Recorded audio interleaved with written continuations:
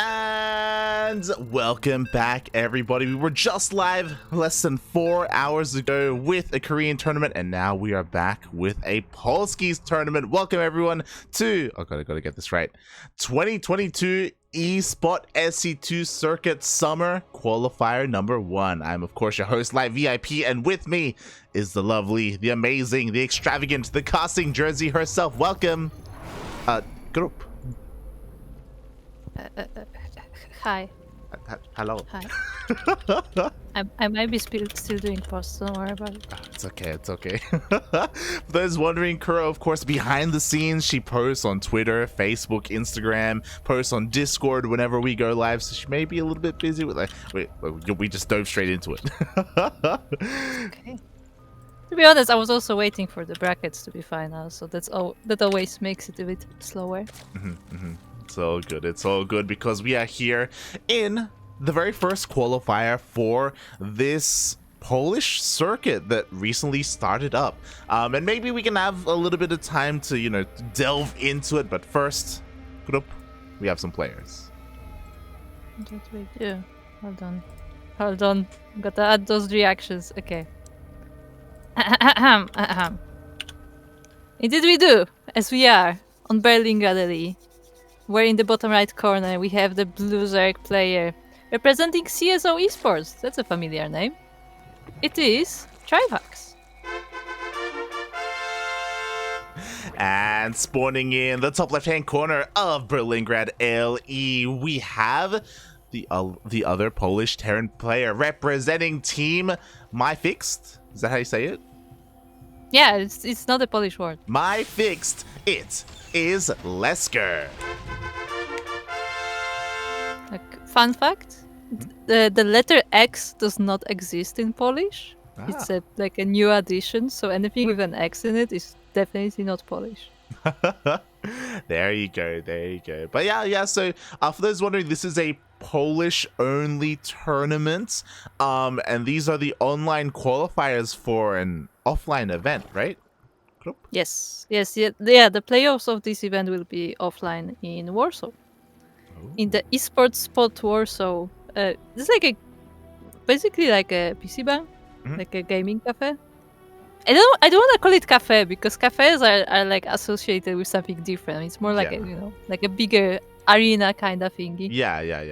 It's a strong. It's an esports bar. Maybe that's better. Yeah. I mean, that's a better word to use, especially amongst the Polish players that, of course, love to drink. But I mean, what? But I was really curious. So, if the people in the chat remember, we actually casted a Polish tournament earlier this year, at the very start of this year. It was the ESPOT, like Warsaw offline events. And is that related? Like same sponsors, sort of thing? Yeah. This was organized by the same people. Danskik, I think that's how you read his name, is the one like managing this whole event. Kashim is the admin, but like Danskik is like the organizer of the whole thing. I have no idea how he got in contact with esports, if specifically that venue, but it looks like they're like actively taking part in hosting this event. Nice. And yeah, that was a LAN event at that gaming bar, I guess. And now they decided to make a whole circuit. Yeah. If you want to tune into the VODs of that first event that we casted, the VODs are on YouTube, on our YouTube channel. But of course, this is now kind of the follow-up to that. And it sounds like, again, they want to have seasons, right? This summer, I imagine there's going to be maybe 3 or 4 of these throughout the year, which is pretty sick. Speaking of which, if you were watching IEM Katowice, Danskik and his son, if I remember correctly, actually got their own signature series of sorts. Oh. They got like an interview. that was broadcasted during IEM Katowice. Oh, that's really cool. That's really. Are they related to Net Wars or not really? Is that separate? In a way. It's all the same community. I mean, yeah, it's the same community. I don't think like they have like management position or anything in Net Wars, but they're part of the community. Fair enough, fair enough. Well, here we are in the first round, and again, this tournament is a little bit different. It's a little bit special. There are a lot of qualification spots. There are 6 spots in total, so top 6 will advance on to the main event. The main events will be in a couple of weeks, I imagine. But in total, I think there are going to be 3 qualifiers, right? 3 or 4? 3. There are 3 qualifiers. And we will be casting the 2 of them because the third one is actually clashing with our schedule, unfortunately. But we can be there for 2. Yeah, we'll try and be here for as many of them as possible, and the main event if possible as well. Meanwhile, speaking of the game itself, we did have some pretty standard openers. You know, we had 1-1-1. We have our third TC here from Lesker. It's been relatively passive, but so far, you know, I do think that Trifax has been left to his own devices. He's already getting his 4th base. He's droned up, and Lesker is lagging a little bit behind.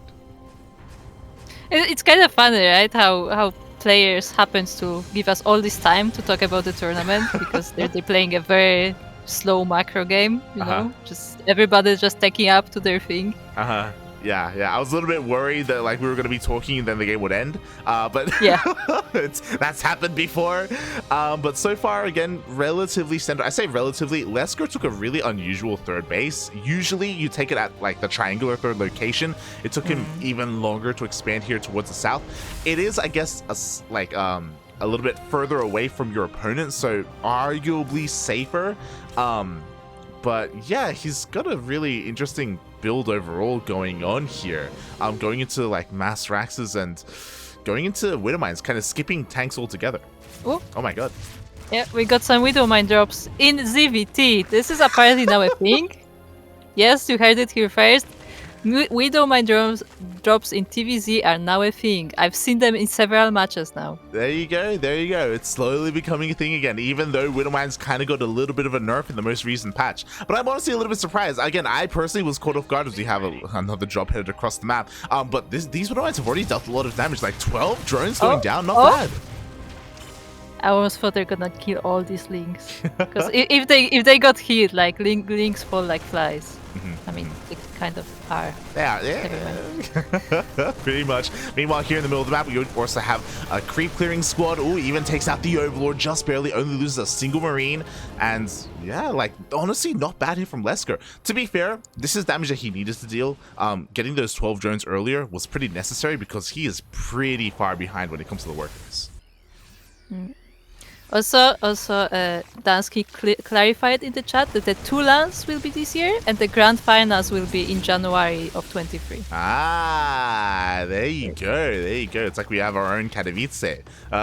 Kind of. kind of.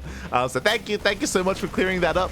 As again, we are kind of getting into this game. Already this drop, it looks like it will be cleaned up. Oh, nice hot pick up there by Lesker. Doesn't lose anything here with this drop as he goes for another double drop on the right-hand side as well. I love how active he's now being. It took a while, don't get me wrong, it took a while for him to really get into the swing of things, but now he is being incredibly active. Yeah, he's finally clearing all this creep that's been like, you know, to the half of the map. But he has to be careful about all these Banelings being Morty, but yep. Very safe play, very safe play. Nice from Lesker. Yeah. Meanwhile, back at home, you know, he's still working on his 3rd base, still getting it fully saturated, needs a little bit more time. Should be working on his 4th. Meanwhile, oh my god, hopefully he's paying attention. No! Ooh, yeah, he wasn't looking for a moment, and that moment was enough to clear the whole Terran army on this side of the map. But there is another squad. Yeah, there's another small squad here. Again, nice hot pickup, clears off the majority of the creep here in this location at least. But for the most part, Trifax, he, you know, has his half of the map now. He's fully saturated. I've been kind of waiting for this, but he's been lagging behind a little bit in terms of the tech. Here we go. Hydrogen is on the way. Infestation Pit as well. Maybe looking to get into Lurkers. Indeed, I might have been a bit distracted. Don't worry about it. Somebody just messaged me.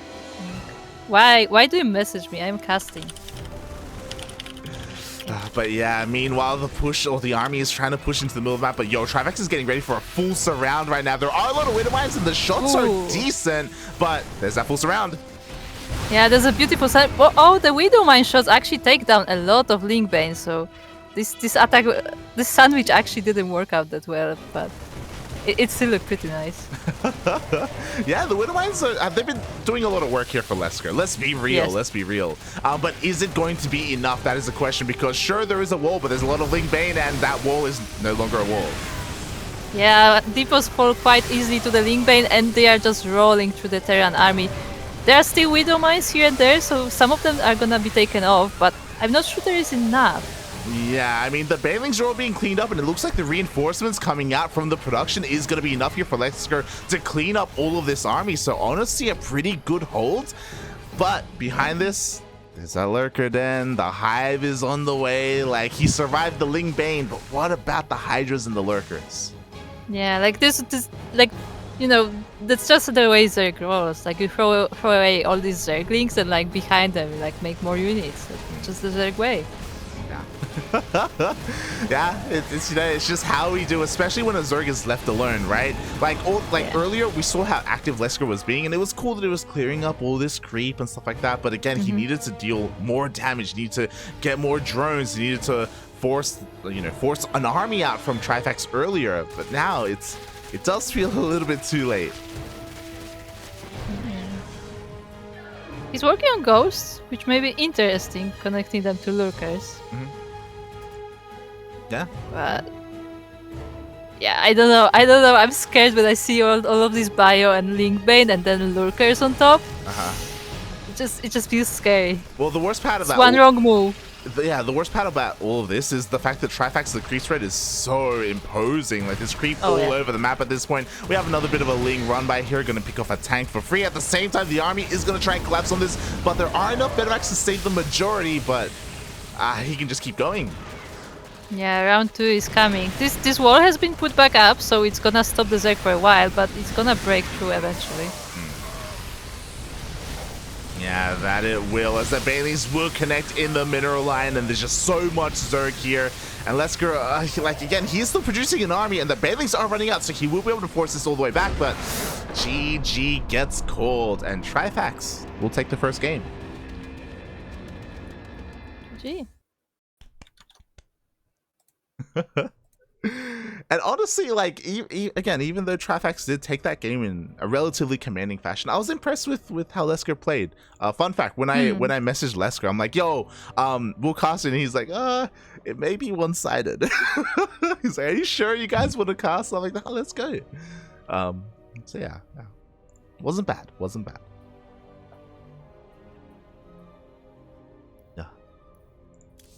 I'm trying to read what was being said in the lobby before, and I...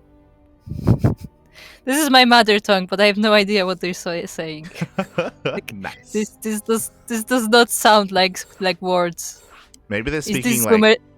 Yeah, I was gonna say, is this Zoomer speaking Polish? Yeah, I was about to say the same thing. It's possible. It's possible. Oh god. As it looks like the second lobby has been made. Here we go. We are going to join. And we'll see if Lesker can bring things back here. I'm curious because, like, Trifax seemed relatively passive that last game, and, you know, maybe Lesker can do something to get a little bit ahead. We saw how well the initial Widowmine drop did, because it's so unexpected. You don't really see it too often in this matchup, so maybe he can find more success with that. Maybe. Yeah, no, that was great. Like he really caught Trifax. You know, like he just surprised him completely, and like the whole drone line was cleared off.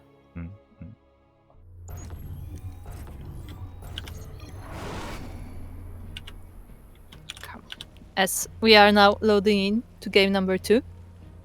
As we are on Hardware. By the way, I'm not sure I should be saying that it's like the Polish player, because like literally all of them are Polish. So, you know, just add the star of like Polish player, probably. We have the Blue Zerg player representing CSO Esports. It is Trifax.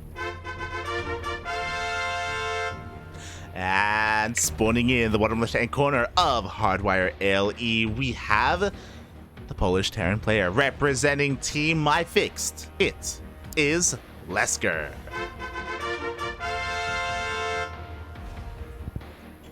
By the way, as we mentioned before, Danskik was on the channel for a moment, but he said that he has to go to watch indie because his son is playing Nerchio right now. Oh, is that his son? Oh, that's sick. Yes. Wait, I need to check his name because I actually don't know his nickname. Maticlock? Maticlock. Yeah, I think so. Yeah. Yeah, So, yeah, Manticore. for those wondering, exclamation mark B in the chat if you want to have a look at the bracket yourselves. And I was very tempted. I was very tempted to go for Nerchio series just because it's Nerchio, right? But at the same time, I was like, maybe we should, shine the light on some of these other lesser known players. Not necessarily Trifax, but more Lesker. So yeah, it was tempting though. It was very tempting. No, I do agree, because especially because we are doing the English stream, so like the international audience will know less about all these different players. Like everybody knows who Nerchio is, Yeah. Like so it's good to like introduce them to a wider community. Yeah. Also, the winner of this series may go up against Vavin, so I kind of, That's a good one. Yeah, there's also ties to the CranKy Ducklings with that as well. So we wanted to try and highlight that if possible. Oh god. For those unaware, Vavin is one of our regular players in the amateur tournaments. He played in SDO, right? Yeah, I think he played in SDO, but he graduated before he could win one, and now he's playing MSOs. Yeah. For those wondering, so the CranKy Ducklings here, we host tournaments for Diamond players and also for Masters players. And surprisingly, we get like a decent amount of Polish players participating in our tournaments, even though we never really like focused on promoting to the Polish scene. So it's pretty interesting how that works out. I mean, look. Yeah. There's a lot of StarCraft players in Poland. You're not wrong. There are a lot. So it's cool to see that we're going to see some of them here. And meanwhile, we are seeing something that we don't see too often anymore. This is not a 2-on-1. This is a 3-1. Oh my god. What? What's that? What does it mean? I've heard of 3x. I've heard of 2-on-1. What is a 3-1-1? What does it do? This is something that gets scouted, so it shouldn't do much. That's what this is. Yeah. Look, he tried. He tried his best. Yeah, but this is incredibly aggressive here. So again, prioritizing all of these Raxes, gonna be going for a very strong bio push. I say that I'm a little bit surprised that we have a second reactor on the way, not a tech lab. So Lesker is not prioritizing Stim or his bio upgrades, which is a little bit odd. A little bit. Do you think it will just be numbers? He's putting another reactor down. I'm like, what? we need a tech lab, Lesker. We need a tech. Yeah, this is Nope. Okay, there we go. Now we have a tech lab. We do. It's later than I would have liked, to be honest, but it's on the way. It's on the way.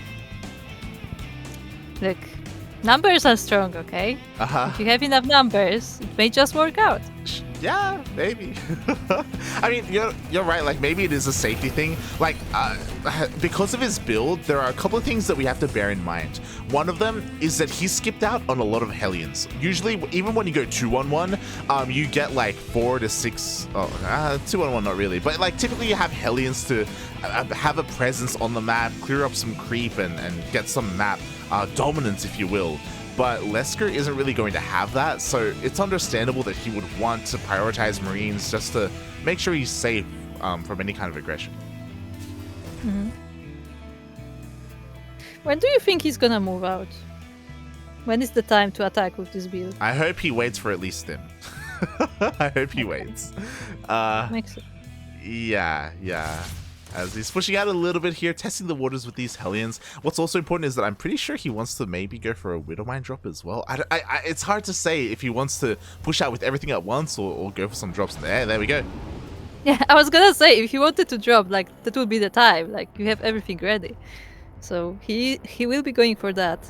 This time, though, it looks like Trifax is making spores, so this Widowmine drop may actually not work out as well as it did the first time. Yeah, there's a spore in each base. There are 3 queens ready and waiting in the main as well. This is devastating. Like, we just saw the boost used now. Hopefully, Lesker doesn't just queue up his drop to go into the main, otherwise he will lose it. Yeah. Look at it. Oh, Please God. look at it, Lesker. Oh, no, turn around, no! Oh, okay, he's okay, he's safe. It's okay, it's fine. He's alive. He can take out an Overlord. It's okay. That's an interesting spot. Oh my god. I was so afraid that he was gonna kill his own drop. That's true, yeah. Meanwhile, from the side of Trifax, we have a Spire. Yeah, I like how Trifax, he's like kind of flexing a little bit, as in, game 1, he went into Lurkers. Here in game 2, he's going Lingbane Muta, like the classic ZVT composition. I think this is a good thing for Lesker because, hey, Widowmines, they shoot up and they shoot down, so he's got a little bit for both. And he does have Stim, he's moving out, but this will not hit with combat shields. No, this will be way before the combat shields. And he has to be careful because, there's a lot of friendly fire with Widow Mines, and those are just Marines. Yeah, and not just that, he has to be really careful with his stimming as well. He only has a single medevac with this army, like every single stim hurts him that much more.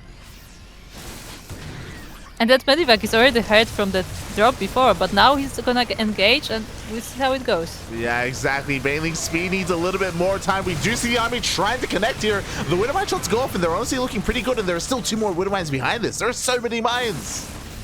Yeah, there's so many mines, almost as many as Marines. And 2 medevacs join the fight as well, and these queens are trying their best to transfuse, but they're actually being overpowered.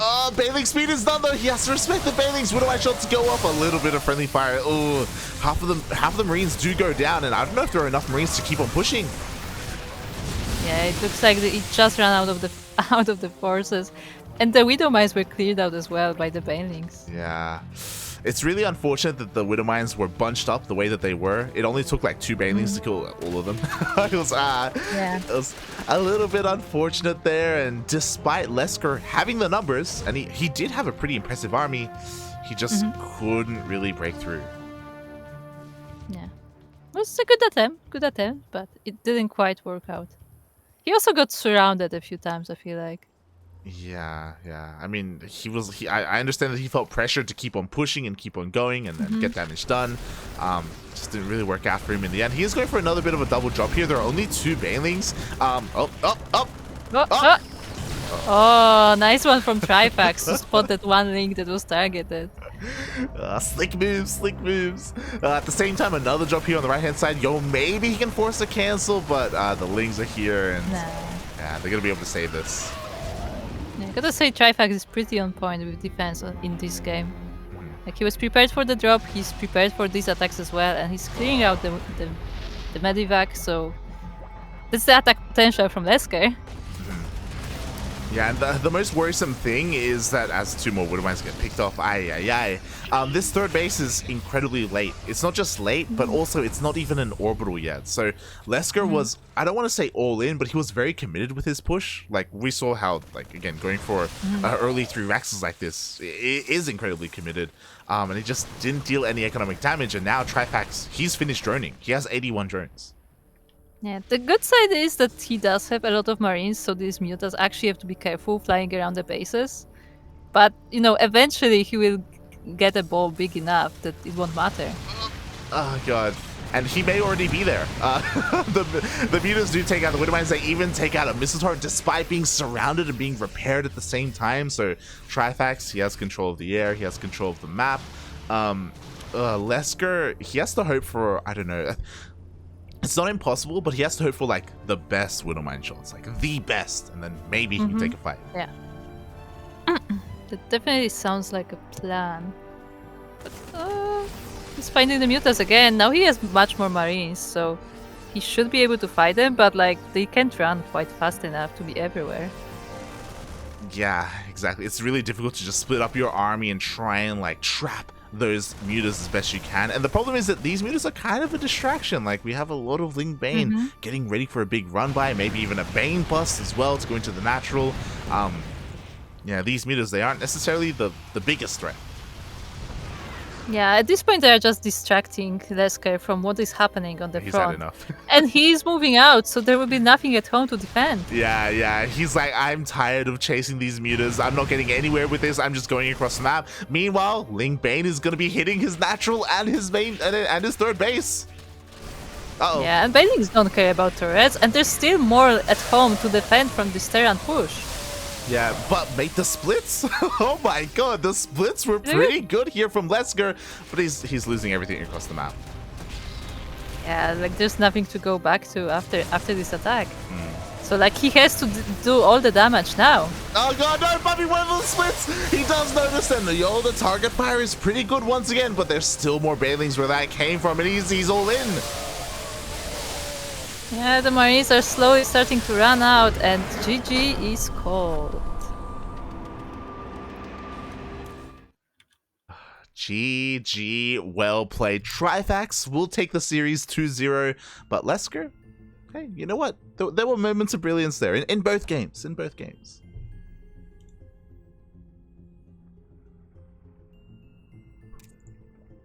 And yeah, GG. Oh god, did we lose Kuro? Did she disconnect? It got dark in Poland, I had to cover the windows Oh, and turn on the lights. Ay. Look, I don't typically cast at this hour, okay? I don't typically cast, period. I'm just reporting. Okay, never mind. I was gonna report the score to Kashim, but you know the players are already on it. They know what to do. It's all good. I mean, I'm pretty sure Kashim also has the stream, so I guess 2 minutes delay, right? It's all good. It's But yeah, all I good. assume they are in close contact. Yeah, and with that, the majority of the first round matches have already finished. As we quickly swap on over to our bracket scene here, we can see that there are only 2 series still ongoing. And that is Hape versus Fnatic and Aristori versus Vavin.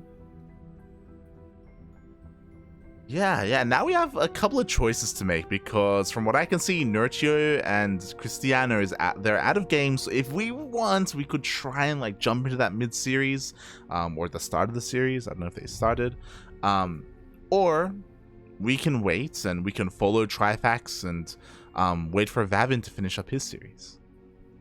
I feel like, yeah, is Soul and Rail, are they in game? I think they're in game, right? I think so.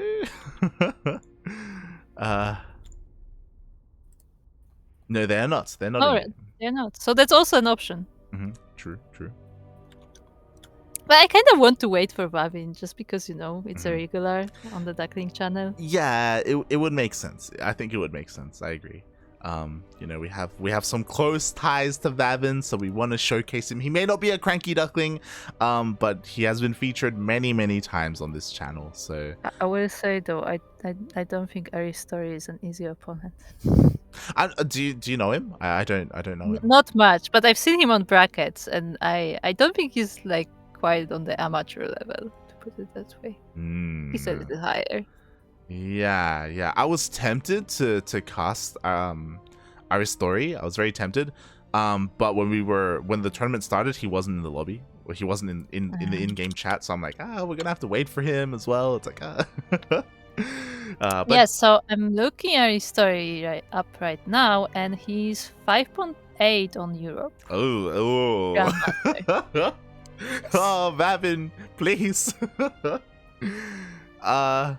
So it's a bit rough. And as we see, as the bracket is updated. Oh. It's over. It's done. It's over. I mean, there is a lower bracket, so, you know, not all is lost. But True. yes, the Aristori did take down Vavin 2-0. And that means we have our next series.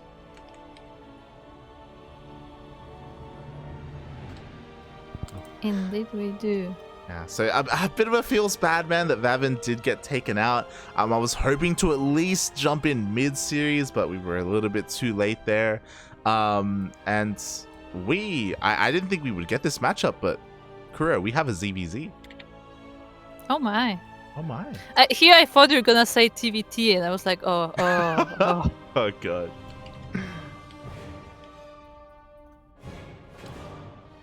Oh no, not here. CBZ pretty good. Yeah, for those wondering, both Kuro and I are Zerg players, and in general, I feel like Zerg aren't the most represented race in Poland, so I try to catch them whenever I can in these casts. Again, I mean, you would have to ask Kashim about that, but like it used to be the opposite, right? We had quite a few good Zergs. I mean, we still have a laser. We had an Nerchio. We had Tefel. Like, you know, as mimi as you know, as many memes as they were about them, like they were good players. They were there in the tournaments. They were. Oh boy. And then the Protoss came. And then Geralt and Art and Rojin and Papi. So everyone came and ay. Speaking of, do you know, are there seeds for the tournament, by the way, or is it only qualifiers? That's what I want to know.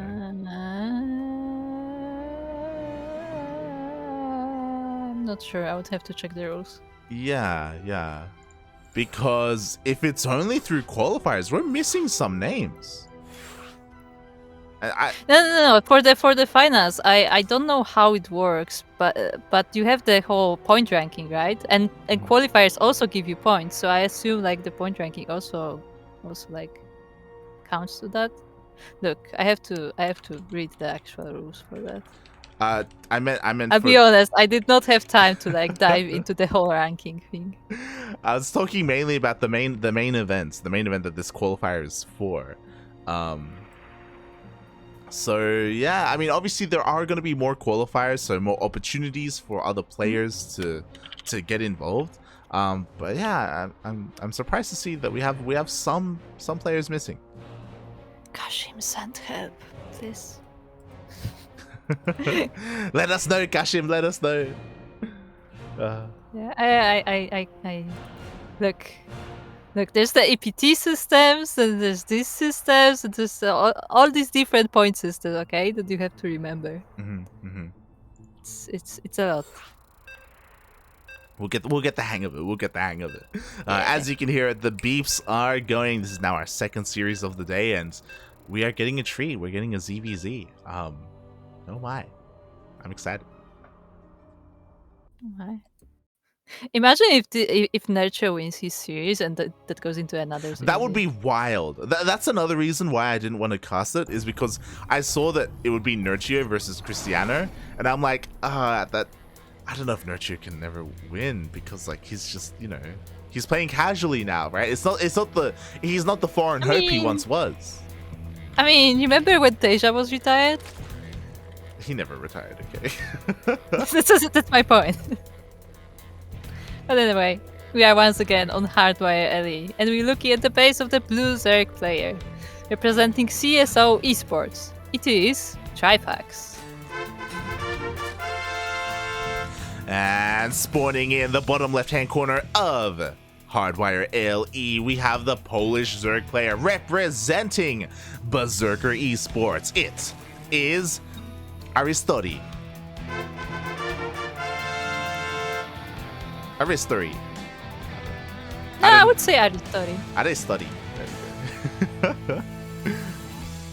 But this series should be a little bit closer. As you said, this time both of our players are GMs. They are both, either pro or semi-pro. So, yeah, we'll see how they compare to each other. And yes, Muppet, that's exactly what we said. We said that it used to be Polish Zergs, but now it's just Polish Protoss. Oh god, feels bad, man. Feels bad. Yeah. We were saying that there used to be Polish Zergs, and now not as many. But that's why we got to cherish the ones that we have while we can. Here in this tournament, and so far, pretty standard openers. No early pools, no early gas. Yeah, I'm scared of what has become of my beloved ZVZ. Like there's no like quick pulls, no all-ins, no live fights. It's just very standard, very macro. Let's stack up and see where it gets. Well, it's not even roaches most of the time. It's just like full macro. Well, I feel like you were spoiled by a year of GPO of just Miyamaka and Gogo Joey and Demi and Ender just not wrong. just trying to kill each other with knives. So I think like there is a little bit of like a stereotype about European ZVZ and how it is more standard. But we'll see if that's the case here for Polish ZVZ. Yeah, that we will, as 6 links are going across the map to check out what's in Trifax's base. Yeah. So far, you know, both players are looking to take their third bases. Trifax is a little bit faster in that respect. We also see that Trifax isn't cutting any corners. We do have a Bailey Nest being turned down, so he's not skipping that, making sure he doesn't die to any kind of random link flood. The links are just dancing around the third hatchery of Trifax. I don't think he can cancel it, but he's gonna be annoying regardless. Yeah, the important part is that behind this, 8 more lings are on the way, and the Bailey Nest. The Bailey Nest is pretty late, but there is a link flood behind this, so Aristori's goal here is to deny this third, at least get the third. For now, he's just gonna keep these links at bay, and the queen is coming back home as well, so I don't think Trifax is quite expecting the aggression yet, but he does have overlords all over the map, so we will see it. Speaking of, there we go. All of these things have been revealed, and we need Bailings back at home. The Bailey Nest is done, and Trifax needs to morph them in. Nice position in the mineral line, so it's harder to surround them and kill them before they morph. True. Yeah, there we go. 2 Bailings are on the way. Meanwhile, the rest of the lings are rocking up. He's trying to focus on one of the Bailing eggs, and it looks like he'll get one. Oh, no. Oh. Nope, he doesn't. He tries to focus the queens instead, but that doesn't work out either. Oh, God, no. He does bait out one of the Bailings, and now there's only one left. Yeah, meanwhile, most of the Zerglings are actually running to the main and trying to get some damage there, as the rest of them is still distracting Trifax at the third. Yeah, exactly. It looks like he gets us around and he will kill the queen in the main base, and that's nice and all, but he needs to deal a little bit more damage than that. This third base is still standing. He's getting his own Bailings now hidden here at that third. Yeah, but what are you gonna do? There are no drones at the third, and the Natura is protected. They're gonna wait. They're gonna wait for their lings, hopefully. They have been unscattered. They? Oh, they reveal themselves a little bit too soon, and one of them almost gets sniped. Yeah, one of them gets sniped, the other one is damaged, but yeah, there's no entrance for Aristori to this base. Yeah, not yet. He still wants that third, by the way. Oh, trades 2 Bailings for 3. Not bad. It's alright, guys. Yeah. Meanwhile, oh, yeah, he gets both, and now he can get us around on the queens. Yeah, he's taking out the queens. There's more Bailings coming, and the transfusers are saving them for now. And actually, will they survive? Nah. The queens are targeting the larva, by the way. No, the queens are targeting the larva at the same time. Trifax is going for another ling run by across the map. It looks like Trifax, he has defended at home, and now he can be the aggressor. Exactly, and there's barely anything at home for Aristori. Now there are some links reinforcing, so he should be able to hold. But was it enough damage on either side, really?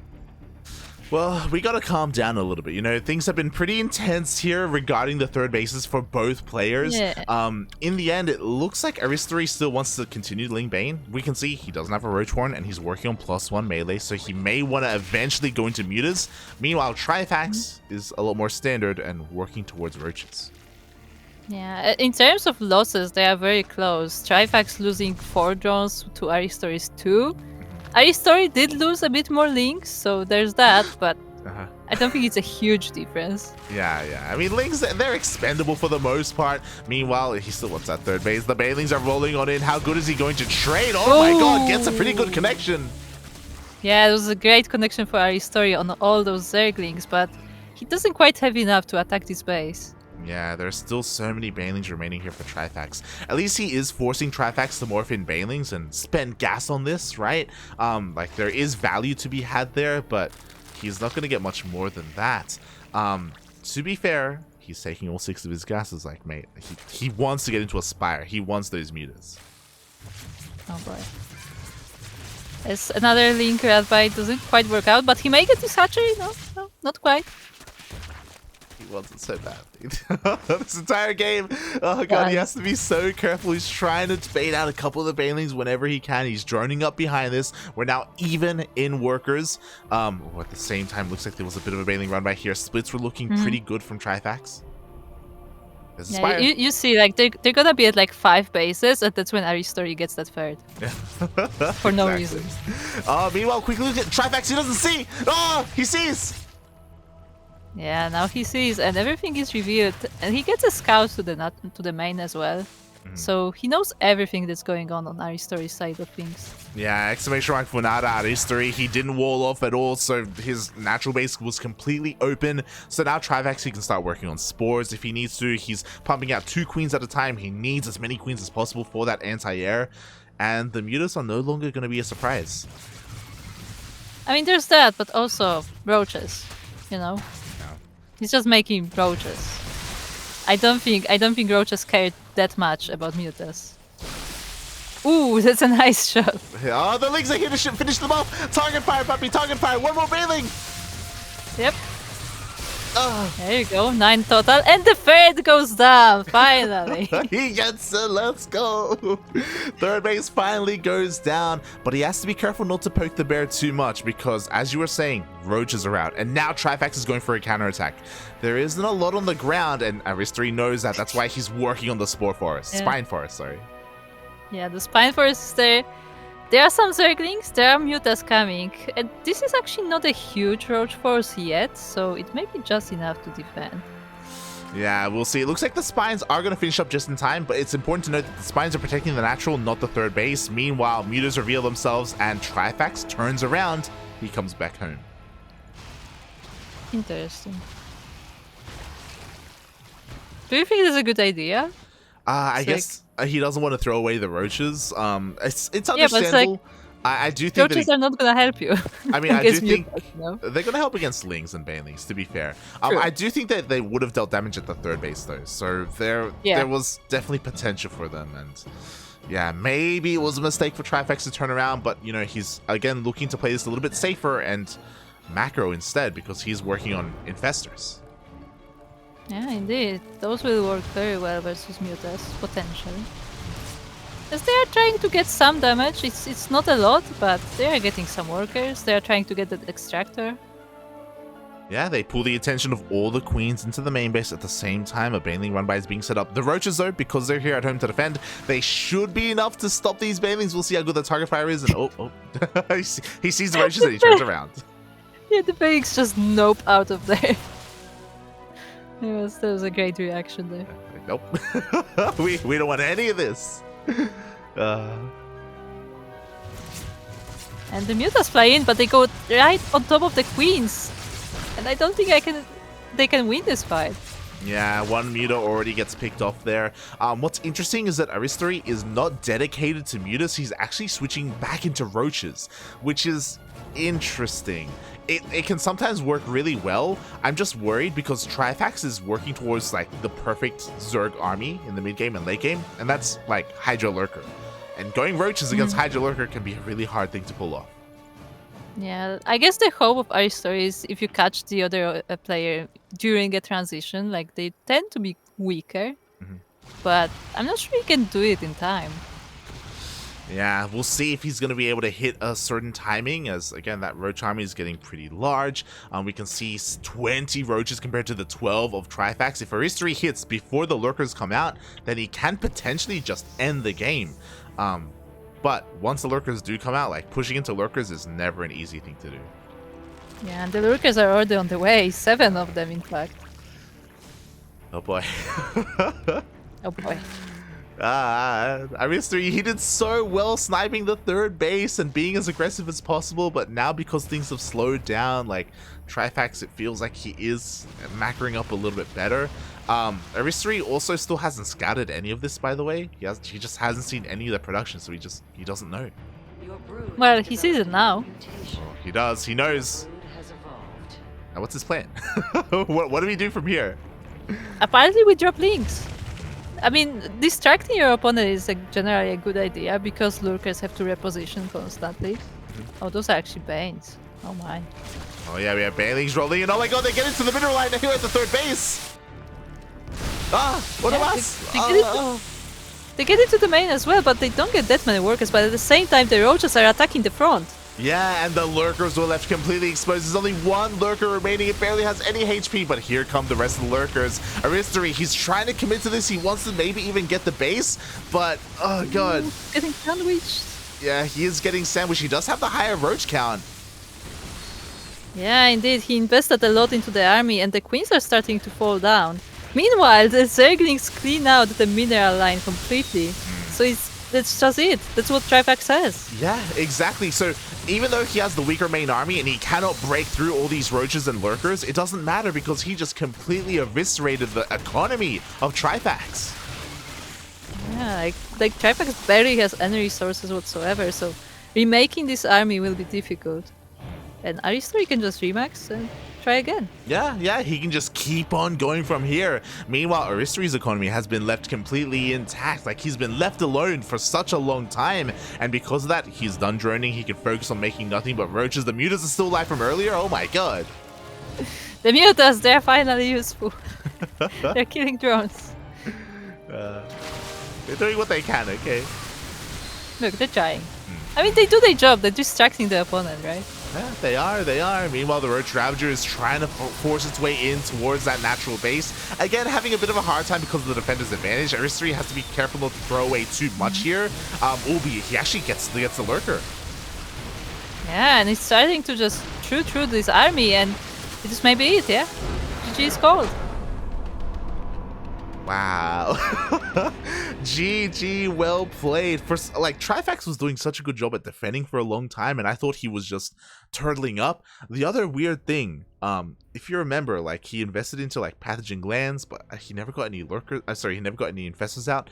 To be fair, he didn't need them because there was no mass muta, but, like, you know, some wasted resources here and there did slow him down, and that was a wild game. Yeah, I feel like just Trifax just took too much time taking in all these directions. Like, he spent too much resources, and I don't mean just like mineral resources, but like also attention resources on like taking up, and Aristori just ran away with pure army advantage.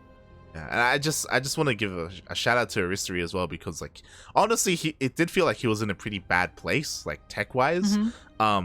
And it was so essential for him to get that economic damage done, right? Go for the Baneling run by at the third. Go for the Baneling drop in the main. Go for the Ling run by at the natural. And then push in with his Roach army at the fourth. He literally hit 4 bases at once against a player who was sitting at home with lurkers. I was like, how did he do that? I don't know. I mean, this is what I said. Like lurker army is kind of like tanks, right? Like it takes a while to reposition them, so you can't be everywhere at once. Yeah, I was very impressed. Oh god. So very well played there by Aristori, and yeah, here we go. Game 2. Game 2. Aristori said a dobra. What does that mean? Good. Okay. Or fine. Like, Okay. Depends on context. It's generally like a confirmation. Like, okay.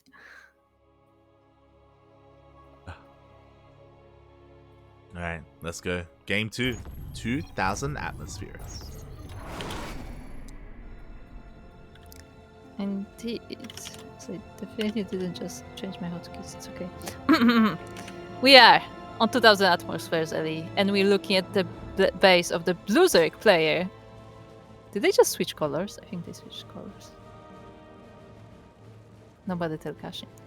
The Blue Zerg player representing Berserker Esports. It is Aristori.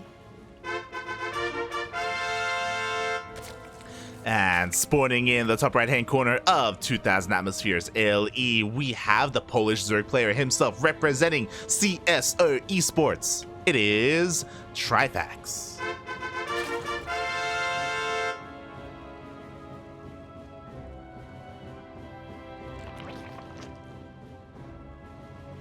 Yes, I was confused for a moment when they switched colors. I'm like, hold on. The logo wasn't on that background before. Yeah, sometimes the players like to have fun and mess with the casters. Shaking my head. To be honest, I don't think they do it intentionally. Yeah, I think it's just like, yeah, color. It's okay. Don't worry about it. It's fine. It's fine. But yeah, it was honestly a really explosive game, number 1. Obviously, the openers were pretty passive and generic, but as soon as the third bases were being taken, suddenly things popped off. That was good. Yeah, and Aristori was like the one that was like constantly aggressive. Like, as we were saying, like he constantly was trying to get that third base, and he got it eventually. Yeah. It took a while, but he did. Yeah, it can be so risky playing like that, being the aggressor, because you do have a lot of pressure on yourself to deal damage, otherwise you're just behind. Like, you need to kill drones, you need to trade more efficiently and get good baneling connections, you need to kill a third base, right? Like, yeah.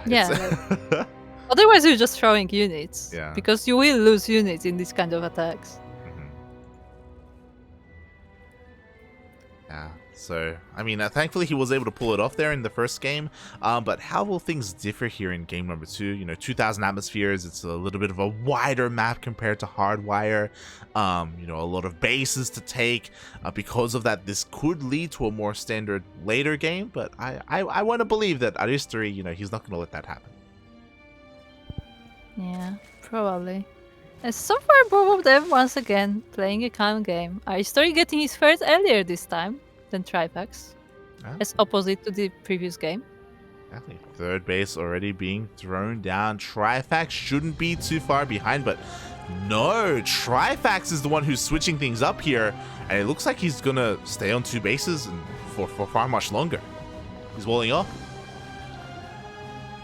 Yeah, I was gonna say roaches, right? Yeah, it is 2-base roaches.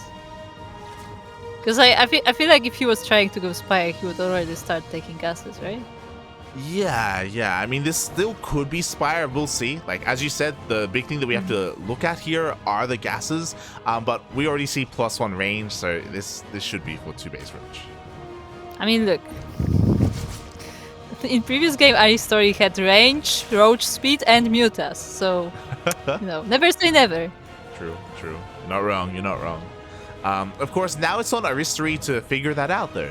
He is currently checking, you know, both third base locations. He knows that it's 2-base play, but what he doesn't know is how many gases are being taken, the timing of the lair, if there even is a lair, how many drones are being produced as, oh god, Trifax is going for even a bit of a link flood to begin with. Yeah, indeed. And both players do have speed, so nothing too weird there. I don't know if Aristori can defend. No, okay. There is a force waiting for these links. Yeah. He'll be able to defend. He even has a Baneling Nest. He didn't skip his Baneling Nest, so there are Banelings at home to defend. Speaking of, Trifax skipped his, so he won't have any offensive Banelings to try and break that third. Yeah. I guess Trifax just wanted to check if he can get anything done, but Aristori was prepared, and now we just take up. Yeah. I'm a little bit surprised that Trifax didn't stay on 2 bases a little bit longer. I'm pretty sure this link flood was supposed to be a pretty big surprise and catch Aristori off guard. Unfortunately, for Trifax, Aristori, he had pretty good vision, pretty good map awareness, and again, these things shouldn't really do much at all. They may get the queen. At the same time, Aristori is trying to deny the base on the other side of the map. Yeah, Aristori, he defends. He's across the map. He has the... Oh, God, be careful. He has the offensive Banelings, and mate, this third base, it's gone. Oh. Okay, nice cancel. But yeah, he gets the third base. Oh, my God. Make it the queen as well. Yeah, there's not enough engine for transfuse. One queen goes down, maybe the second at the same time. Again, these things across the map are not doing any damage, and the roaches do get scouted. They do. And they get stuck behind the queen. Meanwhile, Aristori is doing what he does best. He is still going for that Spire. There you go. And the Roach Warren, you know, for a good measure. Yeah, just in case. Why not both? ¿Por qué no los both? ¿Por qué no los dos? Meanwhile, hold position. No, papi, no! No! Trifax! No! The workers are on strike. They're refusing to work. Okay, he noticed. Oh, God. Look. Ay. Anyway, Okay. somebody has cheering drones in the chat. Okay. Yeah. I guess these drones were too busy cheering to mine. A little bit. Meanwhile, Trifax did go for a Nidus behind this, and I love this. Nidus is a great way to counteract and catch a Muta player off guard, so this third base is going to be under threat, and Mutas aren't going to help too much because Queen's going to be coming out. Yeah. And there's also an army distracting Aristori in the middle, but now he sees the Queen is coming in, and how is he going to react? I like this. He evacuates the third base. He completely gives it up, and he has Spines ready at his natural. Like, he was ready for a big push from earlier. And at the same time as he's defending here, he's sending another link run by to Trifax's base. There are no drones there, but he may cancel the third once again. Yep, the third will not finish. So both players are going to be losing their third bases, but the difference is Aristori was able to mine from his, so he does have that economy advantage. And with all of these spines, like, this place is not going to be broken. Like, there's no way. Nah. The mutas even are trying to clean up some roaches in the meantime. They are falling to queens though, so Aristori has to be careful. At the same time, Ling run by here is going to be trying to break into that natural base. I don't really know if that's the wisest choice or wisest use of all those Lings. But, you know, hey, he does force the roaches back home. Yeah, and stops the reinforcements, I guess, as well. Just look at the siege position, just putting spores in front of Aristori's base. The red spores against the blue spines. Let's go. Let's go.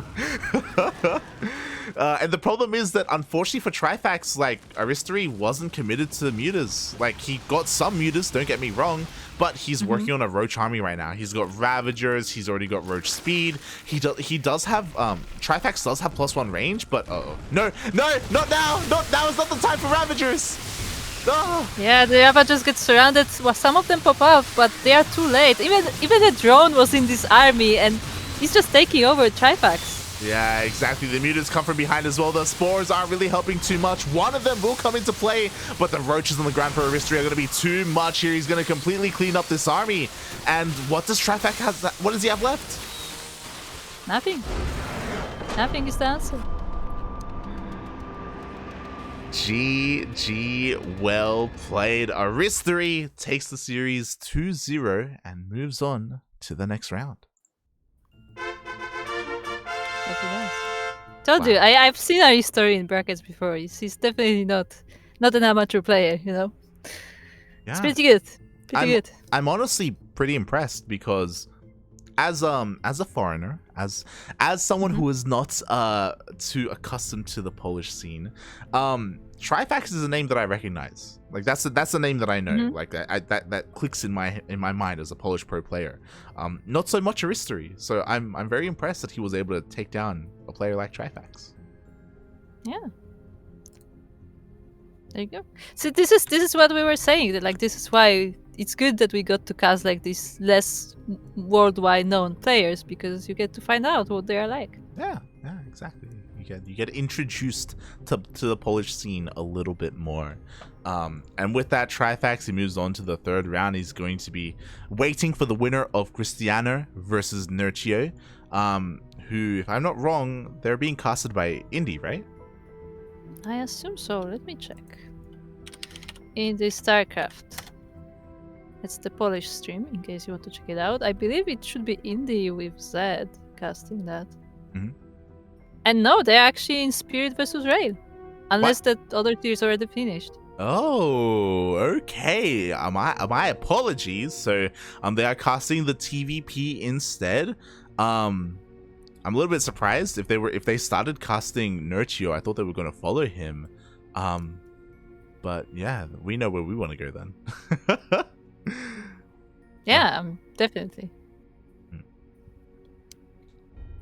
But yeah, it looks like their series is 0-0. At least there's no score on the screen. So I think they just started Soul or Spirit. No, never mind. They just fixed it as 1-1.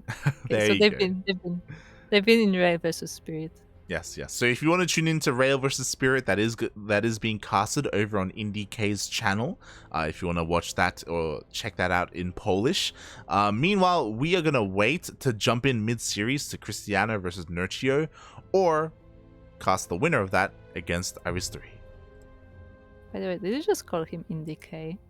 I thought it wasn't it IndieK. Is that IndieK StarCraft? No, it's just Indie StarCraft. What's it's IndieK? Just called Indie. What's IndieK? Is that his IndieK clan? was the name of the clan. Yeah. Back when it was a thing, because I don't think they are a thing anymore. And also, it was, I don't know where it all came from, but Indik, when you read it together with the K, it just means Turkey. So that's why their logo was Turkey. There you go. See, that's why I feel a connection with Indie, because, you know, we're the Ducklings, Chicken Man's the chicken, IndieK, he's the turkey, you know, where... We have that link. Yeah, we're just all a big farm. I mean, Yeah. then we have pig in Australia. Yeah, we got pig as well. Yeah, We should just make a StarCraft farm. yeah. Someone make that happen. A StarCraft farm event. Like everything is like themed around the farm. Like you have all these different communities competing. Yeah, you can kind of get cats in there. You know, he's a cat, kind of. You know, he can be the Yeah, barn sure, cat. he's a yeah. cat. Okay, yeah, It's barn fine. cat. It's fine. Who else do we know? I mean, there is a player called Milky Cow, right? There he is. There's Milky Cow, sure. Who else do we know who's like related to animals? I was trying to think more just casters specifically, or people who have like big communities. Yeah.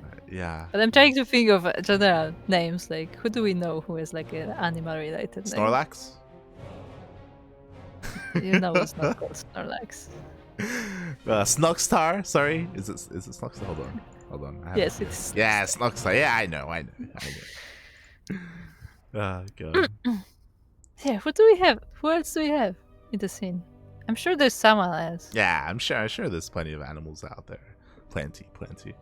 But Don't quote that out of context. but yeah, honestly, I'm pretty happy with the series that we were able to catch. I wish the best of luck to Trifax because there is a lower bracket. It is double elimination as a tournament, so he will have a chance to move on. Yeah, it looks like Trifax is currently waiting for the loser of Hape versus Fnatic. Oh, okay. That's what it sounds like. Vavin is out. No. Vavin is out. Vavin, ¿por qué? Vavin lost to the player that we saw earlier today, which is Lesker. Yeah. Who is? Uncle Lesker came out and just just the entire time I was thinking of Adam's Family the entire time we were casting, not gonna lie. But yes, alas, Vavin's run has ended. A couple players are already being eliminated there in that lower bracket. It is a shame, you know, but it is a tournament, you know, some players they do have to walk away. But fun fact, finally all of round 1 is finished. Apparently there was like a 36-minute game with Hape. Oh. Okay. Yeah, Kashim literally is saying in the chat, what are they playing there? It's been 36 minutes. What are these guys doing? And Arts just responds with ban. Just ban them. They're finally out of games, so Fnatic and Happy finally finished up. I'm just having some fun with the players. Mm-hmm. It's a thing, you know, because it's like all in Polish community, like most of these people know each other more or less. Mm-hmm. Yep. So, I also want to give a bit of a shout out to for sure's Finantok, Grape Dactyl is in the chat as well. A lot of our regulars. So welcome everyone. I know we're live at a really irregular time, but it's cool to see everyone tuning in regardless. Mm-hmm. Nice. And yeah, I guess we just have to wait and chill until Krystianer and Nerchio come out again. So, Light, how is your Polish? Dzień dobry. Very nice. Dziękuję. Oh, okay. Yeah. Doing well. Yeah, that's all I got. Oh. Okay. Look, it's a good start. It's a good start. Hold on. What's the other one? What are the things called? The dumplings? The Polski dumplings? Huh? Yeah, what are they called? No, do you tell me? So it starts with a P. Yeah. It's not pretzels. What is it? It's just pretzels. I can't remember. No. Pierogis. There you go. That's my Polish lesson for the day, people. What about your favorite word? Do you not remember your favorite word? Kave. No, not that one. The other one. Proszę. God damn it. Kave, You used to know how to say prawns. You just know how to say yes. prawns. Krewetka. There you go. I know. I'm very fluent in Polski. Yes, you can tell. Oh god.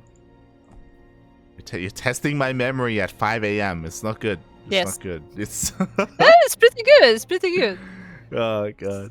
Definitely not bad. Yeah. For those wondering, Kuro, of course, she is living in the land of Poland. She is native. She is native. But I myself am here in Australia, literally the other side of the world. And it is 5 a.m. in the morning. 5 a.m. we started casting at 4. It's not good. It's not good. And don't forget to mention that you had a different tournament before that. I had 2 different tournaments before that. You know, what are you talking about? Been casting for 24 hours. Yep, definitely. Oh god. But I've been trying to nap in between and make sure I don't speak in between as well. We're getting through it. We're doing it. Yes. Oh boy.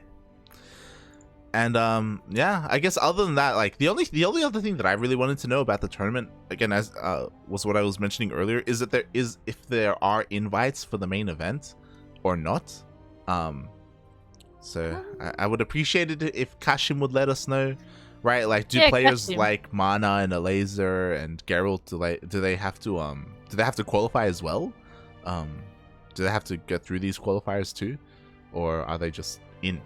Okay. I don't know. I assume so. I assume they have to qualify. Hold on.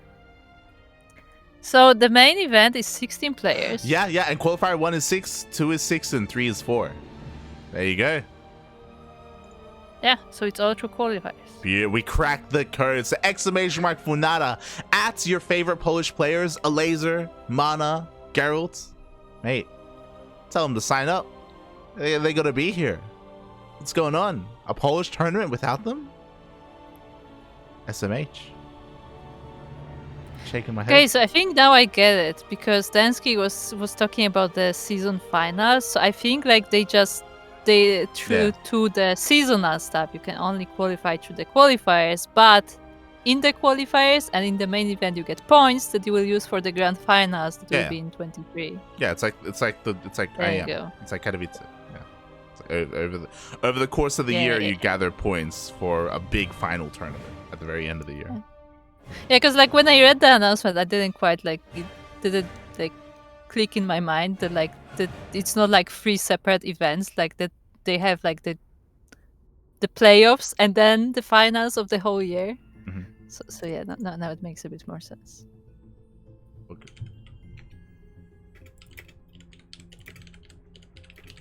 We're still waiting, by the way, for the series. Yeah, we are. Which is, oh god, and now that we've cleared that up, maybe we should just like go for a break, because we're just. I think so, yeah. Yeah. I mean, we can always go back if anything happens. I mean, even when they get out of game, like we will still need to wait for vetoes and stuff. Hold on, this is when I. This is when I try and get. This is when I try and get the Polish duct tape ready. Where's the Polish duct tape? Polish duct tape? So the Kuro duct tape.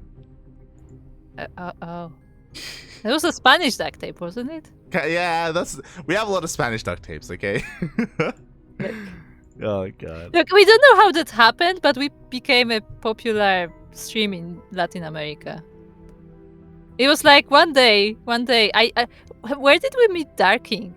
I think we were just in OSC and Darking was like, hey, do you want to cast Battle of the Americas? And ever since then, we've become like the primary Latin American casters. We casted Sentimiento Latino first in 2019. Was it Sentimiento Latino? Yes. I don't remember. We casted that first. Yes. Yeah, I just remember that Darking just asked us one day, like, if we want to cast. And we're like, yeah, sure. And then it all started. Yeah, that's how we just got into all of this. But enough about that, because yes, we are going to be going on a short break. When we return, hopefully we will have either Nerchio versus Krystianer or the winner of that series up against Aristori. Stay tuned.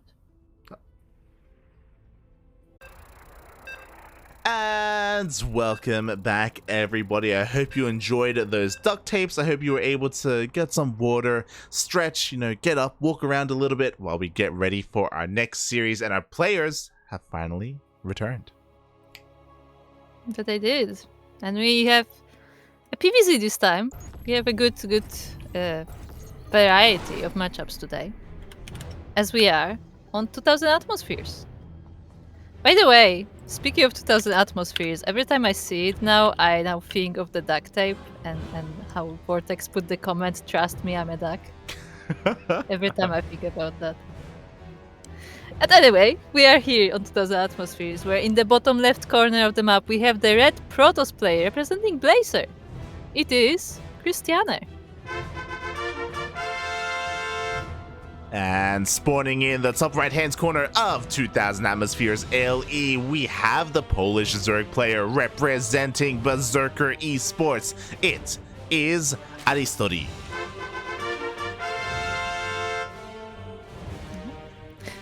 As you might have heard in the previous series, we've been very impressed by Aristori's play. It was a ZVZ, but still. Yeah. Very, very impressed. Like, I kind of went into it thinking that Trifax was going to be the favorite, and we saw how Aristori was kind of struggling to end the game in game number 1, but game number 2 was far more solid, and now I am ready to be impressed even further here in this matchup. But he's got a mountain to climb because, let's be honest, Krystianer, he is a pretty goddamn good Protoss player. He just took down Nerchio 2-1. Oh yeah. I mean, we know that Nerchio is kind of retired right now, like he's playing for fun, but he's still definitely a strong opponent. Mm-hmm. And Krystianer has been one of these players that has been climbing to the top in the past years, or if not months. Yeah, I tend to agree. Over the past year, like, he has been getting really good. He's one of the many Polish Protoss players who has just been excelling far above the rest, like your Krystianer, your Art, your Geralt. They've all been doing really well recently, so yeah, I do worry a little bit for Aristori. To be fair, we are on the new patch, and that does change things a little bit. It's a little bit, or Skytoss itself is a little bit weaker in some aspects, but at the same time, queen walking isn't really a thing anymore. Mm-hmm. Do you think Krystianer is one of those players that was on the rise, like kind of due to the pandemic, where like there's a group of players who just had a bit more time on their hands because of isolation, because of learning at home or working at home, and they started rising to the ranks? And do you think Krystianer may be one of them? Yeah, I think I would agree with that. Ever since 2020, I do think he has been kind of peaking in a way. Was it specifically because of the pandemic? It's hard to say, really. It's hard to say. Yeah. But it may be related. I feel like something to keep in mind is that Krystianer is a fairly young player, so it may be just that he reached that age where he's got good basically. Mm-hmm. And yeah, now he will be climbing up. Yeah, and speaking of climbing up, he is going up, but not with what we expect. This madman is going for a Phoenix first. Didn't we see that yesterday or in an apprentice or something? B-Stork went Phoenix DT. No, not Phoenix DT. Someone else also went Phoenixes, and it was very weird. Yeah. So we'll see here, because it's a Phoenix first just to clear up the Overlords, going straight into Oracles, and this could be into double Oracle. And we've seen there's a build that's very niche where you go across the map with 2 Oracles or even 3, and you use the Phoenix to pick off a queen, and again just kind of overwhelm the Zerg player. Let me just point out, he's making a second Stargate. He is. Okay. All right. And he's making more Phoenixes. Yeah, this is a Phoenix build. Mm-hmm. And yeah, I've seen it this week, literally. Someone played it as well. It's so weird that it pops out now again. Yeah. Again, it wasn't the most standard of play earlier, but now it's kind of becoming a little bit more popular. Meanwhile, oh my god, he has to be so careful with this Oracle, already taking so much damage. But does the Oracle really matter? I would say no, because again, there's Mass Phoenix on the way, and right now it hasn't been scouted. I mean, Oracles is always are always good to have, right? Because even if they don't do any damage, like there's still a great vision tool for later. But yeah, he barely saves it, and yeah, he's just massing phoenixes. It's nothing but phoenixes. There's no ground army. There are 2 adepts, but like there's no ground army in production. It's just phoenixes. Yeah, and it's on Aristori to figure out what is going on. At the moment, again, he has seen the first Phoenix, but that is it. So for all he knows, it was just a single Phoenix, and then we have a Twilight Council behind this, or maybe even double Stargate Void Ray. He just has absolutely no idea. Typically, once, oh my god, as we do even have Stasis Trap here. But he notices. Yeah, no, actually no drones were studies, I think. Yeah, nicely done. Something that's really late though, and what I'm really afraid of is we're finally getting a lair. This is a very late lair. Because of that, there was no scout. Ideally, you get the lair and then you get an overseer and then you just go in.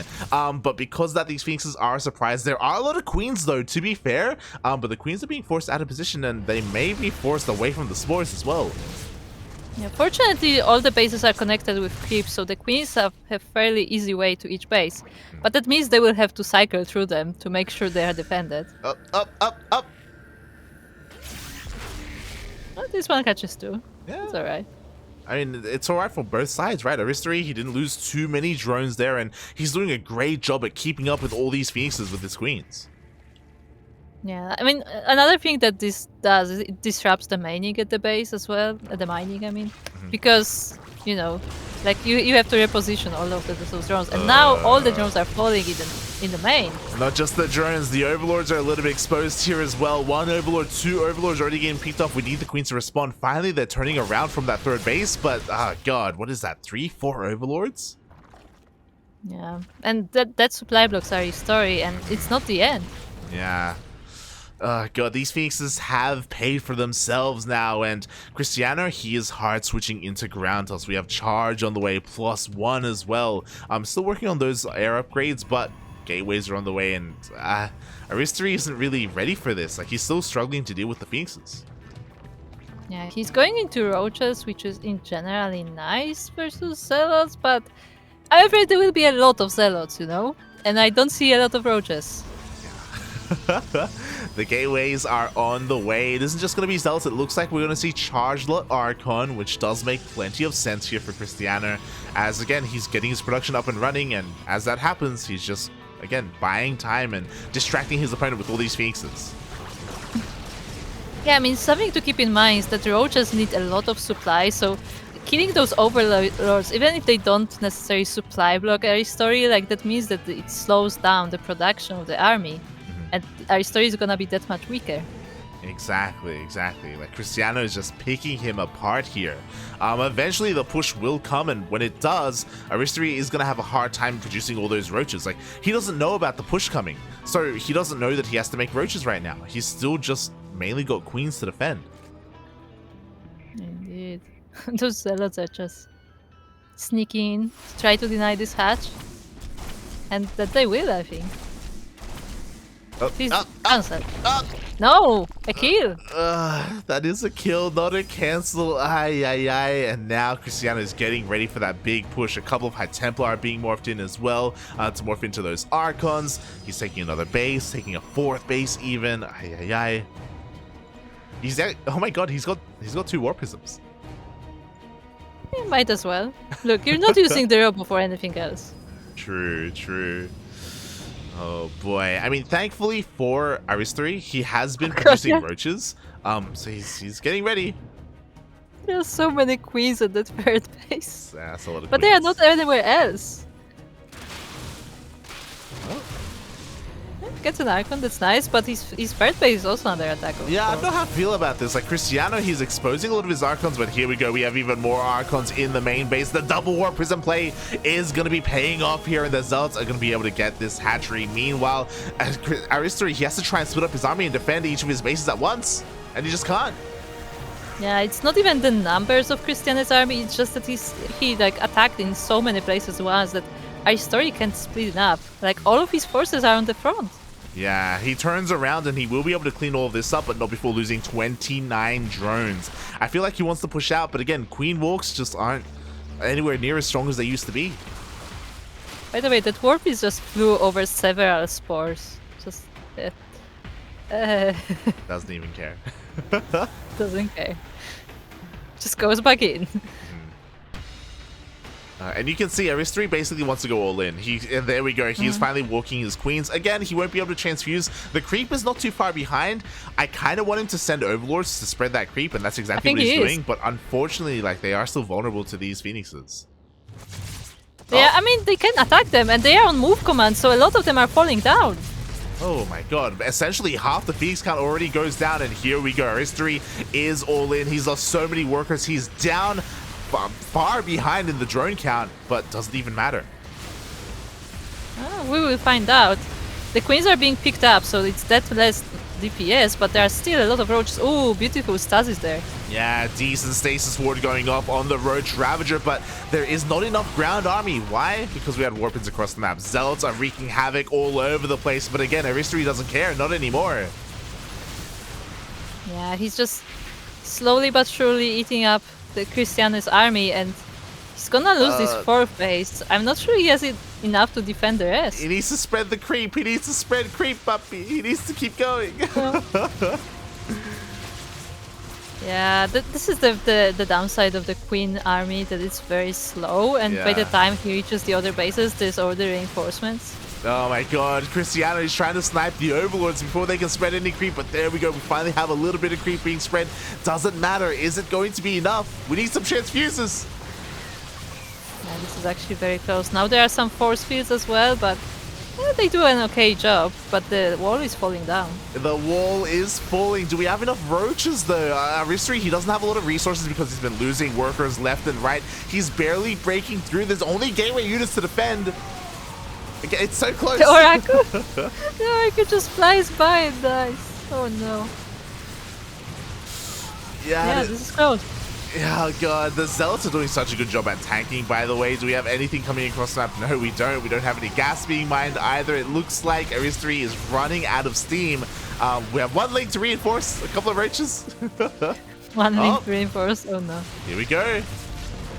Yeah, there are the roach reinforcements, and the queens are standing strong as well. Like, a lot of them fell down, but a lot of them are there still, and the creep is now in the base. Yeah, like, the biggest thing that's hurting Krystianer right now is he doesn't have any splash damage. He doesn't have any disruptors. He never got into it. Meanwhile, the Nexus will fall. Overcharge is going to help a lot here in the defense, but this Robo is under threat. Yeah, and the overcharge will run out eventually. So Aristori just has to wait. He's losing another queen. Yeah. This wrap. That was a high energy queen at that. And now Aristori, he's turning around. No, Buppy, keep going. You can't afford to turn around right now. I feel like I'm getting some deja vu. Look at the drones. He's got 27 drones. You can't turn around and macro from here. Yeah, he's just droning. I just got deja vu because that exact line, I've said it before when we were cussing Snockstar. I remember it, where he was all in and then he turns around and he could maybe end the game, but he turns around and he's got like 10 workers. It's like, mate, what are you doing? Yeah, like, no, just keep going. But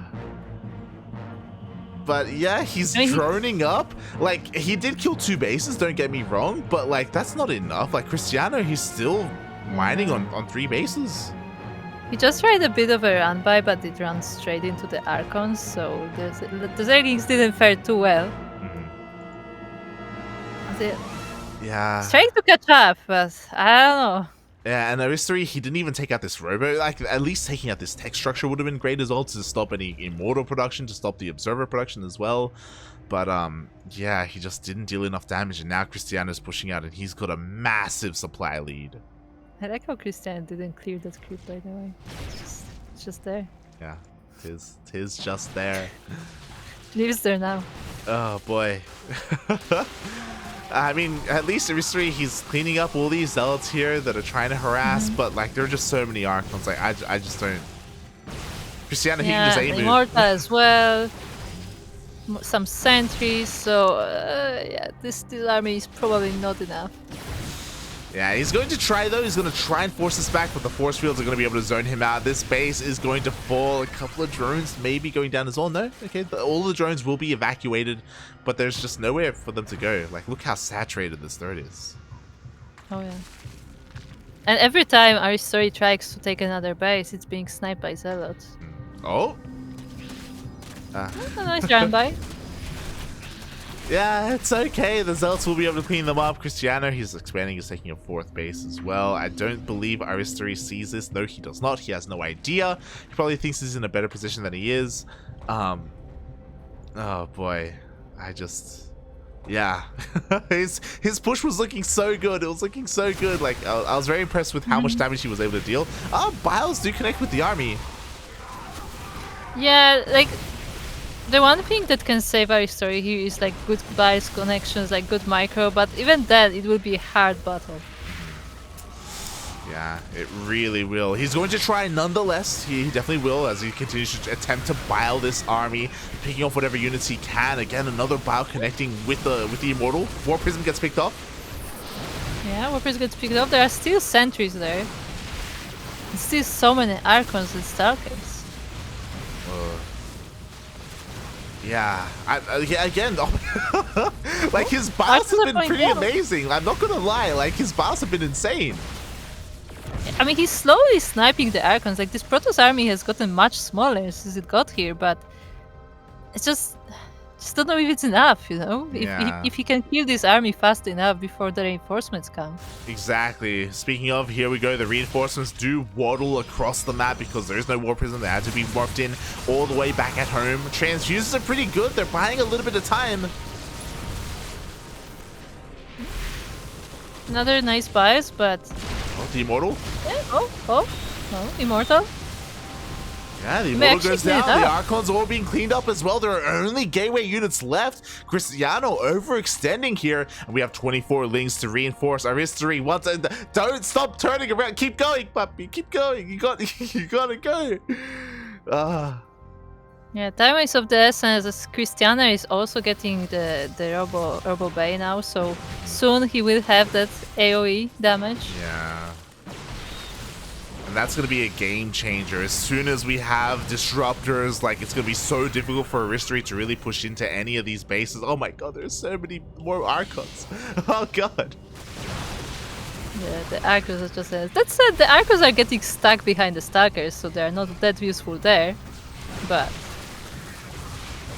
yeah, the Stalkers, they just blink back, and now it looks like Aristori is running out of steam. I was thinking maybe he could make some magic happen.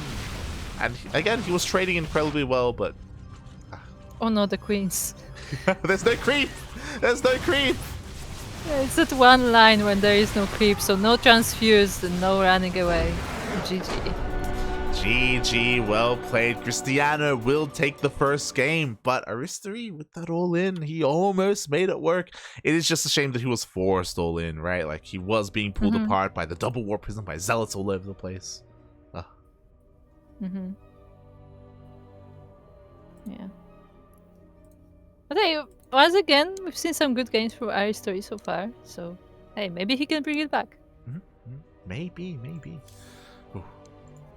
As we are getting ready for our next game, lobby already being made. Here we go. It is going to be Hardwire.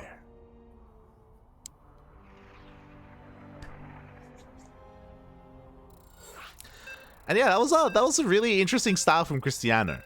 Again, the Mass Phoenix, especially because like of the Void Ray nerf, Mass Phoenixes, it's becoming a little bit more popular. Like it's.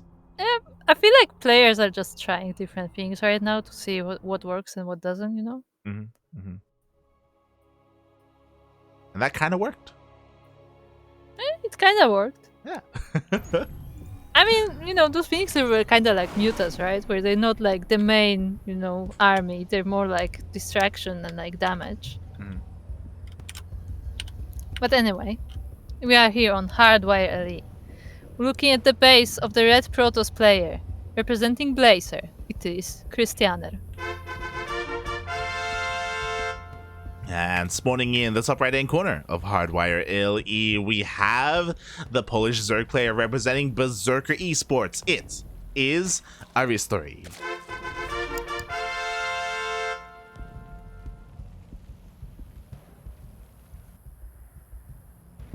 I will say it's such a weird feeling when you speak in English, but then you have to read a Polish name. Like your tongue just refuses to do the right things because like especially in with the R's. With the R's is the most difficult because the Polish R is like very I don't want to say hard, but it's very distinct. And the English R is like more round and it throws me off every time. Shout out to Kuro for pronouncing it the Polski way. Or attempting to. I mean, I don't think I am even. That's a thing. Like Yeah. I like half the time I'm not sure I'm pronouncing it the Polish way. It kind of mixes. It's fine. It's fine. It's fine. Oh god. As we are getting into this game, and yeah. So far nothing too crazy. Krystianer did deny the natural base. Aristori forced to expand over here on the left-hand side instead.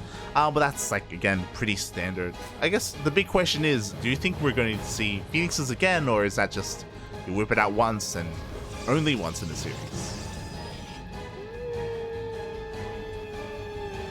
I would say no. I would say Krystianer will go for something else. I believe that, you know, being at the level he is, like he has more builds in his pocket. Yeah. I mean, there's plenty you can do as a Protoss player here. You can go for, instead of Phoenixes, you can go into more heavy Oracle play. We can see double Stargate Void Ray. We can see Glaive Adepts. Another popular thing that's been popping up is going into +1 Blink Stalkers. So yeah, there's a lot available to our Polish Protoss. There is a Stargate. It's very well maybe just the same view. It could be. I mean, there's still a lot you can do with the Stargate. There's still a lot. Oh god. But we'll see. We'll see what the first unit does come out, and the second, and the third. We'll see. I want Mass Oracle. You want Mass Oracle? I haven't seen Mass Oracle for a while, and by Mass I mean at least more than 3. Okay. Yeah. Oh god. I remember the times of Mass Oracle. You say that, but I think we got 4 oracles. I think Chase and we casted 4 oracles today. From maybe not enough. Maybe Prince, maybe not Prince. Maybe Farmy. No. Maybe I can't quite remember. And it is Oracle first. I think last time it was Phoenix first into Oracle. Yes. It was Phoenix to help clear out the Overlord and then the Oracle. So Krystianer not too concerned about denying scouting and a little bit more concerned with dealing damage this time. As the first Oracle is going to zoom across the map, but what is going to be that second unit? I don't know. In before nothing. Oh. That'd be crazy. No, the second Oracle. Okay. We need 2 more to make Kuro happy. Yes. Look, I'm a Zerg, so I feel the pain when I see Mass Oracle, but it's also so funny. It's just ridiculous.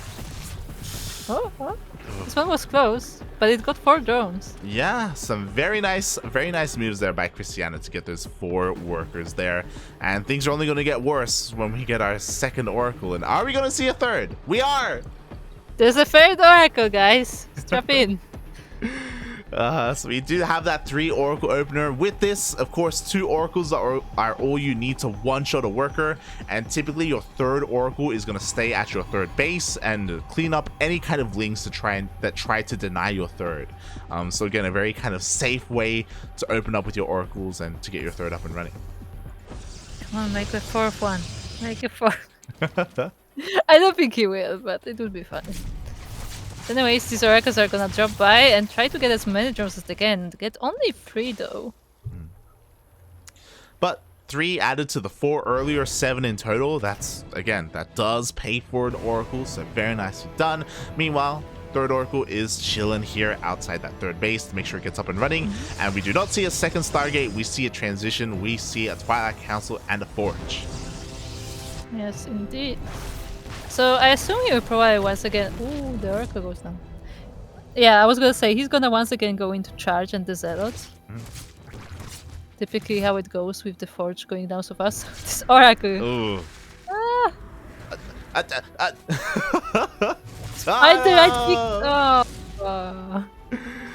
Oh. The Oracle goes down at the same time. A couple of Adepts show up, and 2 drones get picked off. So not bad at all. The Adepts, they do shade in towards the natural instead. Oh my god, get even more kills. Yeah, just one-shotting drones together. They're at 6, 7. Ooh, it just keeps going. Yeah, Aristori, he's being punished for the fact that he didn't have any lings. His lings got cleaned up earlier because he went for a bit of a run by here at that third base. They all got cleaned up and he never rebuilt them. And this Oracle is still here, hanging out. This is the third Oracle.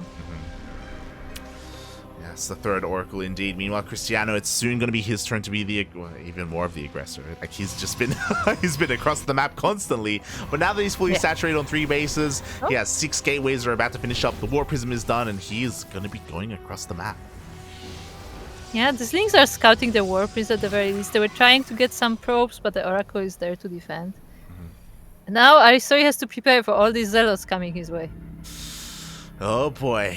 I mean, roaches are being produced, and again, the War Prism was spotted, so he is well aware of them. Ooh, I was about to say nice pick off, but the Oracle is here to protect these Morphing Archons. Indeed, it is, as well as the Zealots. Guess Krystianer is waiting for the upgrades to finish, which they are about to. Oh, the Queens are actually moving out of this base. Oh god, okay. Thankfully they do move back in, so they will be able to deal with this with these Archons. Up! Do you cancel the warp in? Oh yeah, if there's any Protoss in the chat. If you cancel the warp in by closing the warp prism, do you get the resources back? I assume no, right? I want to say you do. So, like typically when I you want to cancel. say you don't. Yeah, we'll see. No, because you don't cancel the warp in. You're talking about the the warp in, yeah. Yeah, because it's not like you canceled the warp in, like it's just like you took away the field, right? So I think you don't in that case. But if there is a Protoss in the chat, let us know. Oh boy. Meanwhile, so far Aristori has done a decent job at defending all of his bases. Like nothing has gotten out of control yet. But I do worry because Krystianer is getting ready for some multi-prong. Zealots being set up outside the 4th base. Zealots once again being set up to push into the natural. War Prism going into the main. But the Queens! The Queens are here! Oh! The Queens are there and they may get the warp if they really want to, but the Archons are stopping them. Yeah, they have to turn around and face the Archons. Instead, in comes the main army towards that natural base. And the Zealots here getting on top of the Ravagers. Oh god, no! The Ravagers were left alone! Yeah, and the Ravagers are so squishy with the Zealots. And now the other Zealot army is in the main. Yeah, now the Queens are so exposed. Every single Queen gets picked up here in the main base. We see a recall to come back home. And as all this was happening, Zealots are wreaking havoc at that 3rd base. 21 drones go down. Yeah, and just barely Aristori cleans it up. He lost quite a bit of army as well. So that was a huge blow to him. And the War Priest is still alive. Yeah, like he was just picked apart. Like the Queens, you never want to see the Queens against Zealots. You never want to see Ravagers against Zealots either. Like we needed roaches in all of these places. And once again, this should force a response from Aristori. Nice dodge from Aristori. Notice the stasis in time. Yeah, Krystianer is just building up a bigger and stronger army, and Aristori has to catch up. Yeah, like it's one of two things. Either Aristori, like, I don't know, takes another base from here and just drones up, or he just pushes out across the map, and it looks like it's going to be the latter. Is it going to be enough though? There is still no splash damage, so maybe he can out micro this, maybe with good enough stutter stepping. Yeah, and also Krystianer is fighting far away from the base, so there is no overcharge available here. Yeah, a couple of bios connects as well, but at the same time, another Zealot run by El Gato. Don't do a repeat of the previous game. There are some reinforcements, and it looks like the Roach army turns around. Yeah, nice position on the ramp. All the units trickling in from the Protoss, and he's actually taking down some Archons. Yeah, very nice pickoffs. Meanwhile, the Zealots are being cleaned up as well. They're not getting out of control, but this army is still terrifying. What's terrifying about it? 3 Immortals. Yeah, 3 Immortals, some sentries to support as well, as we see. And more Zealots being worked in. There's just so many chargeless coming. Yeah, exactly. I mean, the Zealots aren't really protecting the Immortals, so the Immortals are getting picked up one after the other, but they are getting drone kills. Yeah. Like, even if these Immortals fall down, like, it's mostly Ravagers now in this army, and they're gonna die to the Zealots. Yeah, they really are. Reinforcements are coming in. They're trickling in, I should say. No more Ravagers remaining here for Aristori. And now the Zealots are getting those drone kills that they wanted earlier. Aye. Oracle even coming in. This is that 3rd Oracle from before. Yeah, it's the 3rd Oracle the whole time. And there are still Archons and Immortals standing. The base falls down. The Queens and Roaches are trying their best, but it's looking grim. Yeah, it really is. And even if this army gets cleaned up, Aristori, he lost a mineral line, he lost a base, and I don't know if he has enough to counterattack and to have any momentum. He's getting a base, I guess. He's still down in bases, but sure. This is the 5th, by the way, and Aristori's down to 3 bases. Look, you take what you can get, okay? He does. But mass zealots like this with Immortals is just so damn good, and it's difficult to deal with Roach Ravager. Roach Ravager can deal with it if you have enough of it. If you don't, Banelings are what you need. And of course control, right? Because at the same time, even though you want Banelings for the zealots, like Archons are going to be there to help buffer and stop those Banelings. Indeed. As another attack from Krystianer is about to be prepared. There are some zealots on the east side, and the main army is coming once again for this base. Yep, and Krystianer, he's almost maxed out at this point. Biles do kind of connect, but there's just so much here. At the same time, Zealot Rambai once again slipping into the main base. Indeed, and once again this base is being taken down. No cancel, that was a straight up kill. Some Overlords are falling to Archos as well. This one strayed away a bit too far, but there's still a lot of army left.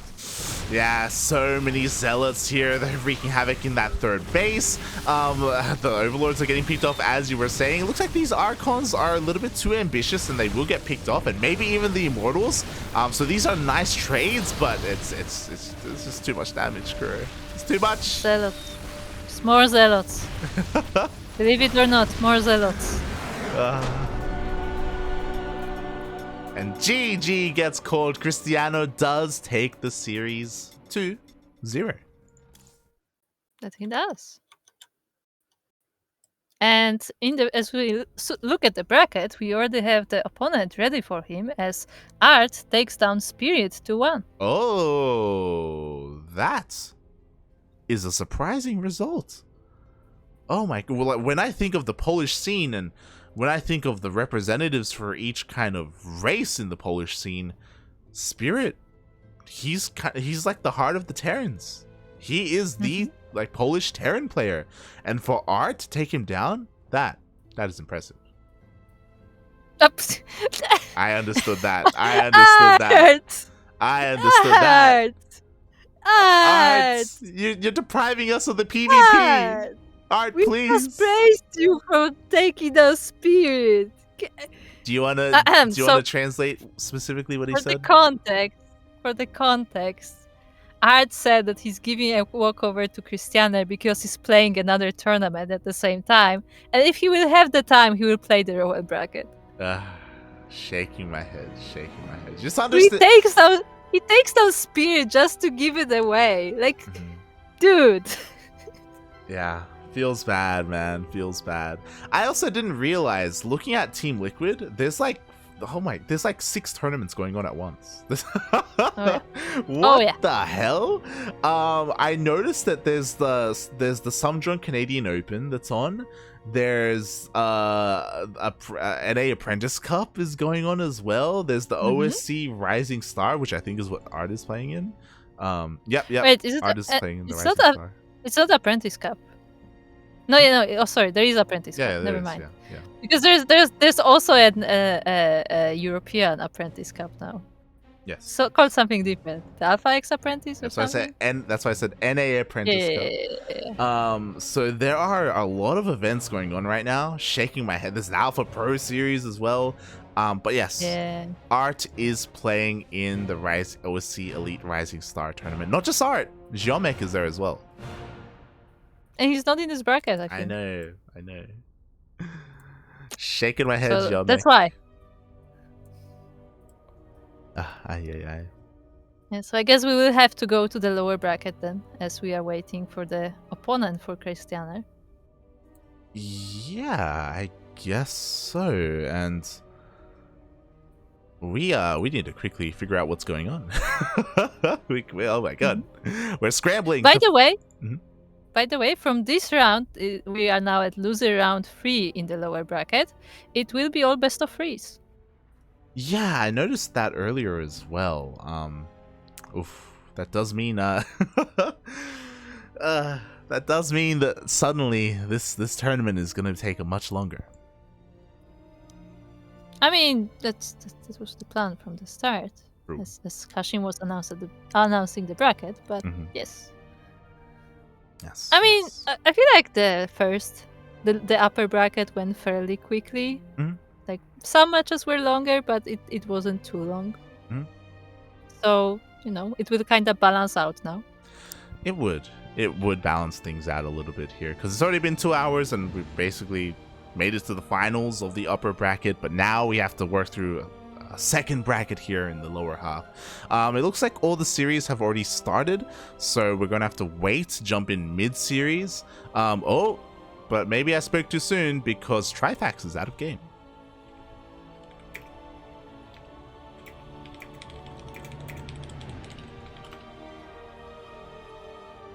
Oh boy, we're gonna get another ZVZ.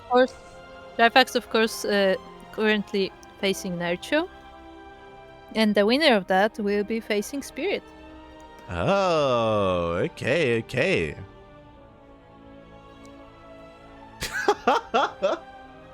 What? Did Nerchio forfeit? No. I messaged Trifax and I'm like, yo, did you start versus Nerchio? And he said, I'm gonna start soon versus Nerchio. I'm playing a best of 3 in another tournament. What is he playing in? I mean, okay, so guys, the Apprentice Cup is open to Europe, to be fair. Yes, it is. Yeah. So guys, if anyone tells you that StarCraft is a dead game and there's nothing here, like just take a screenshot of TL right now with all the tournaments going on, where it's literally hard to get players to play their matches because they have too many things to play. That's what it is. Let's find it. Hold on. Let's find him. Where is he playing in the Ascension in Alpha X Ascension? Is he playing in that? I don't know. That's why I said we'll find out. Let's see. Ascension. Who's playing in this? Spirit is playing in this. Yep. Trifax. Yep. He's playing in the Alpha X EU Ascension League. Nice. Oh my god. Fun fact, Mixu is playing in this as well, and Mixu is also playing in NA Apprentice. He's playing in both. Oh my god. Same with Nicaract, I think. How does that keep happening? I mean, to be honest, it's like, literally, there are so many events in StarCraft that it's hard to schedule something and not get on top of another tournament. But even then, I feel like it could have been a little bit better, you know? Yeah, no, 100%. Like, there's like, these tournament organizers, I say you tournament organizers can totally figure this out. In general, like, see, that's something that like been on my mind for a long time, where like there should be like a hub for organizers to communicate so you can like kind of synchronize schedules a bit more. But at the same time, like, then I think about the moderation of this whole thing, and like, there's always gonna be someone who's not happy with how something was solved, and I'm like, you know what, I don't have time for this. Yeah, like we've had experience with this as we run our own tournaments as well, and we usually do our best to figure out where everything is and to make sure we don't have any kind of cross issues, right, where we cross over each other, because at the moment, like, if you have things like this, we have all these tournaments, like, you're hurting each other. Like, for example, I'm just checking, and this is a little bit sad. Some Drunk Canadian Cup is going on right now. There's there's two. There's 2 check-ins. There's 2 players. That's it. Yeah, because there are so many tournaments at the same time. So like you gotta pick. There's only so many tournaments you can play, and then if players sign up for all the tournaments, then you have like delays like this because they are trying to play all the tournaments. Yeah. So, it is a little bit sad. you know what I just said in the chat? What did you say? I was like, you know what? Actually, I have the time. Kashi, can you just move back that walkover? Can you just like delete that? Oh god, shaking my But head. I think he's away now. Yeah, So- yeah. We'll see. We'll let them figure it out. We'll let them figure it out. Oh, God damn it. Um, God damn it, players. Also, when it comes to all these events being organized at the same time, it does make sense that they're organized on this day because this is the weekend. So a lot of organizers, they typically work, and in their free time they do host tournaments. So it makes sense that they would have them all on the weekend, but to have them all started around the same time though, it's like shaking my head. Yeah, I mean, I guess it's a common time for EU, right? But I even guess. then, yeah.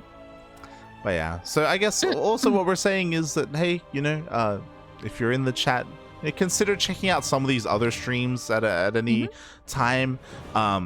Not necessarily now, but but in general, right? Like there's so much StarCraft going on so many different channels, whether it's Biomorph, whether it's Some Drunk Canadian, Steadfast, Chicken Man, Stars Falling Dim, Renegade X Studios, Platinum Heroes. Like there's always something going on.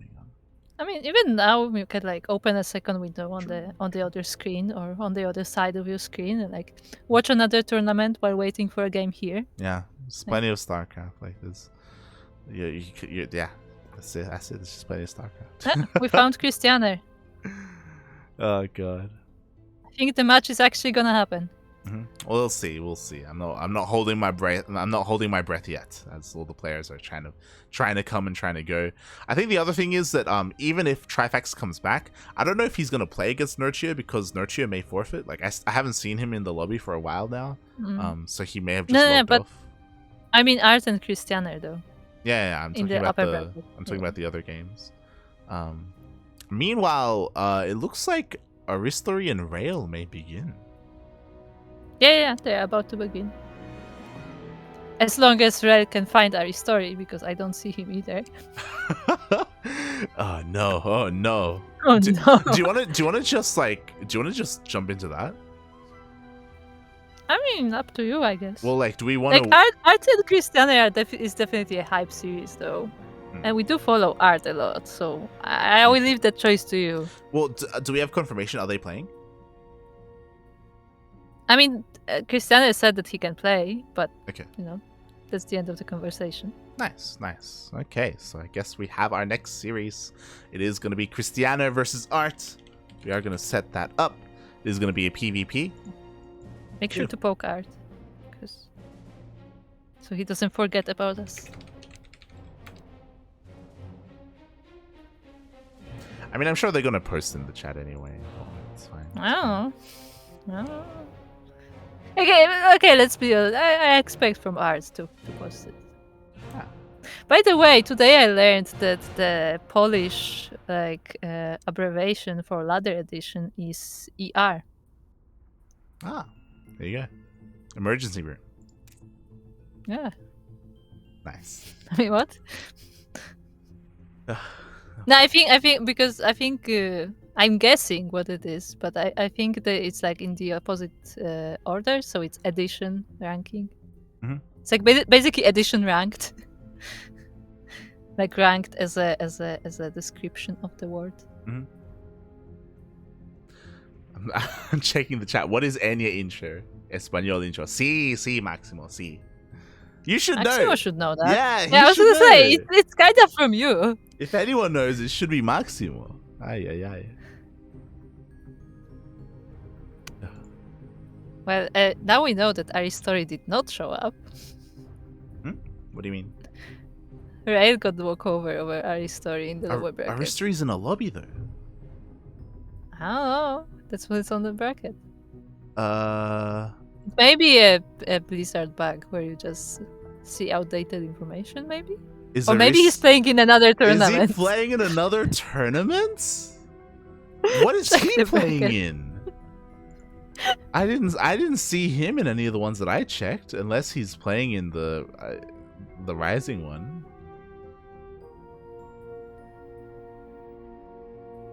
Yafex Rising Star Qualifier. He could. Maybe I'm checking. Mein Gott. I don't see him. No, he's not there. He must be in another. I don't know where he is, but he must be playing in something else. Yeah, either way, on the bracket, it's a walkover for Rail, so I guess Aristori is busy. There you go. This is where I have to wonder: if you want to get involved in this stuff? What stuff? The EU Ascension League, because it looks like Miguel is casting it today. Yeah, I mean, no. The whole EU Ascension League, that's basically like, it's basically Miguel's tournament. It's what happened after the Junior Championships. You know, that tournament series ended, and now Miguel is running the EU Ascension thingy. Okay. Which is still for like I think they have similar requirements like any apprentice, where like they can have reached like a certain rank, but I think it's no longer age restricted. Yeah. I'm looking here, and it looks like Oh, okay. It looks like they limit it based off of DreamHack, just like an apprentice. Yeah, it's like an apprentice. Yeah. Cool. Meanwhile, we haven't really heard from our players yet. They aren't in the lobby yet, so they may be conducting their vetoes. They may be figuring out what it is they want to do. So because of that, we may just go on a bit of a break. Sure. Okay, we're gonna go on a bit of a break. Hopefully when we return, we have a PvP. We have some StarCraft for you. Fingers crossed. Fingers crossed. See you then. And welcome back, everybody. We finally have our series. We have confirmation. The upper bracket finals will be played out. Our players are here. Our casters are here. Group is here. We are ready to go. Indeed we are. As we are on Hardwire LE in this upper bracket match, where in the bottom left corner we have the pink Protoss Polish play. Wait, hold on. The pink Polish Protoss player representing Genesis Gaming. It is Art. And spawning in the top right-hand corner of Hardwire LE, we have the red Polish Protoss player representing Team Blazer. It is Krystianer. Also, as a note, because you were asking what Indy was saying in the chat, he said hello because this was, I think, the first time I said anything in Polish in a Polish tournament, and I think they just found out that I'm Polish. I'm scared. What did you say? I just said so they wait for you because you weren't here where the lobby was made, so I wanted them to wait. And he's like, "Oh, hello." I'm like, "Oh." Have you met Indy before? He knows. Have you met Indy or? I don't think we've been introduced. I might have like stood next to him like when he was talking to people, but like I don't think we were ever introduced. Okay. Well, maybe now he will know you. Meanwhile, so far, we are getting into our PvP, and things are looking pretty standard when it comes to our typical building placement, except for Art throwing down this pylon here in the middle of the map, and this pylon will power on the other side of this rocks. I love it. It's such a small thing, but it's great. It's such a detail, but it can be so meaningful. They're trapped. The two probes are trapped behind the pylon. Krystianer. Oh no. He's back. He wants to throw another one. Oh, he finishes it too. Yeah. Oh my god. Krystianer with the BM, with the pylon, but at the same time there is a proxy robo in the middle of the map. Yeah. So Grape Doctor, go sign up. Because Grape Doctor is like, oh, maybe I should sign up for the Some Drunk Canadian Open. Then go sign up. That's your chance. I mean, it already started. Like it's. Yeah. I said there were 2 check-ins. I said that's what I meant. Like Some Drunk Canadian Tournament, they're already playing the finals because there's only one series. Did you see that? Krystianer threw a heart at the end as the probe was going down. That's oh my. There's a lot of banter going on in this series. Oh god. Meanwhile, oh, two of them do rock up, but they are going to be denied. It looks like they're going to get a kill on this sentry, so the sentry is forced to hallucinate to try and send everything across the map. Meanwhile, Krystianer did count the pylons. He knows that there was a pylon missing in the main base. He just doesn't know what it is, and we see it's for Immortals. Yeah. He calls that deaths, but no, there's nothing coming yet, so he's sending him out once again. There's all 4 of them now. But he still doesn't see that proxy. Yeah, he's still... Oh, no, actually, looking at the vision, he actually spotted it. I guess maybe on the way here or on the way back, so he knows about the robo. What is the plan here? He's actually going to bypass this. He's actually going to try and go into the main base. And with 4 adepts, they can try and DPS down a shield battery if a shield battery is a part of the wall. And? Up! Up! They just go in! Oh, no, I don't like this. They just get in. Workers are going to be falling left and right. And now Arch is going to be forced to respond with his Immortal. He's going across the map. Yeah, he's going across the map, but this Adepts is not all of it. There's also an Oracle coming in. Yeah, the Oracle is going to be slipping on in. There's a shield battery, so the Oracle on its own will not deal too much damage. Meanwhile, back at home, we do not have a defensive Void Ray. We have Immortals instead. Is it going to be enough? I mean, Arch is going to have a hard time pushing up this ramp. Yeah, and there are Stalkers there as well, so there's actually army prepared. Nice denial on this Oracle, though. Yeah, the Oracle goes down, but these Adepts have just been doing so much damage. Too much damage. Look at the worker count. He's down to 13 probes, as opposed to Krystianer on 23. Yeah. He's trying to damage the wall now, and he will get in eventually, but now Krystianer has his own Immortal, his own Sentry, so this is actually fairly even. Oh! But this Immortal gets stuck. Yeah, some very nice force fields there. A lot of damage on that Immortal, but wasn't able to snipe it in the end. And that's the thing, right? Like, Krystianer does have energy for a force field. If Art tries to go up this ramp, he will be cut in half, and he will be denied entry. Indeed. Nice base, Krystianer. Why is it there? I like it. He's expanding. He's taking a natural. My favorite part is that it's red on red background. Yeah, yeah. You can't even see it. The unnatural natural. Meanwhile, Krystianer tries to force his way down this ramp. He does get cut up in half by this force field, but it doesn't even matter. Somehow, some way, this shield battery is also in range. Oh my god. That is some range, indeed. And there are 2 Immortals now. And, ooh, some units lost from Art. And Krystianer takes it. GG. Art didn't even see the ninja base towards the bottom right because it didn't even matter. Yeah. Like, he was already so far behind anyway. Like, oh. Yeah, very aggressive game 1. From both sides. Yeah. Yeah. Up. I clicked on the wrong lobby. I almost did too. I was like, oh no, wrong. I need to get out of here. Oh, that's Trifax versus Nerchio. Damn, nice. Yeah. So Art, I think, is making the lobby. Also, I like Lord Loki's idea. Oh, the same map, nice. If we hold it up at the same time, everyone can make finals. Solid logic there.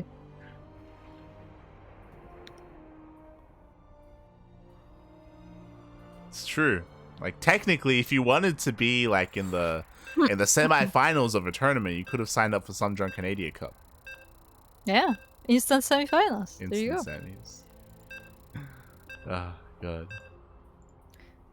But I would say that's something that that's like that kind of idea that you really want to do, but you know you should. Then it's like every now and then it just comes back to me like, make a Discord, make another Discord. I'm like, no, you shouldn't. It's like, you know, it always bothers me. And making the Discord is the easy part. Like, the hard part is organizing all of those organizers to actually work like together. Managing people, right? Yeah. But anyway, we are here in the game, 2000 Atmospheres, LE, where once again we see the pink Polish Protoss player representing Genesis Gaming. It is Art. And spawning in the bottom left-hand corner of 2000 Atmospheres LE, we have our other Polish Protoss player. He is red, representing Team Blazer. It is Krystianer.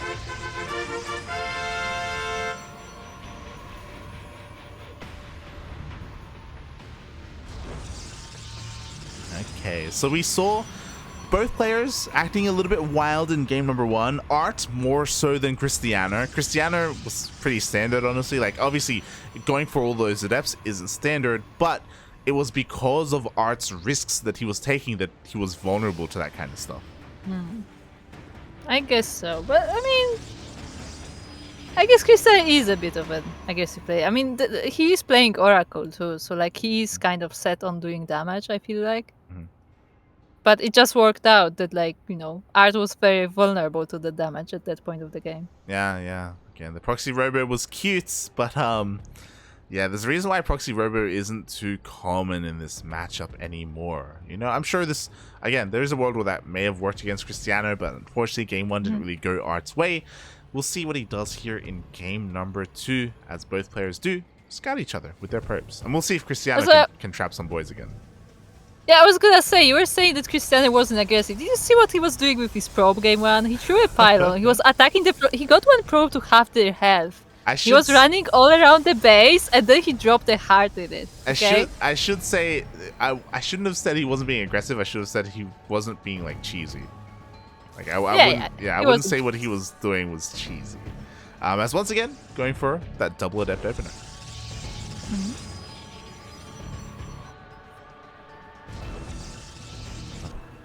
Oh, the probe is trapped. Yeah, probe. No way in, no way out. It is stuck in the main base for the time being, anyway. For the time being. As the 2 adepts come out, and Art does confirm this with his pylon, so he's well aware of at least 2 adepts coming. Doesn't know about the follow-up 4 adepts in total, but at least is aware that he needs to prepare and make sure he walls off on his ring. As the probe goes down, and Krystianer once again is going for the Stargate. So I guess it will be another Oracle, possibly? This is the exact same opener that Krystianer went for in game number 1, other than, of course, you know, throwing down that pylon and stuff. Yeah. Spray. So it is Oracle, indeed. Yep. So once again, he's going to go for kind of a 1-2 punch sort of thing. This time, Arts won't have to worry about microing like an Immortal and chronoing out like an Immortal from the Robo or anything like that. So he's going to have a bit of an easier time defending, but this is a little bit unfortunate. His 2 Stalkers already get caught out. Yeah, they do. By accident, they meet each other in the middle of the map, and the Stalkers are falling down to 4 adepts. Yeah, exactly. 2 more Stalkers will meet up, and with this, a couple of the adepts are going to get picked off, but is it going to be enough to really slow this down? It looks like it will. The Stalkers will be able to clean all this up, even recalls the weakened Stalker. Yeah. With more and more Stalkers coming in, the adepts have to go back, but the Oracle, though. Oh, Shield Battery is going to finish up maybe just in time for this Oracle, so the Pulsar Beam will not do enough damage. We need to see a Stasis. Or we can use up the energy, I guess. He gets 1. Look, I mean, the shield battery is almost out as well, and the second Oracle is on the way. True, second Oracle is on the way. It's forced to turn around a little bit because all those Stalkers in the middle of the map, well, now they are across the map, and they're looking to try and punish this Nexus. Yeah, Krystianer is warping in from his own gateways, but he doesn't quite have enough yet, and there's no shield battery here or on the ramp. Yeah, Krystianer was so greedy when attempting to take this base, and Art, I assumed that he was going to try and deny this Nexus, but no, he can just go straight into the main. There's nothing to stop him. There's no sentry. Yeah, he just walked in. There's not enough energy for overcharge. Yeah, there's no overcharge, so this Stalker... Ooh, actually Art moves back. Yeah, he will pull back in the end. He doesn't want to overextend. He's like, you know what? I've dealt some damage. I'm okay with this. I'm going to back off. I'm going to focus on the Nexus instead. It's understandable. He doesn't want to throw away his lead. I mean, he has to be careful to not lose his lead, right? But he's taking down the Stalkers, and now the probes have to fight, actually, and they trap one of the Stalkers. Yeah. Citizen's arrest. One of the Stalkers goes down. It looks like Art will defend in the end, but I mean, look at those probes. He is down 10 workers, and the reinforcements come back. Yeah, more Stalkers are coming from the side of Art. There's a warping pylon, I think. Oh, the Oracle is still trying to get more probes. Yeah, Oracle's trying to do its best. And the shield battery is out of energy, to be fair. So the Oracle is getting probe kills, but doesn't matter because like this Stalker count it's getting out of control. Yeah, and it's once again trying to walk into the base. Oh, sentry. Oh, he misnamed this pylon. Oh god, we do have the sentry coming in. Finally, we have a force field on this ramp, but a lot of the production, actually all the production is now stopped here. There are no gateways that are powered left for Krystianer. Yeah, no more gateways, so no more reinforcements. There is an immortal coming though, so that will be a huge boost for Krystianer, but they're still a while away. They really are. Meanwhile, we need another warp in. It's a bit of a slow warp in, but it is coming, and Arts, oh god. Again, he doesn't have to force himself up this ramp, and now he won't be able to because of this immortal. It looks like Krystianer should be able to save his base. He may focus this immortal actually. No, never mind. Not with 4 staircase. Yeah.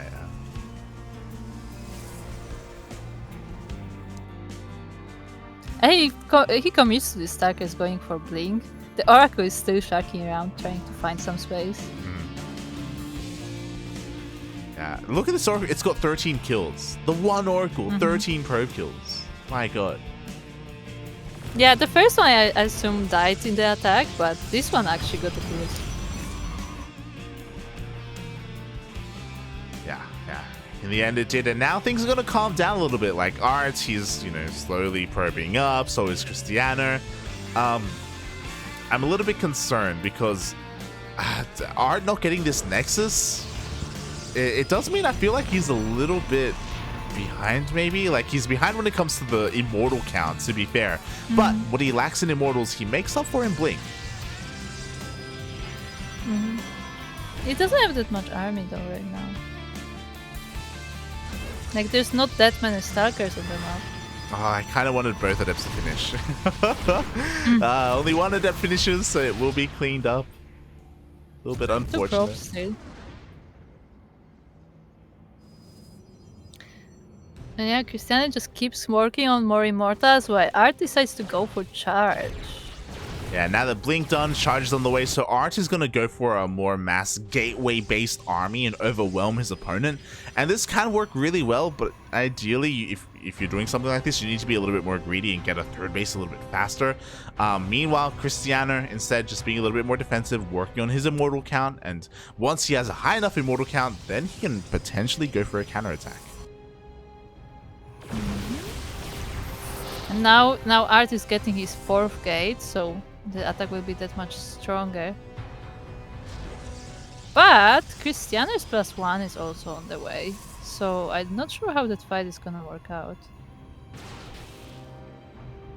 Yeah, it's really nice to see how both players have kind of their own way to approach this mid game. You know, one player relying on upgrades and immortals, the other relying on gateway units, and eventually Archons here with this Templar Archives. So slightly different compositions from our players.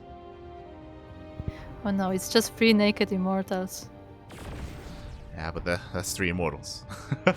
It is 3 immortals.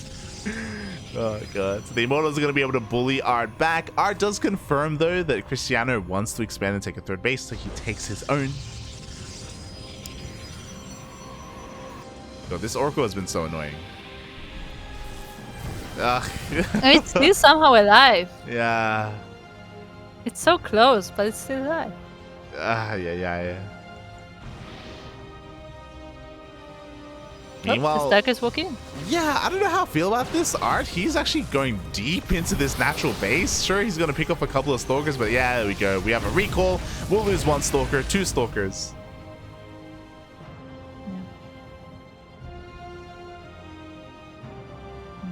Again, things are calming down. They are, and you know, Krystianer is now catching up in tech, getting his own charge, getting his own Templar Archives. The upgrades are still a little bit in favor of Krystianer, as his +1 is about to finish, while Art only just started his, but if they're not attacking anytime soon, it may not actually matter. Yeah, both players are still just getting their bases up and running, right? What Arts lacks in those upgrades, he makes up in the economy. He's getting fully saturated on 3 bases. Meanwhile, Krystianer, his 3rd base was later. It was delayed because of how active Art was being. So it's going to take him a little bit longer to get this up and running, and yeah, we're just going to chill for a little bit. The big question is whether or not our players have finished teching up, right? Are we going to see disruptors at some point? Disruptors, they can be great, but they can be a little bit awkward against chargelots. That's why chargelots are a little bit more popular, because they can like close the distance and get on top of those disruptors. I mean, disruptors may be awkward when you're playing chargelots. Yeah, it works on both. I'm not both looking ways. at Ares at all. It goes both ways. It does go both ways a little bit. Oh, did Immortal? Mortal does pick up a stalker. Let's pick it up. And there we go. There's our first player to go for disruptors. So yes, hello Vavin. It is I, the casting jersey. Yeah, feels bad. Vavin, we wanted to cast you earlier. We wanted to cast you. Less than 3. Less than 3 in the chat. Maybe for the next qualifier. Yeah. We'll try. Yes. We wish you the best of luck, Vavin, in qualifier 2 and qualifier 3 over the next week. And see, Krystianer is also going for his own Robo-Way, so I guess we're gonna see disruptors from both sides potentially. Yeah. Kind of standard PvP here. We move on from our gateway army into disruptors and purification Novas just because we all know how good they can be. But ooh, Art does sneak across the map with this War Prism, and he could pretty easily force a cancel here. Yeah, scouts this 4 base being made. The Stalkers are distracting the army, so he should be able to drop these zealots there. There you go. And he's going to the main with the rest of the cargo. Yeah, Zealots do get spotted, so the army is going to start to respond. At the same time, the Archons do get into the main base, and now finally it's Art's turn to deal some economic damage. Or is it? The Warpins though. I mean, yeah, Art's there's a lot of zealots for Art. There are some from Krystianer as well, and he's recalling the army actually. Yeah, but only a handful of units. It should be enough to clean this up. Meanwhile, I'm a little bit surprised the Zealots across the map at that 4th base weren't able to cancel it. No, yeah, the army chased them away. Oh, actually one Archon goes down, and all the Zealots are now cleaned up. And Art goes for Darkshine. Yeah, again, everything. Just kidding, everything. We have Disruptors, we have DTs, may have Blink at some point as well. Aye. Time to get Colossus. Well, Skillus isn't here, okay? One of the few Protoss players that actually goes Colossus in PvP and makes it work at the highest level of play. Oh, God. Meanwhile, that War Prism still hasn't been dealt with, so another War Prism. Yo, he gets surrounded on the Immortal.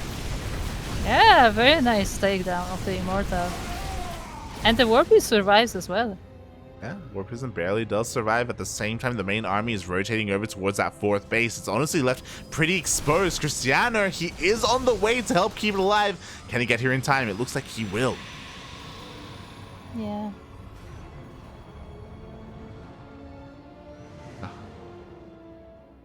Also, Lesker's in the chat. They're apologizing to each other.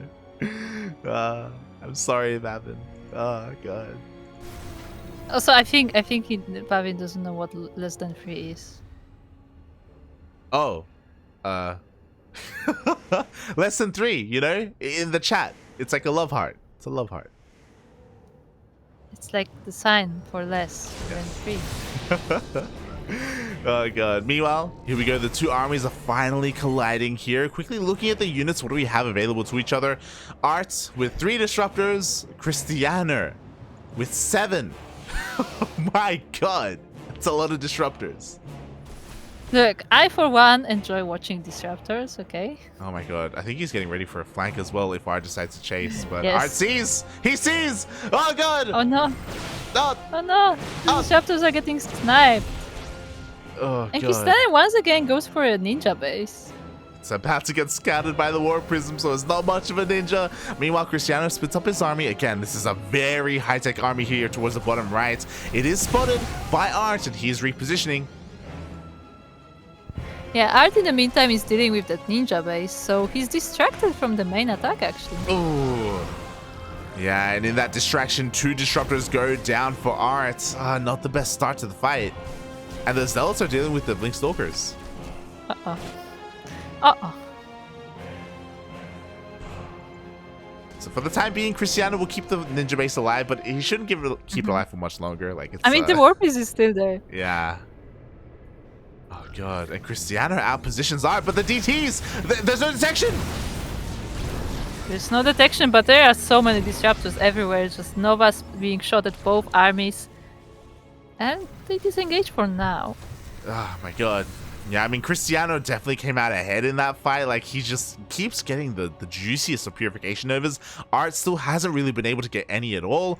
The Ninja base is still going uncontested. Finally, we have a warp in, so Art will be able to clean it up. At the same time, all those DTs are going for a counterattack. Yes, and those DTs do have Blink now, so Oh! that may be used. Ooh, another nice Nova from Krystianer. Yeah, Krystianer, please, ¿por qué?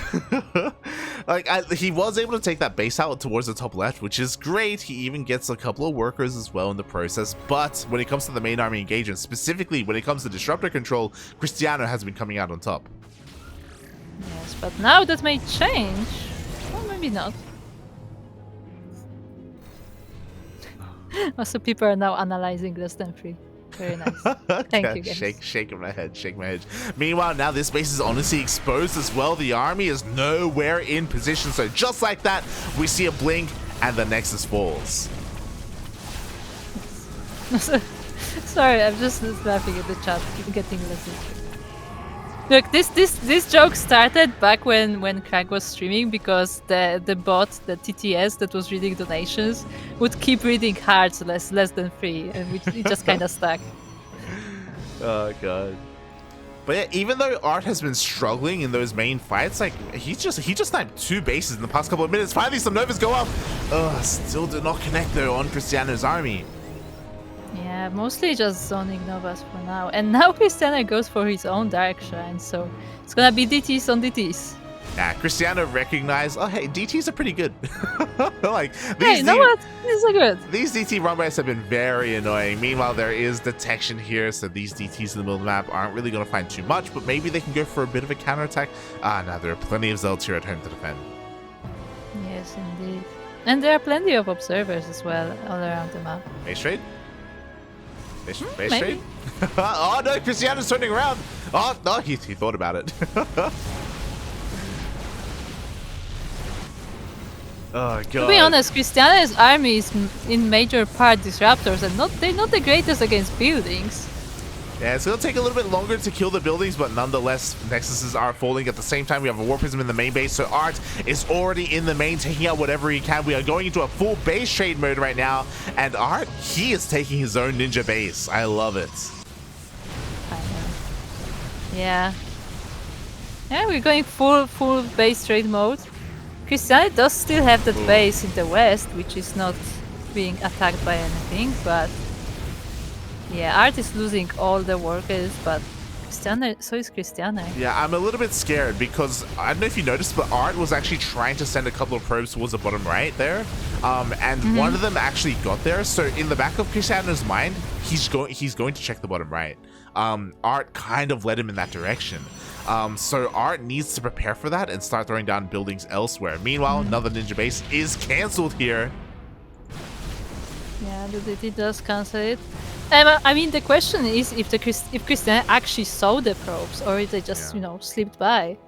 Because he is going for the main. He is going for the main base. Krystianer is just that much more ahead when it comes to the base trade. There's still a mining base remaining here for Krystianer, and he actually has, he has enough energy for a recall, but it's still on cooldown. It's not available yet. I like, by the way, that both players are currently in the red because all the pylons have been taken down. Krystianer's so turning nobody around. Can really make anything. Krystianer's turning around. He has a massive supply lead, but it will all come down to those disruptors. How good are the Novas going to be? Up, up, up. See them. Show us the Novas.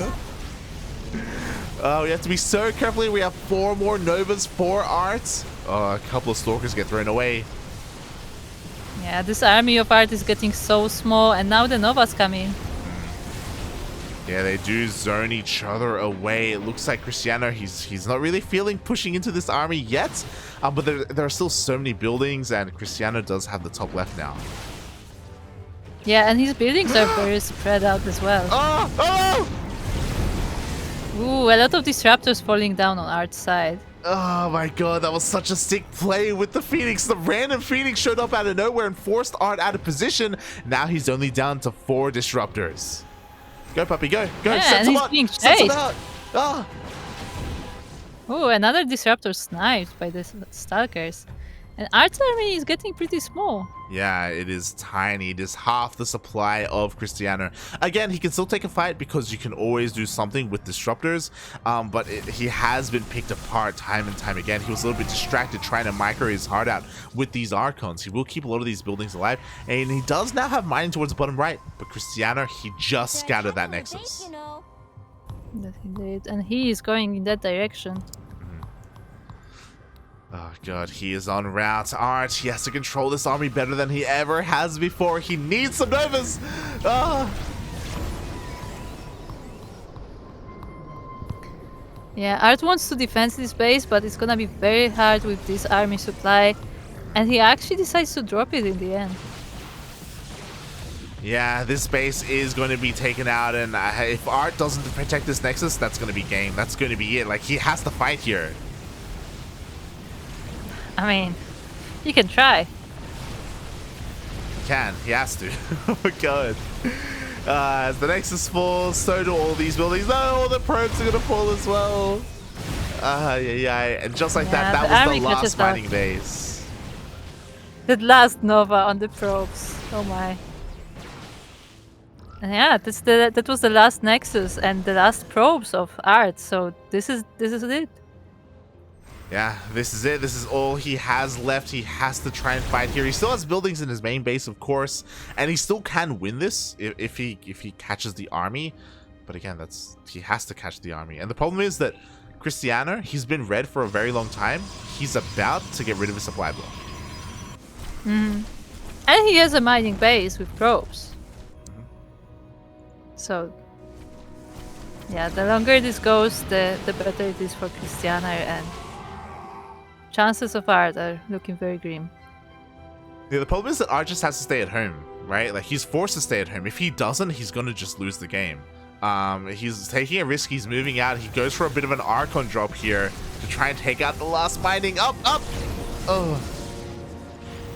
Art is just taking the Nova as the main army. Ooh, beautiful Novas from Art this time, but I'm not sure it's enough. Oh, it may be actually. The Novas were actually perfect here, and now Art suddenly, he just took out like so much supply, but oh no, it's still not enough. Oh. It's not enough. The Archon stands strong, the War Priest goes down, and it's just these Stalkers. Oh my 50 god. supply on the map. Yeah, all the disruptors were taken out. There's only 2 left here for Krystianer. That was probably the best fight that Art could have hoped for. Let's be honest. Like, that was beautiful what he was able to do, but it's still not enough. I feel like it was those were some great shots, but at the same time he lost too much of his own army, and this is it. GG. Krystianer takes game number 2, and that he takes the series. Yeah. GG, well played. That was an intense game number 2. Oh god, again, like the base trade was probably Art's best option there, but it's a bit of a shame that he started the base trade with a pretty big disruptor deficit. Yeah. And also, as we said, Krystianer had more bases, more spread out, so it was harder to just find all his buildings and take them down. Yeah. And with that, Krystianer, he will move on to the grand finals, where he's going to be waiting for his opponent, and he's going to be waiting a while because there are a lot of games left to play out. Indeed. As it looks like Trifax and Nerchio are still playing, or at the very least we don't have the score for that match quite yet. And from there on, it will be just a single series the whole way. Oh yeah. All the other opponents are lined up. Exclamation mark B in the chat if you want to have a look at the bracket yourselves. And goes Trifax into Nerchio, into Soul, into Rail, into Art. So once we have the score of this series, we will be able to follow the lower bracket. Yeah. But Krystianer looks incredibly good in that PvP. Oh god, and Arch is gonna have to reapproach that matchup a little bit in the rematch if he gets there. At the same time, there's still some very strong players left in the tournament. Again, my eyes are on Spirit. Even though Art took him down in the upper bracket, like Spirit can totally come back and reverse that. Definitely. And before Nerchio wins the whole thing. Let's go. Hey, I mean, Nerchio is the only player so far to take a game off of Krystianer. There you go. That's something. That's something. Look, Nerchio doesn't know Queen works, so he doesn't have to learn again. Exactly. He just goes for like 12 pulls. It's fine. Don't worry about it. I don't think he's the 12 bully person, but maybe I'm wrong. We'll see. We'll see. It's fair. We don't know how he took that game against Krystianer. Could have been anything. Yeah.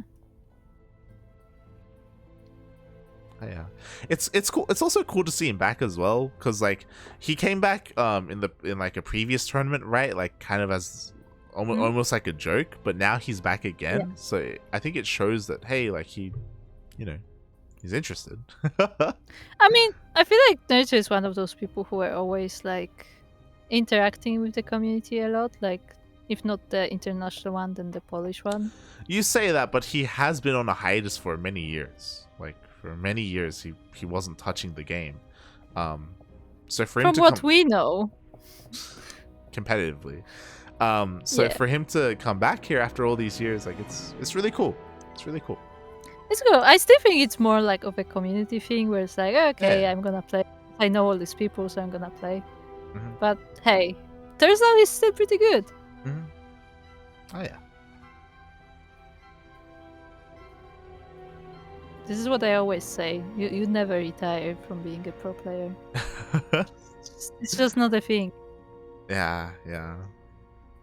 The only case where somebody actually retires is when they like literally physically can't play for some reason, like they have an injury or something. Because otherwise, like there's just something that just stays in your mind, and like you come back to it. Even it's not like at the same level. Even if it's like more recreational, you still come back to it eventually. Yeah, it's still got a place in our hearts. Like StarCraft for a lot of the professional players, like it's just such a major part of their lives for so long. It can be hard to just like kind of give it all up, right? Obviously there are plenty of players that have moved on from the game, but a lot of them are still like involved in some way in esports, which is always cool to see. Yeah, I mean, I feel like that's kind of a thing, like when you to be able to become a pro player, you need that competitive drive, right? So like if you have that, like you will probably still want to do something that is competitive still, like or related to the competition. Yeah, yeah. Oh boy. I'm like, hey, Emil, when are you coming back? When are you? Emil is a streamer now. Did you see? Is he a streamer? Really? Yeah, he's streaming on Twitch. Oh, I didn't know. He's streaming. Oh, by the way, Kashim is updating me. The Trifax Nerchio are 1-1 currently. Oh, nice, nice. And they will invite us. I see Phoenix in the chat. A different Phoenix, not our Phoenix, or our other Phoenix. Another one. Oh, we have a lobby. But yeah, Emil is streaming because we were talking about that, and I think Emil is like a Twitch staff for Poland. Yeah, he's something been Twitch staff for a while. Yeah, so like he's like working a regular job, but at the same time, like when he has the time, like he's also doing streams. Also, Trifax just said, "I don't know what to play." So yeah, what he said, XD, I don't know what to play. Oh god. So I see this must be a good series.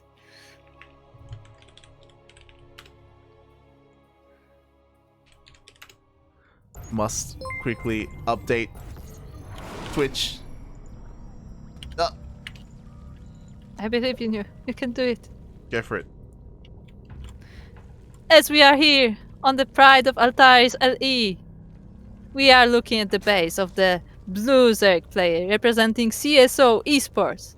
It is Trifax.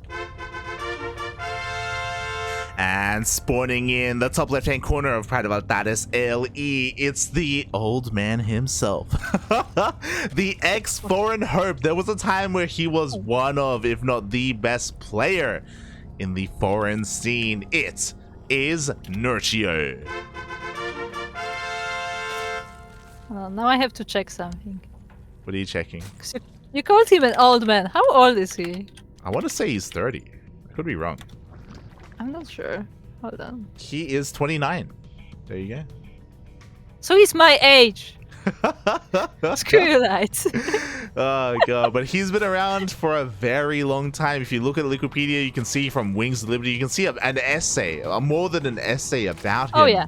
And how much Yeah. he's accomplished throughout his career. Oh my god. He's literally born a day after me. It's amazing. Yeah, I'll always remember because he was on Acer back in the day, right? Yes. It was Nerchio and Paranoid. They were both on Acer. Yes. I don't remember Paranoid, to be honest. Shaking my Like, that head. was before my time. Like, Yeah. I know he existed, but like, I never had a chance to watch him. Yeah, it was Nerchio, Paranoid, Bly, and of course MMA Innovation, Scarlet. Yeah, the Acer boys back in the day, and of course from there he got sponsored by Red Bull, and he was on Yeah. Euronics Gaming for a long Yes, time. he was on Euronics. Yeah, a legend in his own right, and again was one of the best players in the foreign scene. Back when there was more of a distinction between Korean players and foreign players, foreigners specifically. Yeah, he was like that was right before a laser like raced to the top. Mhm.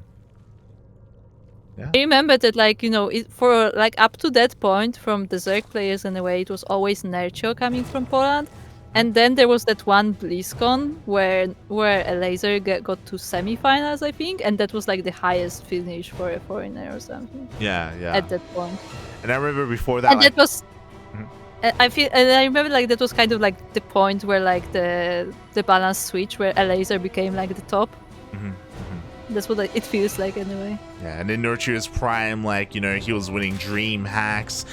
He was kind of, I don't know if I want to say a rival with Snoot, but like he was at the top, like with everyone else, with he your was up Snoots, there. with your Scarlets. Yeah, he was definitely up there. Yeah, definitely. He's a champion, mate. So yeah, it's cool to see him returning after a long time. But you know, I guess what we should say is, even though he has all this history, even though he has a legacy behind him, he's not the same player he once was, right? It's like he isn't playing full time anymore. He isn't on a team anymore. He is teamless. So how well will a casual Nerchio compare to, you know, players who are playing full time? Yeah, that's fair enough. I mean, apparently this series has been pretty crazy, as Trifax is lost for words after the previous games. Yeah, I mean, ZVZ never changes, so this is kind of Nerchio's bread and butter here. We do see that Trifax did go for a Baneling Nest behind this, so he is safely looking to take his third base. He will be able to eventually take control of it. Meanwhile, on the other side of the map, Nerchio also likewise didn't skip his Baneling Nest, so things are looking pretty normal at the moment, and no one is going for a big link flood or anything. Both players are joining up. Yeah, and we're going to the second phase of ZVZ, which is Roach versus Roach. Oh yeah. Unlike our previous ZVZ, which was Trifax versus, I almost said Altares. What's the Aristori. We did see a little more Muta play in that series instead, but here it is a lot more standard with Roach versus Roach. That said, both players are going for slightly different upgrades, though, as Nerchio prefers his missile attack, while Trifax is going for Carapace. Yeah, of course Carapace will affect his Lings as well as his Roaches, so I know it can be a little bit more beneficial in that respect, but in a head-on Roach versus Roach fight, typically missile attacks are kind of much more favored. They do impact that dynamic a little bit more, so yeah, interesting. I mean, of course in the end you still want to get both upgrades, but yeah, missile attack is typically prioritized. Trifax is going for a faster layer as well, it looks like. And he's not going into Roach production quite yet, why Nerchio is. Oh, yeah, very interesting. The roaches had been revealed, by the way, but that could explain as to why we got Carapace instead. Even though we had a Roach Warren, all of our gases are being taken for Trifax, and he may be looking to go into Muta. Well, he's making the roaches now, but Never mind, it's... yeah. Look, he can still change his mind. He could. But because he scattered all these roaches, you have to make roaches of your own. You have to respect that. You have to prepare for that. Otherwise, Nerchio is just going to roll over you. Yeah, you have to get ready to get your units out, and now the roaches of Nerchio are here. Yep, they are finally rocking up. We will have one Spine Crawler to help defend, so that will be definitely something that Trifax has going to help him out here, but the roaches are already pushing in, and Nerchio has a pretty big supply lead. Oh. Yes, he does, and the upgrades for Trifax actually finished, so his roaches are gonna be that much more beefy, and they are able to hold on for now. Yeah, there was something interesting that happened when Nerchio was pushing, and that is that he was actually taking his 4th base and droning up behind it. So it was a very uncommitted push, but the problem is that because Nerchio hit this 3rd, like, it prompts Trifax to counterattack, so... Yeah. I mean, he made all these roaches, might as well, right? And because of that, Nerchio is now in a really awkward position. Like, he is getting a couple more roaches up and running, but he has the upgrade disadvantage. Unlike his opponent, he didn't have a spine here, and oh my god, he's going straight into Hydras. Yeah. Meanwhile, Trifax did go for that Spire in the end, so I assume that was like his plan originally, but because he saw the attack from Nerchio, he had to get ready for that. And yeah, I guess we're gonna see Muta versus Hydra? Question mark? Oh, we'll see. Like, so Trifax has a changeling here right next to the Hydra Den. Seeing this Hydra Den should deter him from going to Mutas. Like, it's so risky if he tried to do that. And we do see that 15 roaches are on the way, so I doubt he's going to commit to too many Mutas. I mean, that said, the Spire is not being cancelled, so like it's still something you can keep. Like, it's making a few mutas. Maybe it will be more of a harassing force while the roaches are attacking the front. Yeah. 5 meters are enough to one-shot drones, fun fact, so he will have enough to harass, I should say. Meanwhile, Nerchio, again, is pushing out across the map. A little bit overly ambitious. I don't know if this is really the fight you want to be taking, Nerchio, and he doesn't. He splits up and he tries to run away. Yes, indeed. Trifax is taking the gold of his own, and now he's trying to counter-attack, but only... Yeah, this is not enough army to attack up this ramp, but the mutas may actually help. Yeah, the mutas, they do catch one of these Hydras. The rest of the roaches are meeting up at the same time. Nerchio is counterattacking. He will get a kill on this gold base.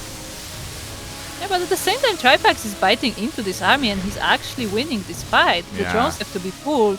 And I'm not sure it's enough to stop it. Exactly, the mass amount of roaches are going to be too much here. Meanwhile, on the other side of the map, Nerchio, he got a kill on that 4th. He wants a little bit more, but it looks like the reinforcements are going to be enough to stop Nerchio.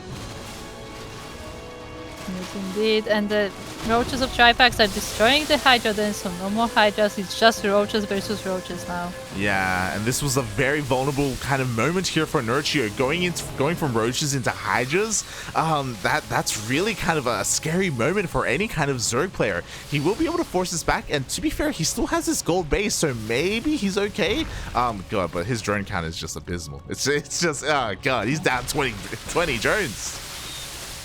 Yeah, indeed, and the roaches are coming back once again. There's a, you know, the armies are pretty equal right here, so I don't think Trifax can break it right now, but, you know, once he maxes again... Yeah, like, with this drone advantage, like, Trifax just needs to back off, defend with his spines, defend with his defender's advantage, and then remake his army. Meanwhile, Nerchio is that much more desperate. He just lost the base, he just lost 25 drones, like, he needs to keep on going. Trifax actually buys his own archers by accident. Yeah, Nerchio is trying to force himself up this ramp, and he's trading decently well, but the Biles do keep him at bay. He's forced to back off. He is retaking that base, and again, the gold is kind of keeping him in this. Yeah. And the army of Trifax is actually not that scary. He even tried to transfer the drones, but I'm afraid this gold will be cancelled once again. Oh, it may be, and Trifax, he cannot afford to let that happen. Not again. He's already lost his gold once. Losing it a second time may be devastating, so he's still trying to dance with this army, still trying to keep its attention on him, and again, keep this hatchery alive.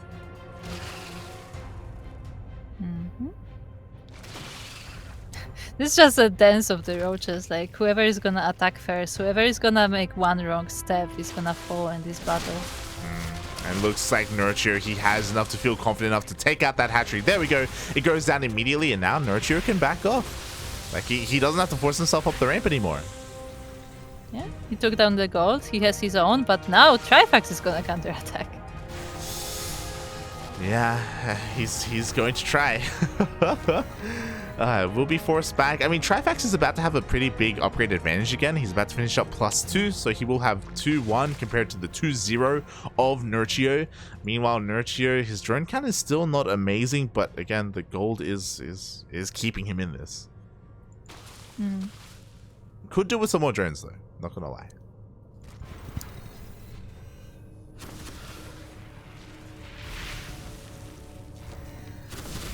Yeah, Trifax is trying to go around the army of Nerchio, but no, actually decides to attack on the front, and we'll see if the buys are enough to defeat this army. Yeah, I mean, Nerchio, he's still... What he lacks in drones, he makes up for in roaches. He has a lot of army here. He doesn't have a lot of Ravagers, but he just completely annihilates this fight. Now he's going for a massive counterattack. Again, I was criticizing his low drone count earlier, but again, he was just making army. He just kept making roaches. It's just a numbers thing. Just a numbers thing, because like despite having the inferior upgrades, like the number of roaches was able to like win him the battle. There are reinforcements from Trifax now, so it's getting harder, but there's still so much army left. Yeah, he's doing it. Nerchio is forcing himself finally up this ramp. He's been trying desperately to do so, and GG gets called. Nerchio takes the series 2-1. Here you go. Nerchio still got it. Wow.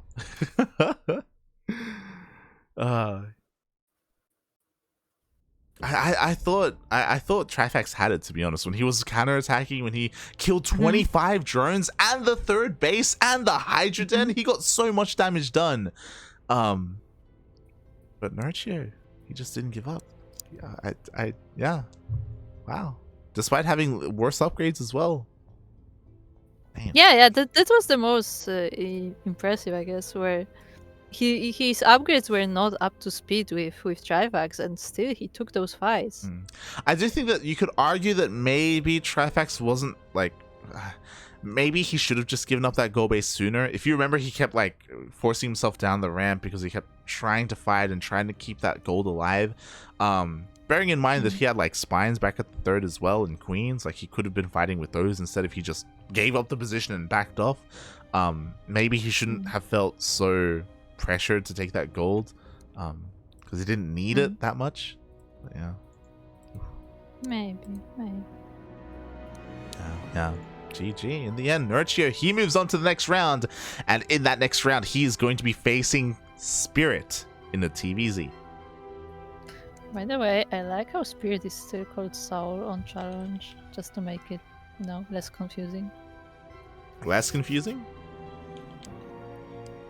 That was sarcasm. Oh boy. Well, we are going to be getting ready for our next series. Spirits? What team is he on? Right now... Kaizi. Yeah, he was on Kaizi last time I checked. Yes. Also, shout out to Ignatz for subscribing with Prime for 2 months. Thank you, Ignat. Thank you. We appreciate the support. He's a fellow CranKy Duckling from back in the day. Thank you. Quack. And also hello back to Aries, because he said hello. Shaking my head, Aries. Shaking my head. Why are you awake right now? It's 5 a.m. It's 5 a.m. on a Sunday in Singapore. Look, Aries doesn't know what schedule. No! Look at the bracket. Oh, what happened in the bracket? Oh my god!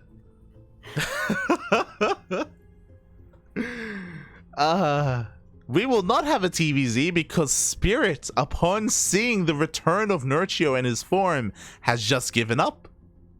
Yeah, no. knees weak, stuff like that. Mhm. Just couldn't do it. Yeah. I don't blame him. Nerchio is back. Please tell me Spirit is playing in another tournament.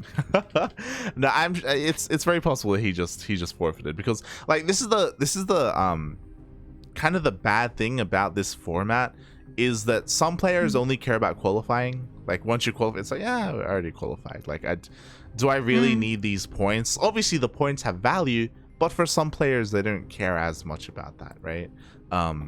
Same thing happens like in NA Apprentice, and even in ANZ Champs, for example. You have qualifying matches, and then after that you have like seeding matches, and a lot of players just forfeit the seeding matches because it's like, well, I mean, we already qualified, like screw it, you know. So yeah, it does happen. Hold on. Oh, I just want to point out that Spirit was the one who was asking earlier if he has to play the later matches. Yeah, exactly. He was literally the person who asked about it, so I think he knew, so I guess something else must have come up. Well, I mean, he asked if he had to, and then they told him no, right? No, they told him he has to. They told him he has to.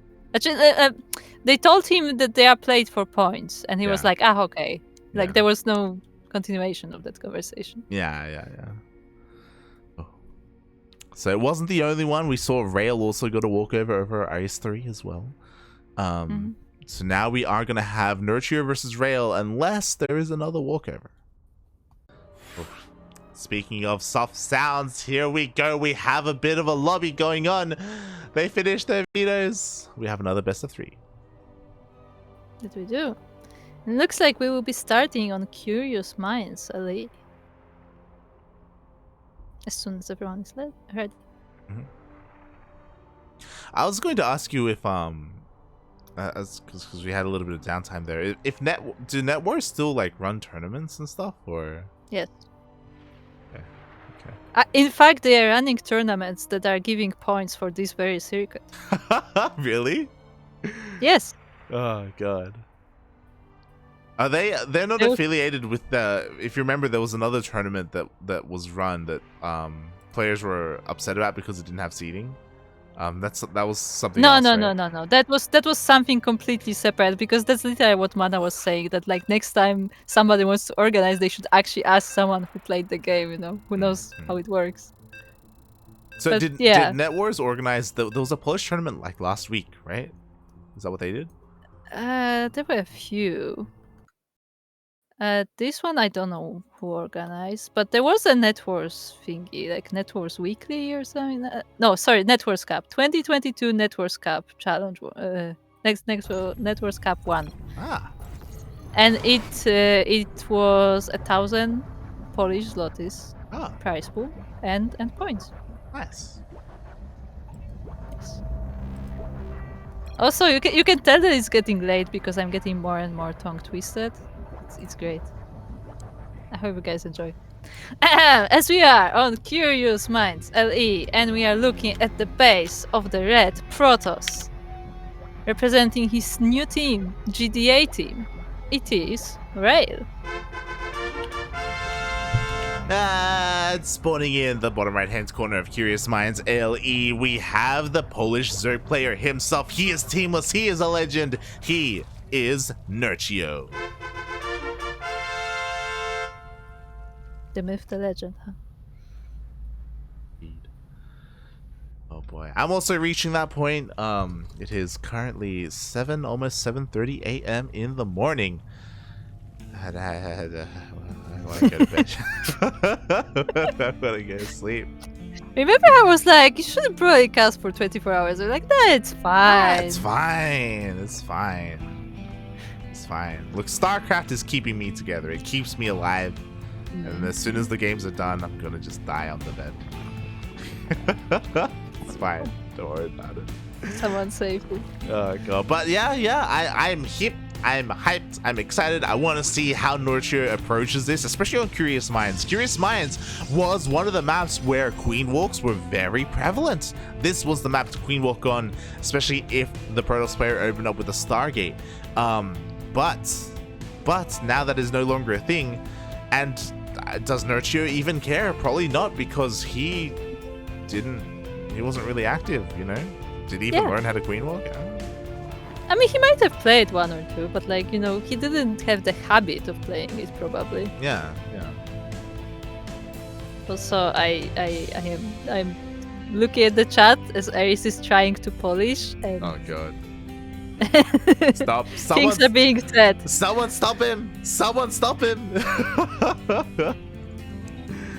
Hold on, I'm just gonna exclamation mark Banana Aries in the chat. It's nothing like offensive, but the spelling is all over the place. It's beautiful. God damn it, Aries. God damn it.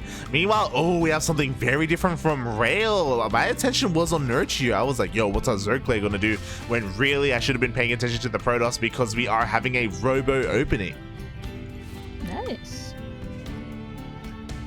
So another Stargate. I'm a bit worried about that open wall because, you know, you're playing versus a Zerg, but you know, Nerchio is not trying anything tricky, so it's gonna be fine. And I just want to see a robotic spay. Show us the robotic spay. Rail is opening up with a robo, and that could mean one of two things: either disruptor drops, or he could throw down a third gateway and just open up with 3-gate pressure, which is pretty uncommon, to be honest. There it is.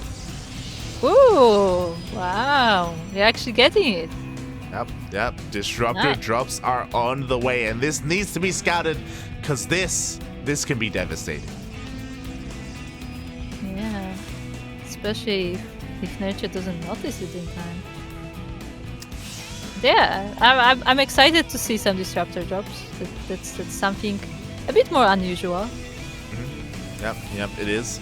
Nerchio, unfortunately, he is stuck here at the natural. Like, if he ever tries to move, the Stalker will punish him, so the Overlord will not scout whatsoever. Back at home, Nerchio, he doesn't have a lair yet. He's still droning up, still working on roaches, which, I mean, all these are good things.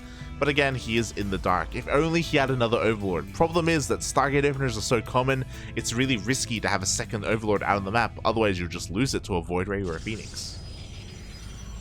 Yeah, and in this case, the roaches actually may not help much because you know, like the disruptor just jumps in, makes a shot, and jumps out.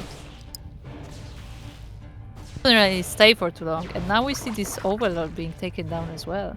Exactly. Now, this does tell Nerchio a couple of things. Now he knows it's a robo opener because he saw a War Prism. A War Prism this early is a little bit suspect. But he doesn't know about the robotic spay. For all he knows, it could have been a Twilight Council behind this with an extra gateway, and it could be like Blink Stalkers or something. Or it could be a DT drop, right? Like, that's also even more common than this. So Nerchio, he's still not fully aware of what's happening. He is trying to produce some army, but here we go. The first drop. We have the first drop and the shot. Ooh, actually has to be cancelled because the Zerglings are right there. Nicely done here by Nerchio. He just shuts down this drop. He never got a scout off of the main base, but he was ready for it nonetheless. Yeah, indeed.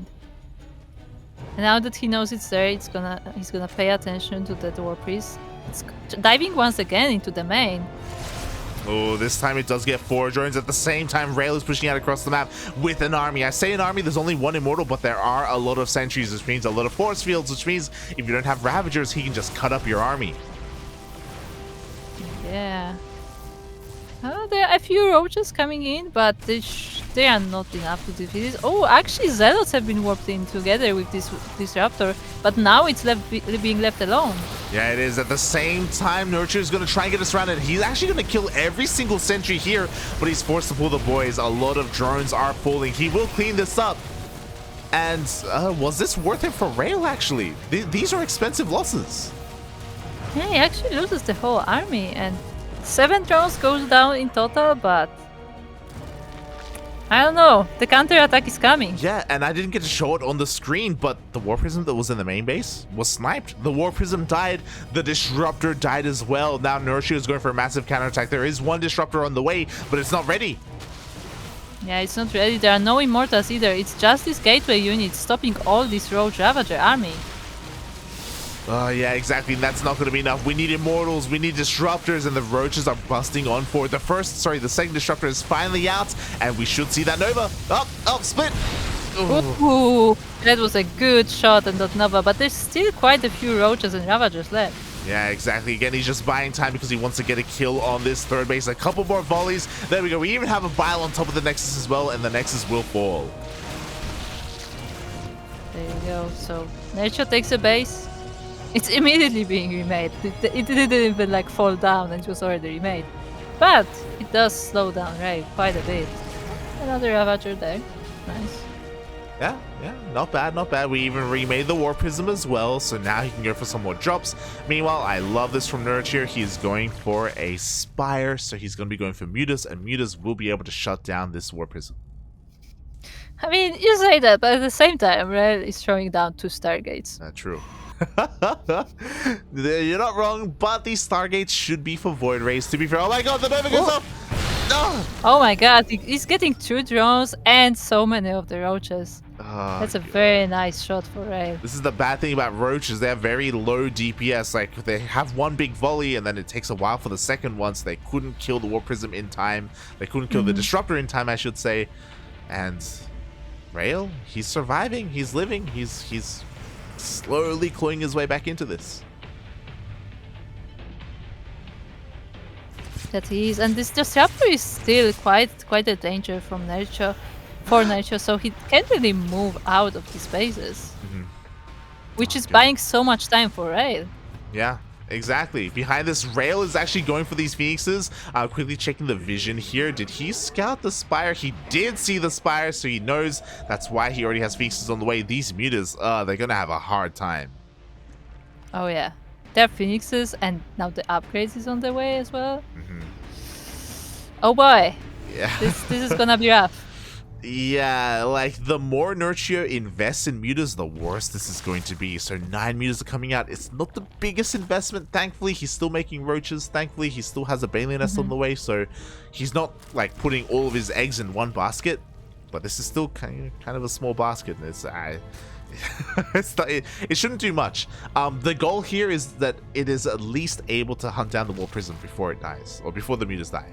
Oh, they may actually do it. Wow. No, keep going. Keep going.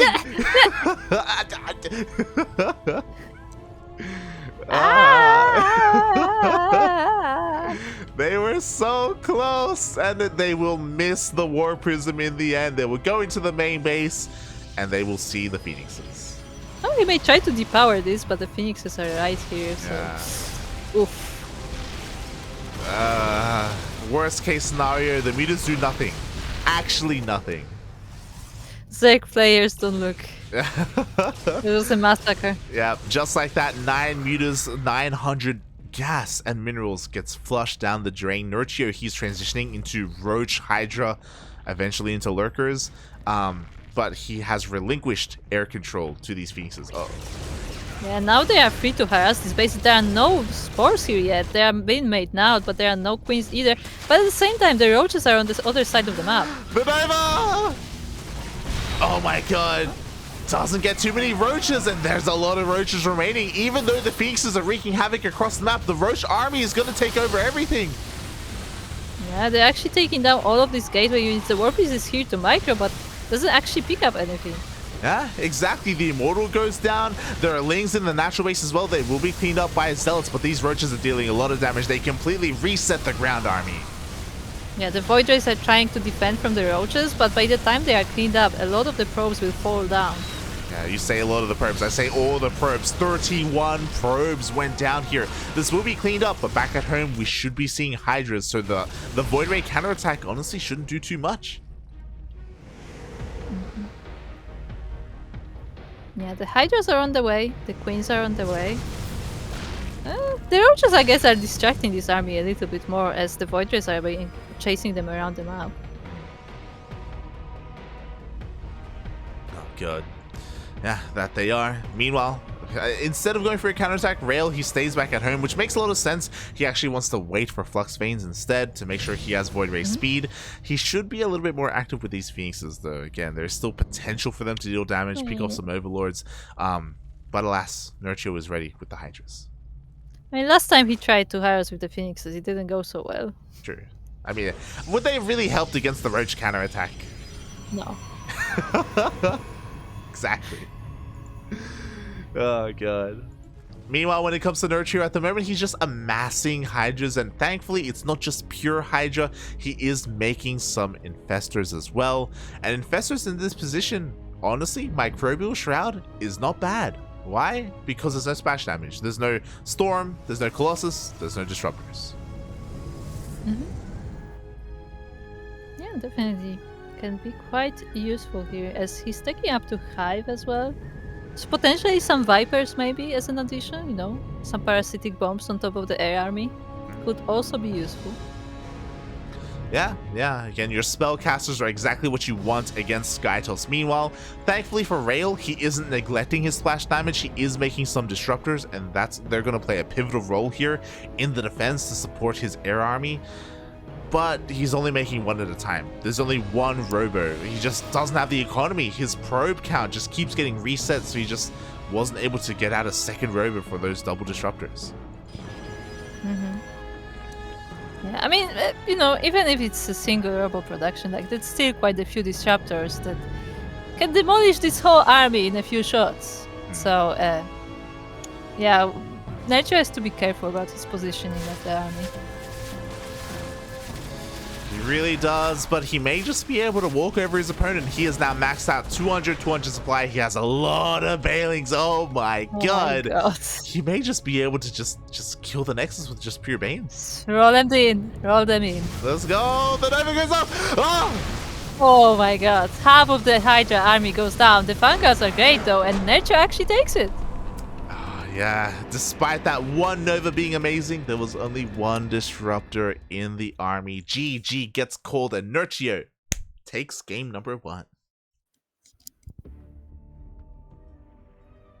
He's back. Yeah. Yeah, in P4, like, you know, playing in this tournament actually sparked his passion back, and now he's gonna win the whole EPT series. I mean, let me just take a peek here. Oh my god. So, I was really curious as to the MMR. Nerchio, 5.7k? 5.7 on EU. Not bad. Not bad. Not amazing, but not bad.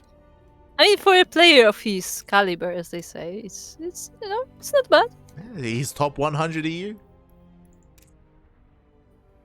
Yeah. Oh. And he is GM, which means he is actively playing.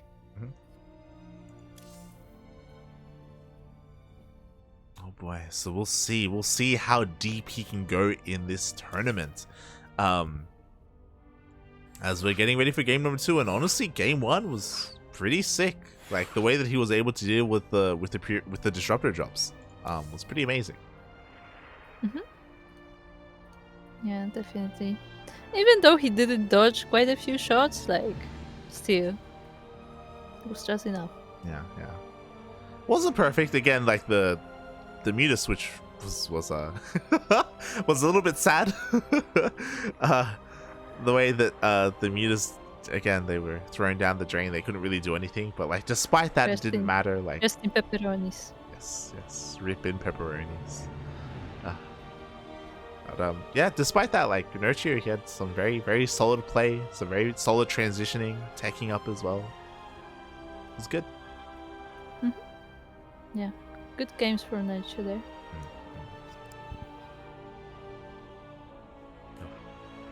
And with that, we are now getting ready for game number 2. We already have our lobby, we already have our map, but Nerchio did ask for a 1-minute break. Again, maybe just stretching a little bit. Maybe, you know, that was a bit of an intense game. He needs to calm down. His old bones are aching. You know, he's got to take care of himself. Say one more word about him. God damn it, Liz. I will say though, I ran out of water, so I've seen the chat. I mean, if you want, you can go and get some water now, to be fair. Can I? Yeah. I'll do the first intro if you're not back. Be right back. Oh, good. But yeah, I hope everyone is enjoying themselves here in the chat. Again, !B if you want to have a look at the bracket. Winner of this series goes up against Art. Winner of that series goes up against Krystianer. So there are 2 Protoss players waiting for the winner of this series, and that's why personally I do hope that Nerchio goes on so we can, you know, break up the monotony and not just have PvP after PvP after PvP. So hopefully we can have a little bit more diversity here. But we'll see, because Rail has been an established player for a long time, and he shouldn't be going down easy. Not to a player like Nerchio, not to, you know, a retiree, essentially. Oh, we'll see. We'll see. As you can hear it here in the chat, countdown has started. Players are back. Nerchio is ready, and we are diving into game 2. Oh. And I will be shocked if we see another disruptor opening. If we see another disruptor drop. Like, that's not gonna happen. Or is it? we'll find out. As here we go, spawning in the bottom left-hand corner of Hardwire LE, we have our red Protoss player representing Team GDA. It is Rail.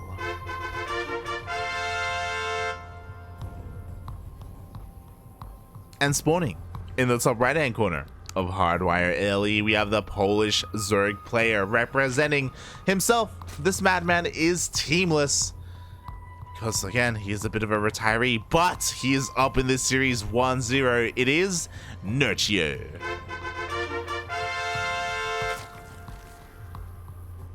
You know, I never thought that I would ever cast Nerchio, I'll be honest. The rise of the CranKy Ducklings and our time casting was, you know, more 2018, 2019. We like really started heavily casting at the end of 2019. That was at that time Nerchio was already, you know, bowing out and not competing full time anymore.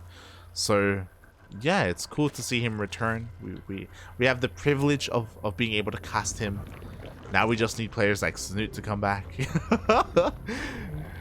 Snoots, Danish Bunny as well. There was so many good Europeans, so many good foreigners back before the era of Cyril, Rainer, Clem, like the new kids on the block, if you will. Yeah, it's just really cool to see him enjoying StarCraft again. It's almost as if it's almost the same thing as like Hero and Classic coming back. It's almost as if Nerchio was like doing his military service, and now after 2 years he's returned. Like Hero, Classic, Leenock, Dream, they all did their military service. 2 years later, they're returning. Fun fact, Sue, I think Sue recently finished up as well, and Sue has been laddering. So like the next Zerg Hope is coming back. Yeah, it's just cool to see like veteran players who we've casted and we've cheered for many years, like still wanting to be a part of StarCraft, the community, the scene. And as I say all that, I have to eat my words. I was talking about how Rail's not going to open up for a disruptor drop 2 games in a row, right? Well, he's going for a robo opener again. He's doing it. This screams to me a robotics bay again. Will he do it 2 games in a row, or is he going to diverge his build here and throw down the Twilight Council? I am back. What did I miss? You missed robo opener again. That's it. So hear me out.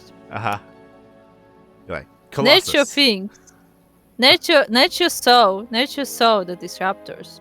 So now he knows they're a possibility. So that's why you wouldn't go robo, because he knows you can.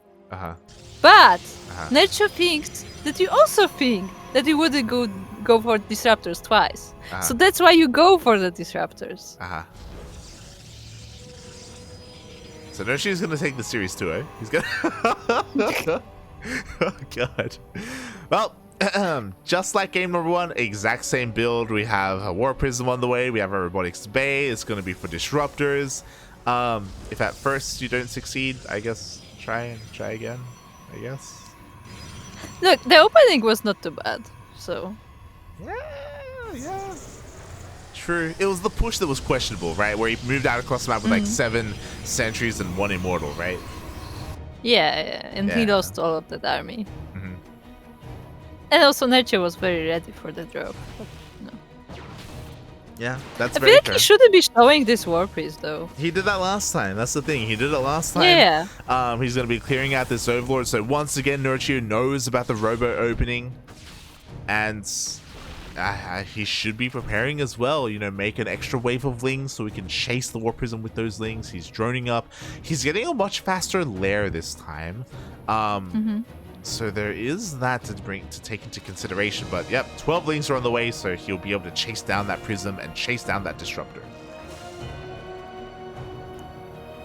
Yeah, but I think that may be the mistake of showing the Warp Beast, because that clearly suggests that you have a Robo, and like maybe if he didn't, Nerchio like wouldn't have the suspicion that he's gonna get dropped. I don't know. Well, speaking of, the drop is here. Oh my god, the Nova's gonna go off and it will connect. Oh, with the lings, not the drones. Interesting choice, I have to say. Okay, well, at least this time he does get a Nova off. His hand has been revealed. This time, Nerchio immediately goes into a Spire. So it's gonna come before the Phoenix switch, if there is one. And I kind of like this. Kind of, because Rail's going for the same push. Again, he's doing the exact same build as game one. The exact same. Is he going to find better success here? We'll find out. The Nova does get 5 drones, to be fair. In comes the army. I'm just so afraid because one Immortal just... I don't know. Yeah, this army is like a little bit of everything. You have some Adepts, you have some Zealots. Supply block? But... yeah, but that said, Nerchio doesn't have that many units right now, and supply block now. Yeah, exactly. We do have the force fields just kind of blocking Nerchio out. Fun fact, he had to cancel his Spire to get a couple more resources because he needs army right now. Again, this is kind of an all-in from Rail. Yeah, and Nerchio actually cancelled the Spire as well, just to save some resources. But the roaches are falling down. Yeah, the big difference about this push is that this time the Disruptor is a part of the main army. GG gets called, and this time the push works. This time Rail will tie up the series 1-1. See? It works. Yeah, I kind of think that it's meant to be a direct response to Aspire. Nerchio, he was banking up resources to go into mutas because, you know, that does shut down Disruptor drops. But like this awkward timing, we saw it fall in its face in game 1, but here in game 2, when Nerchio was again being a little bit more greedy, like this is where that build thrives. Yeah, because because Nerchio was switching to the Spire, like switching to the mutas, like there was that period of time where he didn't have that many units, and that's exactly where this push hit. Yeah. And of course, the other big difference, if you remember in game 1, his main army and his Disruptor were separate. He kept trying to get economic damage done while pushing. This time he consolidated and he brought everything together. And because the Warp Prism was with his main army, he was able to reinforce and warp in another round of units as well to help just buffer and reinforce. Yeah. I feel like the warpings is what was really the difference, because in the first game he tried to warp in the main, I believe, but like it didn't get too much damage, and the warpings went down as well. Yeah. So that's all the difference. So same thing game 3? I mean, why not? As we are here in the base of the Red Protoss, representing GDA team, it is Rail. And spawning in the top left-hand corner of Berlingrad LE, we have the Polish Zerg player himself. He is Nerchio.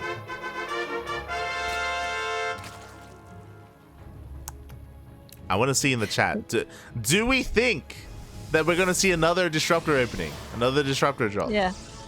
1 for Disruptor, 2 for Stargate. I guess. Oh god. Have fun, chat. 1 for Disruptor, 2 for anything else. Anything else. Okay. 2 for anything else. Oh boy. Oh boy.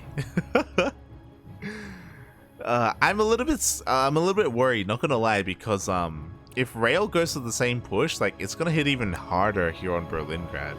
Especially if he decides to like mine out these mineral patches, like that sentry push is gonna hit quick. So I'm a little bit worried for Nerchio. I'm a little bit worried for him. A little bit. Yeah. Because I'm both surprised and not surprised that Nerchio doesn't play anything more aggressive. I mean, why not? Like, if you know that like he's going for the similar build every time, why not just play something more aggressive? Yeah, yeah. I would like to see some earlier pools and stuff like that, but alas, this does not seem to be the case here for Nerchio. At least not in this series. Not in this series. He's being a little bit more reactive, it feels, which is understandable. He's more just relying on scouting his opponent and trying to respond in kind. Indeed, as so far, we're still waiting for Ray's decision on the build. Yeah, we're still in the opener here. The Cybercore finally finishes up. The Nexus is on the way as well. So everything is looking pretty standard. No earlier hatcheries, no earlier gases. We're just keeping our eye on Rail to see if he throws down another goddamn robo. Yep. And there it is. So, chat, if you voted one, you win. Oh my god. Okay. Okay. I don't know Rail enough. Does he just do this every ZVP? Is this just what he does? Every game? I feel like if he did it every game, like people would know, right? That's why I'm asking the chat. Because I don't watch a lot of Rail. That's the thing. Like, for people who do watch a lot of Rail, is this just what he does? Is he like Skillus in that way? Like where Skillus, he just goes for Colossus every single PvP. Does Rail go for Disruptor drops every ZVP? Yeah, same thing. Oh my god. Look, it worked. You're not wrong. That's the problem. You're not wrong. It did work. Yeah. I know. Oh boy. Okay. Well, Nerchio. No Spire this time, buddy. Oh boy. As he does confirm the wall here, at least. At least he does see that. I'm a little bit concerned because the spotter like kind of column pillar is farther away on Berlingrad, so he's not gonna have eyes on that War Prism as quickly as he usually does in these games. I mean, the warp is straight flying there. Yeah, it's just going. Yeah, it's just going. It's just going for it. Yep. I don't know why Rail does it, but he's just going straight for it. Yeah. He's more concerned about killing overlords than he is about hiding his build and just surprising his opponent. In all honesty, like, what does a killing this overlord specifically give him, other than supply blocking him potentially? The supply blocking. I mean, he doesn't even get the overlord this time, so yeah. Yeah, he is forced a little bit back. Like, you're not really stopping the scouting because you already showed what you got. Well, kind so of. Purely for supply reasons. I'm pretty sure it's because of the follow-up. I'm pretty sure, like, him killing the overlord means that this follow-up, like, Sentry Immortal push, goes a little bit unscouted, right?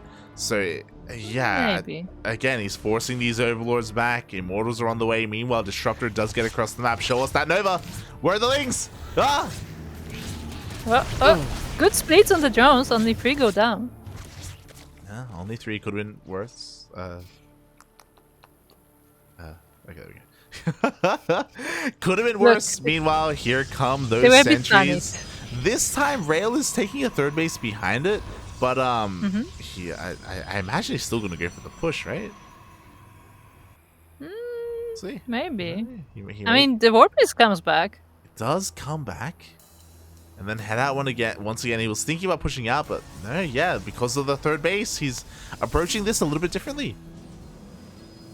See, you wanted a difference. There it is. Oh yeah, let's go. I like it. He's adapting. Meanwhile, Nerchio at home, he cut workers. He's been making a lot of roaches. Oh my god, the Nova. Up. He just has to land this War Priest in this Raptor somewhere. Up. Just put it down.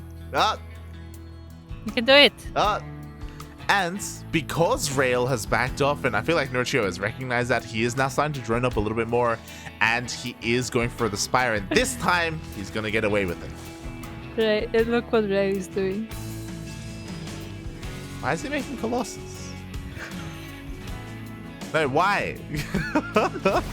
He's up against Roach Ravager. Disruptors are what you want. Immortals, Disruptors. Look, Colossus? you brought up Skillus' name so many times. I did. He heard me. He's listening to the stream. 2-minute delay. He's like, yo, you know what? That's not a bad idea. Let's go. Oh, good. Meanwhile, we have a double hallucinated scout. The Spire gets scouted. Will Nerchio cancel, or is it too late? Will he commit to the Mutas? I don't think he will cancel. The only time we've seen him cancel was when he was actually attacked. So, like, you know, it was like a emergency cancel, more like. Speaking of main army, getting this posturing outside the creep here. That War Prism is still alive from earlier, but for how much longer? Spire finishes, but where are those mutas? They're not here quite yet. Oh, Oh! Should have just let it finish. Okay. I mean, one volley would have killed the disruptor. I think it was a wise choice for Rail to pick it up. I guess. But to be honest, it's like, you know, it's a bit of a roulette. Like, what would happen first? Would the shot go off, or would the disruptor die? Like, I don't know who would shoot first. Oh god. Meanwhile, I think Rail caught Nerchio's bluff. Like, Rail scouted the Spire, and he never threw down a Stargate. He did start cannons, but he never started Phoenixes. And because Nerchio got scouted, he didn't make any mutas, even though potentially those mutas could have gotten damage done. Yes. Yeah, but with that, we will move on to the later phase of the game, as Nerchio is slowly keeping all of them up. He is. Also, I just noticed something. Do you want to look at the units lost tab? Oh my. My. Yeah, I only just realized that Rail hasn't lost a single thing this game. I am shocked. I mean, I guess it makes sense because he has only been moving out with the War Prism and the Disruptor. But honestly, pretty impressive how efficient he's been so far and how careful he's been with his army. I mean, he hasn't been like making big attacks quite yet, so it does make sense. But yeah, pretty good control from Rail. But this creep is really getting close to his bases. He has to do something about this. Yeah, and I'm still not convinced by the Colossus play. So the reason why I say that is just because it's Lingbane Roach Ravager. Colossus, to be fair, like, they do have their place and their role against Lingbane. They're not useless. But like, typically against a ground army like this, you are wanting to go for disruptors. So very odd for him to go for this. It's unorthodox. Yeah, definitely. As he's moving on the map right now, that's a lot of some stalkers. creep. That is a lot of stalkers and sentries as well. And we do have the force fields being thrown up, but at the same time we have a surrounded Banelings, and immediately one of the Colossus goes down. Oh no. Oh god. The force fields are pretty good though. Yeah, the force fields are honestly pretty amazing, and even if the Colossus get picked off, which the Biles almost get, the Stalker count is absolutely insane, and the Stalkers on their own are pushing all of this back. Yeah, almost all of the Banelings were either trapped or they were like just forced into a choke, and now all these Stalkers are still here and they are clearing up the rest of the army. Yeah, exactly. Nerchio, he's gonna lose everything, but it's okay because he is remaxing on another army of Roach Ravager. He had the economy to rebuild. And again, he was able to almost reset that Colossus count. He got the Disruptor as well, but there's still one Colossus in the middle of this, and there's still a lot of energy for force fields. Yeah, and there's Immortal under this Colossus as well, being protected. But yeah, and still quite a few sentries are still left, so the force fields are still a possibility. Or goes for the shield instead. Oh my god, yeah, Guardian Shield does get popped up. Boys are forced off the line as well. The Roach Ravager needs more buffer. Ugh. But there is no buffer, and the Ravagers and Roaches are falling down. Now the Banes are rolling in, but they're only connecting with the front of the Stalkers. Yeah, the patience of Rail has paid off. GG gets caught, and he will take the series 2-1. GG to Rail. GG, and that ends the run of our last remaining Zerg player in the tournament. F's in the chat. Nerchio, he put up a good fight, especially in the first game. Here, unfortunately, though, because of the previous two games, he was a little bit scared of droning up and really getting his economy going. He was prioritizing or focusing a lot on just pumping out as much army as possible, and he was getting ready for a massive surround. He was getting ready for the flank towards the north and the south, but forest fields, they're pretty good. Pretty good. Oh, and was there another forfeit? What's going on Yeah, here? hold on.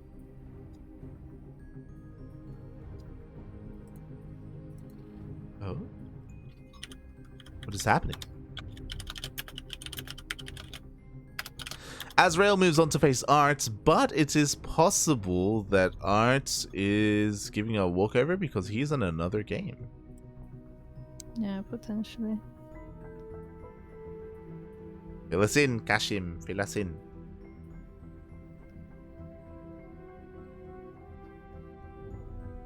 It looks like it. It was just updated on the bracket, so. Yep. Yeah. Kashim says that Art is playing a different tournament. There you go. There you go. So, Art does forfeit against Rail, and our grand finals is going to be Krystianer versus Rail. God, Nerchio was so close. He was so close to a rematch. I wanted the rematch. But I hope Nerchio isn't feeling too bad about that. I mean, regardless, he does qualify for the main event, so we will be seeing more Nerchio. Yeah, like all these players that you see right now are already qualified for the main event, so they will be playing in the offline event in Warsaw. Mm-hmm.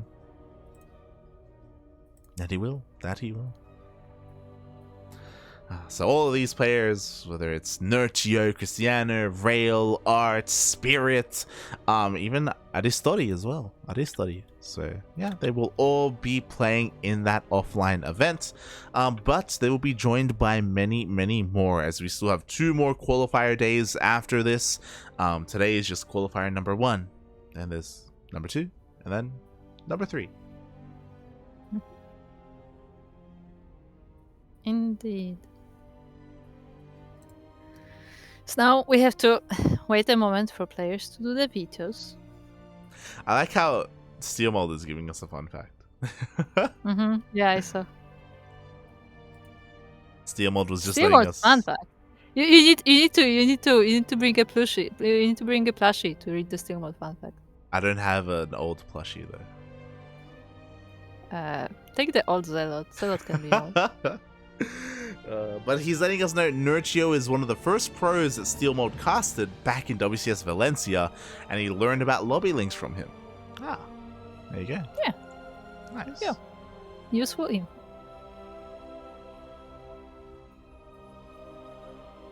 Yeah, fun fact. Steel Mode casted WCS Valencia on his own channel. That was a thing. That was a while ago. It was years. It was a while ago. That was literally years ago, back when it was WCS. Yeah. It was. And I remember because Steel made all these overlays for his channel where he instead of putting a Twitter handle or anything, he would put a title for a caster. Uh-huh. So Yeah, I believe Yaku was the NG Bay enthusiast. Yeah. Nice. What was that? That was back in 2019 or 2018? I think it was 18 actually. Was it 18? Maybe 19. Yeah. But it would have to be early 19. Well, it was the last June. year of WCS, which would have been 2019. Yeah, so June 19, I think. Yeah. God. 3 years ago. Damn. Look. But here we go. We are getting ready. The players are just conducting their vetoes and quickly looking at the Liquipedia page for this tournament. They are going to be fighting for points. For Polski points. As Kashim has said. Yes, they're going to be fighting for 12 Polski points. The winner walks away with 60. Second place walks away with 48. What? I want Kashim to hear that they are fighting for Polski points. I want him to I want to see his reaction to that. Oh god. Look, they need a name. Okay, I'm just saying there's EPT points, there's WCS points. We need a name for this. What kind of points? You can't just say points. I like Polski points. You get alliteration, you know, double P, right? Just saying.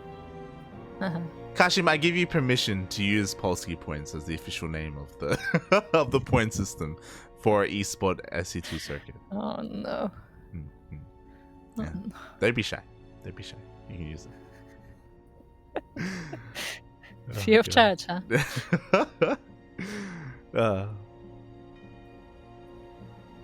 Boy.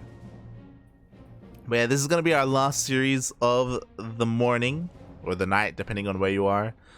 We started casting at 4 a.m. and it is now 8 a.m. It has been 4 hours, which is kind of what I assumed this tournament would be, around 4 hours. It's going to be a little bit longer than that. Oh boy. I mean, I noticed that often happens that the double elimination tournaments are longer than single elimination ones. Yeah. I mean, there are just more games to cast. There are just more games. Yeah. Yeah, I was just surprised because I didn't expect to see the best of threes so early.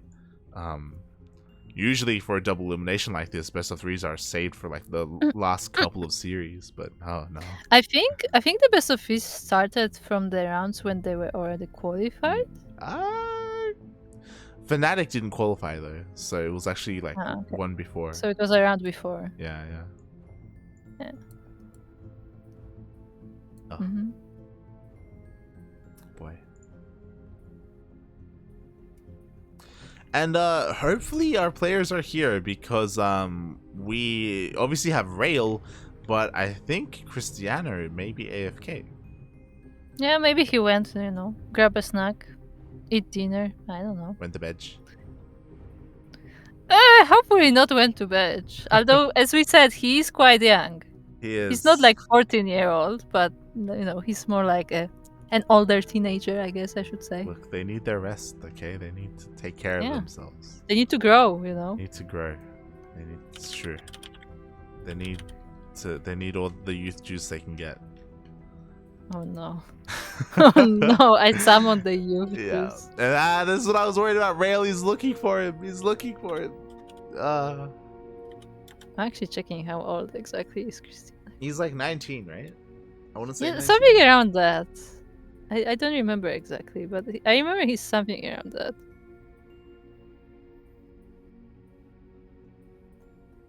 Maybe 20? He's 18. He's 18. There you go. Yeah. He's still a child, mate. He's just growing up. Yeah. That's why I'm saying he has to grow, so he has to sleep, True. Is that how it works? I don't know. Yeah, it is said that I mean, I don't know if it works for humans, but it is said that you grow when you sleep, but I don't think it's right. Kind of.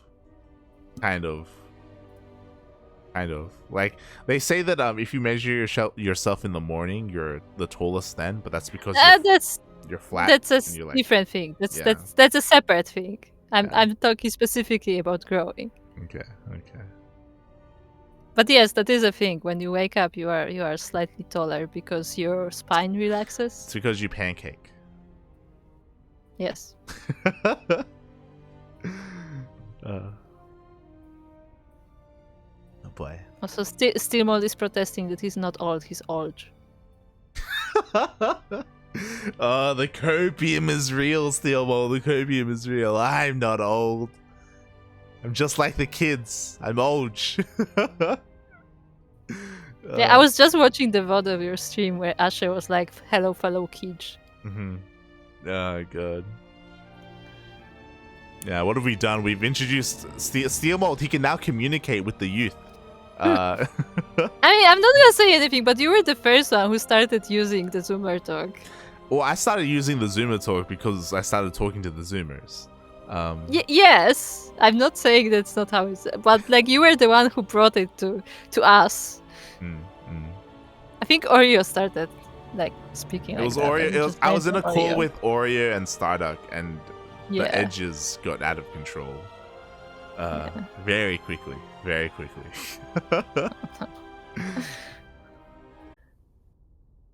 But yeah, we did find Krystianer, so they are both there. So I assume they are conducting vetoes right now. Yeah. Krystianer has shown up, so we will have one last PvP. One last one. Krystianer, of course, he will start with a 1-0 advantage in this series because he is coming from the upper bracket.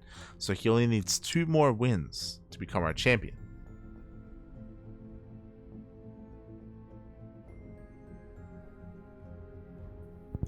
So does Rail go for a disruptor drop in PvP? No, I hope not. Like disruptor, they're fine in ZVP. Like my issue with the disruptor drop opener was just the fact that he was doing it 3 games in a row. Like what am I? Like what? What is happening? What is happening? You know, StarCraft is kind of it's a game of deception. You know, it's a game of incomplete information, and you just keep going for it. Like it's crazy.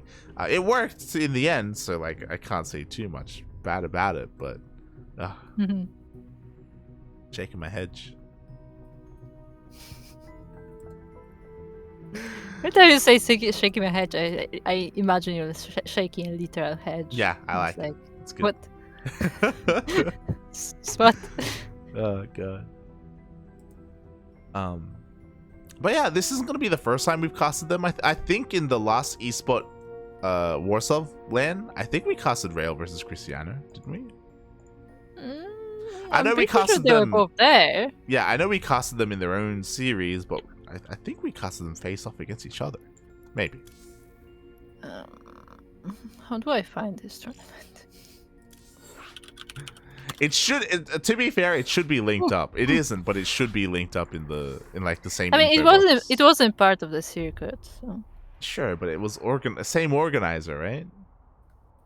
Yeah. The same place, same LAN, same people. Wait, it was like ESPOT LAN, or was it LAN? ESPOT? Yeah, LAN SC2 ESPOT. Yeah.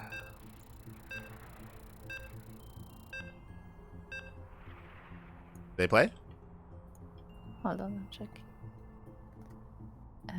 Krystianer and Rail played in the first round, but I'm not sure we actually casted that. They did play though. They did play. Oh no, they played in lower bracket as well. Yeah, they did. They did play. I'm not sure if we casted though.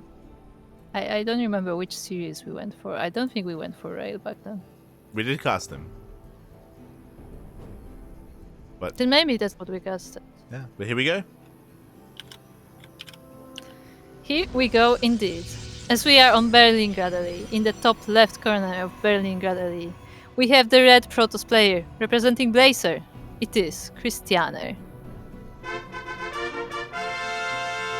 And spawning in the bottom right hand corner of Berlingrad LE, we have the blue Protoss player himself representing his brand new team, Team GDA. He just took down Nerchio, now he's up against Krystianer. It is Rail.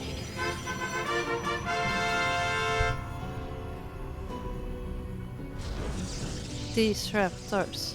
Disruptors. Disruptors. He just goes for disruptor drops every game. Doesn't matter who he's up against. Zerg, Terran, Protoss. Look, the pro was looking at the doggo. That's cute. Doggo. It's like having a look at the doggo before dropping the gateway. This is a nice doggo. We like the doggos here on the CranKy Ducklings. Yes. Do not kill the doggos. Just leave the doggos alone. But for the time being, we do have some pretty standard openers here. No one has decided to risk it for the biscuits and throw down a wall on the low ground. I can tell we're getting tired when we... No! Get him! Get him, Krystianer! Who did it? Get him! Who did it? It was Krystianer. Krystianer killed him. Was it? Yeah. That's why he had his probe there. Okay. Okay, well, then I guess Rail wins this tournament. Yeah, get him, Rail. Get him. Get him. Where's the doggo that was here in the main? I mean, if Krystianer killed that one. Shaking my head. Not only killed the one in his base, but also in the opponent's, just to like destroy the morale of his opponent. A monster. Oh, cool. Meanwhile, when it comes to the opener here, we do have a double Stalker opener from Rail. Is going to be able to clean up this probe and move out. Meanwhile, likewise, we do have very similar opener from Krystianer. The difference is that Krystianer is focusing on just pure Stalkers. Rail is playing safer, going for double Sentry after the initial Stalkers. Yeah, and Krystianer is already going for his Twilight Council as well. Do you think... Is he crazy enough to proxy a Dark Shrine? Okay, no.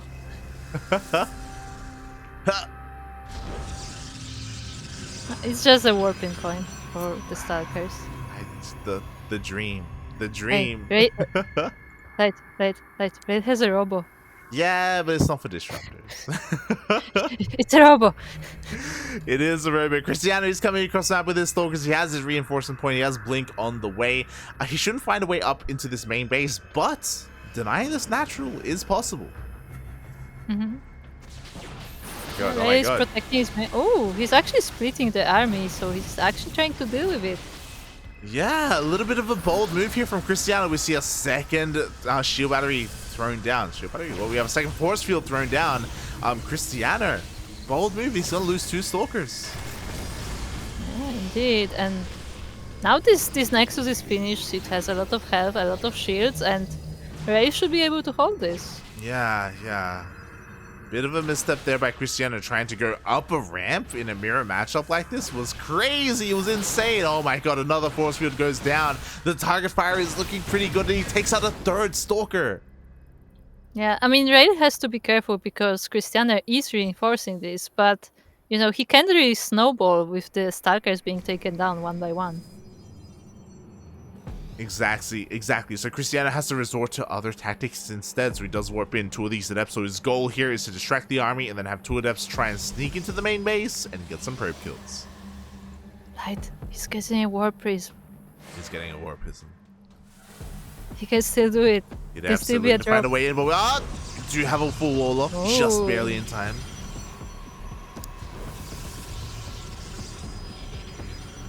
Meanwhile, Krystianer, seeing that this is really not really gonna work, he is transitioning at home into a Stargate and charge. Yep. He is going into that other tech instead. He's just kind of chilling outside the natural base, just keeping his opponent in check. But Rail has a pretty nice lead. Like, he's up 8 probes compared to his opponent. He's been consistently denying the entry of these adepts, and he even has a decent immortal count. Already got 1, working on his 2nd. Indeed, working on his own blink as well, so that's gonna be there. And he's constantly blocking this ramp, like he's being on top of the fence. Very impressive. Meanwhile, now it's Rail's turn to be the aggressor as well. So far, decent blocks here, but 2 adepts warp in, and this time there's nothing at home. There's only a sentry and a zealot. I mean, the force field does block the adepts, which is nice, but still 5 probes do fall down. Yeah, and these are probes that Krystianer, he could not afford to lose these workers. He was already down in the probe count. Now he is down even further. This Oracle needs to deal a lot of damage. And hey, there's no shield battery in the main. Yeah, the Oracle just flies in, and the Immortal is not gonna stop it. We need the Starcase. Oh, as the Adepts are attacking in the natural as well, and the army is prepared there, and they are being blocked by a force field as well. But the Oracle did get some kills, 9 in total, and there's more Oracles on the way. Yeah, exactly. 2nd Oracle is zooming across the map. Oh, no, never mind. Oh god, 2nd Oracle, there it is. Now it's zooming across the map. But yeah, honestly, that was damage that Krystianer had to deal here in the main and in the natural. He was finally able to pull apart Rail, get all that economic damage, and now make up for what he lost earlier. Now it's on Rail to push out, and again, this push is pretty strong. Why? Because he has those 2 immortals. Yeah, I mean, still has to be careful. There are zealots with charge on Krystianer's side, and some Stalkers. So there's nothing to be, take lightly, but Looking not bad for Rail. Ooh, the charge. Did you see the charge? The Zealot just like bumped away from the Stalkers. Yeah, exactly. The force fields are pretty good here from Rail, and the Immortals dishing out a lot of damage. The overcharge runs out, and again, the force fields just keep all of these Zealots back. Yeah, very nice force field for Rail. And now the probes have to be pulled as well, but there's still so much army left for Rail. Yeah, and there's barely anything left for Krystianer. Despite him dealing all that damage, the Immortals pack a massive punch. GG gets called, and Rail will tie up the series 1-1. See, this is what you get for killing Doggos. Exactly. You kill Doggos, you get the Rail. What? Ugh. All right, here we go. So we have a bit of a series here. Obviously, Krystianer started with a 1-0 advantage because of the way how the bracket works, but now we're tied up, and this could still go either way. Yeah, definitely could. And Rail has shown some good moves here, like some strong defense against the aggression of Krystianer, because that's something we've seen in previous series of Krystianer as well, that he's generally pretty aggressive. Like, if not, it's not the same as cheesy. Like, it's not like, you know, he's just going all in all the time, but like he's like the kind of player who's constantly harassing his opponent, and here Rail was able to defend from that. Oh yeah. Very impressive. Very impressive. Ooh. Now we're going to get into game number 2, and oh, wait for me. Okay. Oh, it's going to be on a much larger map, one of the more standard maps. It's going to be on 2K atmospheres.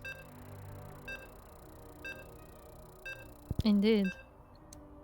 Trust me, bro, I'm a duck. Just every time now I see 2000 Outpost Swiss, I just see that screenshot from Ducktail. Trust me, bro, I'm a duck. When it's a duck. I need that on a t-shirt or something. But anyway, we are here on 2000 Atmospheres. And we are looking at the base of the red Protoss player. Representing Blazer, it is Krystianer. And spawning in the top right hand corner of 2000 Atmospheres LE. Misplacing his pylon a little bit there. We do have our blue Protoss player representing Team GDA. It is Rail. Yeah, at least he spotted it, okay? Yeah. It's fine. It was only 25 minerals. It only delayed the gateway by a couple of seconds. It's okay. It's okay. It's okay. You were saying that as if you were supposed to keep burn. Like, yeah, it only delayed all the build, and it's actually gonna not have any units. And look, it's okay. It's fine. It's fine. Don't worry about it. It's all good. In the hood. Oh no. Can I switch a caster, please? Look, my brain is losing functionality. Okay, it's defaulting to the Zoomer talk.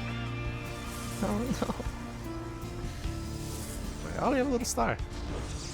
Yeah, kind of. Oh look, now it's better. Question mark. Oh god, but there we go. Yep, Rail, of course, his goal here is to delay this expansion because Krystianer has opened up with the pylon on the low ground, the gateway on the low ground, so he is kind of showing that he wants to be a little bit more economic, a little bit greedier, going for a Nexus, and ooh, Rail does not let the pylon finish, so he will not go for a Cybercore block. Yeah. He may try another one though. He's still staying there. By the way, is it normal to get a Zealot in these situations? Normal, right? Yes, because the Zealot has to kill the... Like, if the pylon finished, you need the Zealot to kill it, right? So, Rail was able to successfully force a Zealot despite the fact that he didn't need the Zealot because the pylon was cancelled. Yeah, so see, like, Rail keeps his resources at least.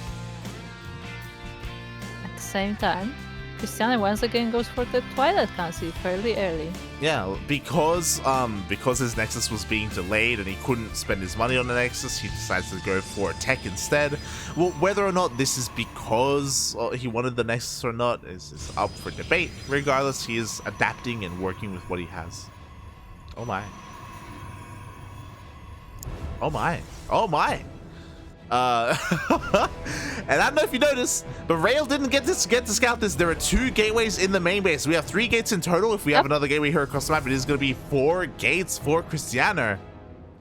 I mean, he made these buildings after Rail already left, so he had no way of scouting them. And Rail himself is going for a Stargate, so... Yeah, he needs to scout what's happening and then pump out a Void Ray. Because there is that 4th gateway, so Krystianer is very committed with this 4-gate Blink Stalker, essentially. Going kind of old school with this, in a way. And Rail has to recognize this, and he needs to pump out units because he's only got 2 gateways in comparison. He's going to get an Oracle, which isn't really going to help in the army at all. He's investing into a Nexus when he needs shield batteries. This is getting very risky for Rail. He is trying to get to Krystianer's base, but the wall is completely blocked off. Yeah, and what's important is that Rail, he was denied entry into the natural, so he doesn't know that there's no natural. Yeah. And the atoms are going down as well, being found by the Stalkers. So this is getting very risky very fast. Yeah, it really is. Rail, again, he is throwing down a 3rd gateway, which is definitely a good thing, but he's investing into a Twilight Council as well. He has delayed his Nexus, which again is a good thing, and now in comes his Oracle. Oh no, his Oracle already went in. Oh, did nothing. There's a shield battery. Got a kill. Yeah. But the Stalkers are now in the natural of Rail, and he does not have that much army in his main base. It's actually just 2 Stalkers, a Sentry, and 2 Zealots. Yeah, and now Krystianer can make a choice, as this Oracle isn't going to be dealing too much damage at all. Krystianer can either expand and take his own natural, or just keep pumping out units and try to kill his opponent. But like, expanding is a good thing, right? Because he's keeping Rail on one base. No, he's gonna attack. He's gonna attack. It's Krystianer. He's gonna attack. He's actually attacking. Look, we already said this. Krystianer is an aggressive player. He's not a cheesy player, but he's an aggressive player. Yeah, but you don't need. You can just expand behind this, and you're good. You're fine. Yeah, but you can also do damage. Nah, he's going for it. He's going for it. Okay. Also, fun fact, I don't know if you noticed, but I'm pretty sure the reason why he's doing that is when he pushed up, he saw an Immortal. But the Immortal is fake. True. Yeah, there's an Immortal there. Yeah, so when he did push up, he was like, oh my god, okay, I need to calm down. I need to back off and expand, when really Rail's army was weaker than it appeared to be. That's actually so smart. Like, I wish people actually, use that in that way, because, like, not just use hallucination for scouting, but also to actually deceive your opponent. I love when that happens. Yeah, yeah. There are a couple of Protoss players that do like actively do that. I think Chance does that as well. In our Sparkling Tuna Cups, it happens a lot. It's really cool to see. Yeah, it's always so interesting because, like, in these early game situations, often players don't have detection, so they have no way of telling that this is just a hallucination. Oh yeah. Meanwhile, now that Krystianer has backed off, we do see both players slowly expanding. Krystianer does have the faster Nexus, so again, he will have that advantage and he will be able to catch up and then exceed his opponent when it comes to probes. So Rail's got to do something different here. Unfortunately, his Stargate really didn't do much of anything at all. Yeah, he's in an awkward place where he has to invest into further tech, that of course being the probe. Yeah. I mean, he did make an Oracle, but once again, with the shield battery there in the base of Krystianer, like, Oracle could get no damage done. And at least he finds this warping point, so he should be able to take it down. Yeah. This proxy should be cleaned up here by Rail, as he's going to be, I imagine, working on an Immortal count. Meanwhile, Krystianer just like the previous PvP that we casted of him, is going to be relying. It was the PvP against Art is going to be relying a lot more on his sheer gateway army and focusing on that. Yeah, probably Charge will be coming soon as well. Right, don't fall asleep. You can do it. This is the last match. You can do it. I'm just watching the Zealots fight away at the game. Look at this workout. Oh my. Oh god. But yeah, as we were saying, you know, Rail, he is working on those immortals. And with this, he should be pretty passive and defensive at home, maybe even slowly taking a third base. But once he has 2 to 3 immortals, that's when he can really push out, and that's when he can really shine. And we saw him kind of do that in game 1. Yeah. The Oracle is also being used to set up some traps in case Krystianer decides to be aggressive and move into the base. There's even a trap in the high ground in case he tries to blink into the main. So that's very nice. But instead, Krystianer just takes a third base. Yeah, Krystianer, he takes a third, not just a third, but he's also getting into Templar Archives, getting to Charge a lot Archon. You were talking about Charge earlier. We should be seeing it soon. We still don't see it researching for either player, so there's a world where maybe they decide to skip it, but we'll see. We'll see. We'll keep an eye on that. It's interesting. Usually when you get +1, you also get Charge, right? I mean, it does help out Stalkers as well. Like, It does. Multi-purpose. But I was talking about this earlier. Rail, now that he has 2 immortals, he's pushing out across the map. He has a War Prism to help reinforce. He is not expanding behind this. He is not taking his third base. So this is going to be a very strong counterattack. Now it is his turn to push out. There's a lot of Starkers and a lot of sentries. The Oracle is there to join the fight, and there's just Starkers from the side of Krystianer. Yeah, exactly. Immortals are going to do so well against this. Charge is on the way, but it's a little bit late, so it's not going to help out in the defense at all. Yeah, I mean, Ray has to be careful about where he picks his fights, because there are shield batters here, and the overcharge is now triggered. But still, this army is much bigger than Krystianer's. It really is, and Rail, he can just continue to reinforce here with this War Prism. He's thinking about maybe just chipping away at this wall, maybe even getting the Cyber Core, but oh my god, he just keeps on trading and he just gets more Stalkers. Yeah, now he's just jumping on top of them. There's no overcharge available anymore, and this base is forfeit. Yeah, exactly. There are some reinforcements coming from behind though, and they're getting on top of the Immortals, or they're trying to.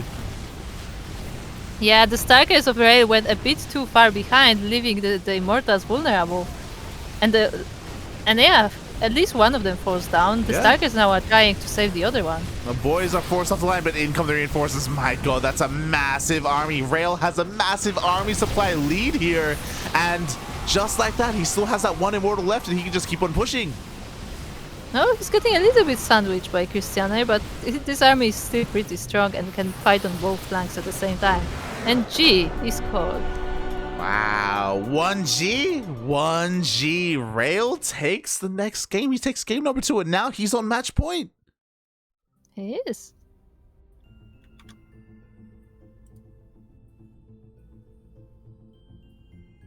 Good job. Good job to Rail. Yeah. Well played. Very strong place. I'm honestly a little bit surprised by his PvP prowess here. He loves his immortal pushes. It's good. Oh my god. This is the first time I've seen the name of this map in Polish. How do you say that? Popioli. Lśniące popioły. I guess does that directly translate to glittering ashes? Or sparkling ashes? Or it's not sparkling, but it I think glittering. Right? I don't know if I would translate glittering like that, but I think it is glittering. Yeah. Nice. Because I think it's more like shining. I would translate it more like shining, but like I think it can be used as glittering. Yeah. So, anyways, we are here on the Lśniące popioły map, where we have the red Protoss player in the top right corner of glittering ashes. It is representing Blazer, Krystianer. And spawning in the bottom left-hand corner of Glittering Ashes LE, we have my brand new favorite player, Lesker. He only needs one more game to close out the tournament to become our champion. And let me rest in peace in bench. Oh no. We have the blue Protoss player representing Team GTA. It is Rail.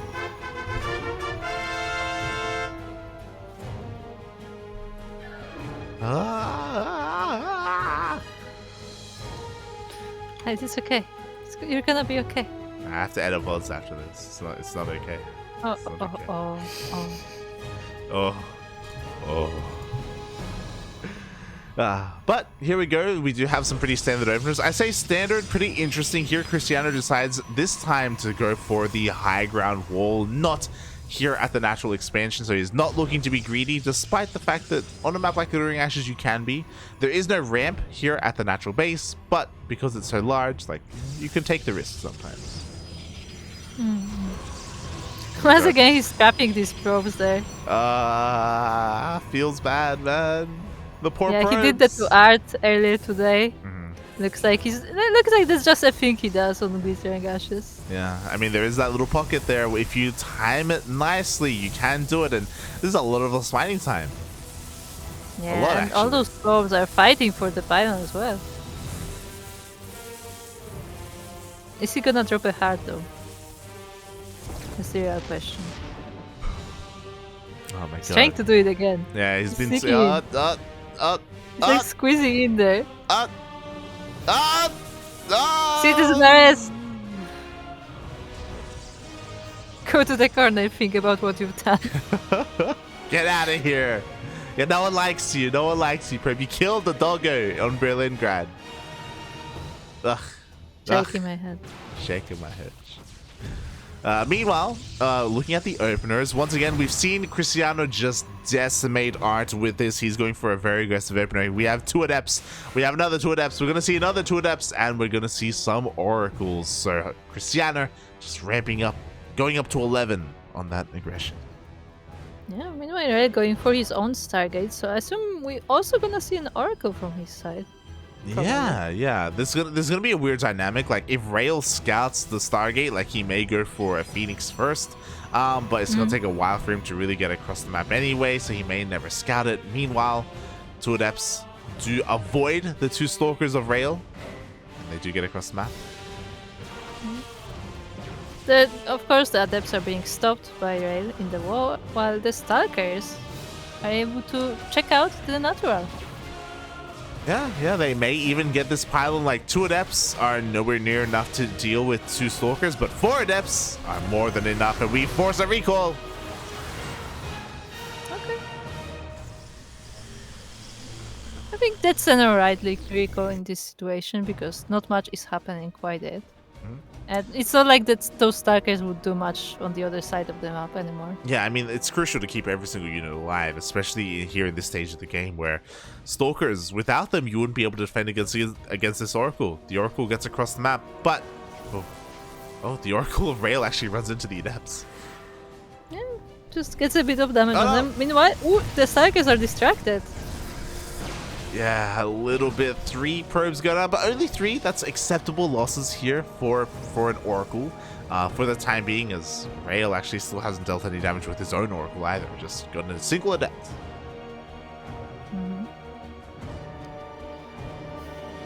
Yeah, these Adepts are still fishing for some damage, but there are Stalkers there to defend. Oh, the wall is actually not being put up in time. Yeah, the wall was not a wall. There was no probe waiting here at all. So a bit of a slip up there by Rail, especially because he scattered the Oracles. Oh god, and he will lose a lot of probes. Yeah, I think he was focusing more on the Oracle on the other side of the map, but there are 2 Oracles now, and they are sniping all the probes from the natural. This is almost game. Yeah, I was gonna say game-ending damage.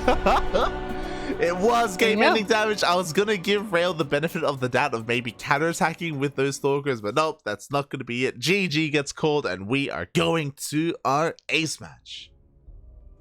Indeed we are.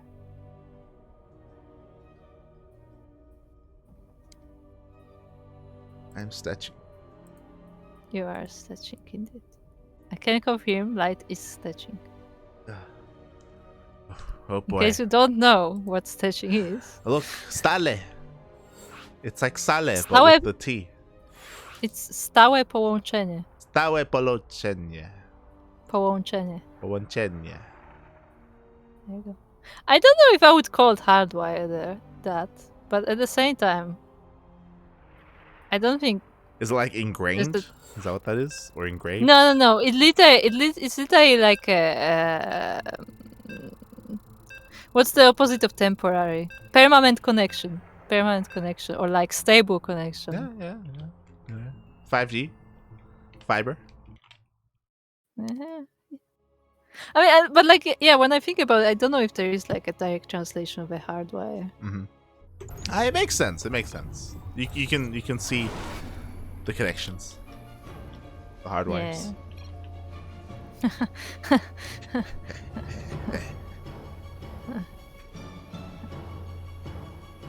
Anyway. God, she's dying. As we are on hardwire, Ellie, indeed, and we look at the base of the red Protoss player representing Blazer, it is Krystianer. I also just realized that we never did any predictions for the grand finals, but it's a little bit too late for that now. Next time, spawning in the top right hand corner of Hardwire LE, we have the blue Protoss player. Making it here all the way to the ace match. There can be only one. Which one will it be? Representing Team GDA, it is Rail. Disruptors. Yes, the game's not gonna last that long. It's not. I know. Makes me sad, but what can you do? What does it make you? Sad. Sag. No. Sag No. In the chat. Oh, Look, God. you just called me old a few games ago, so I can't do Zoomer Talk now. Too old for Zoomer Talk. Oh god, but here we go. Once again, we have our standard openers here on top of the ramp. No one is taking any chances. No one is expanding on the low ground. SMH.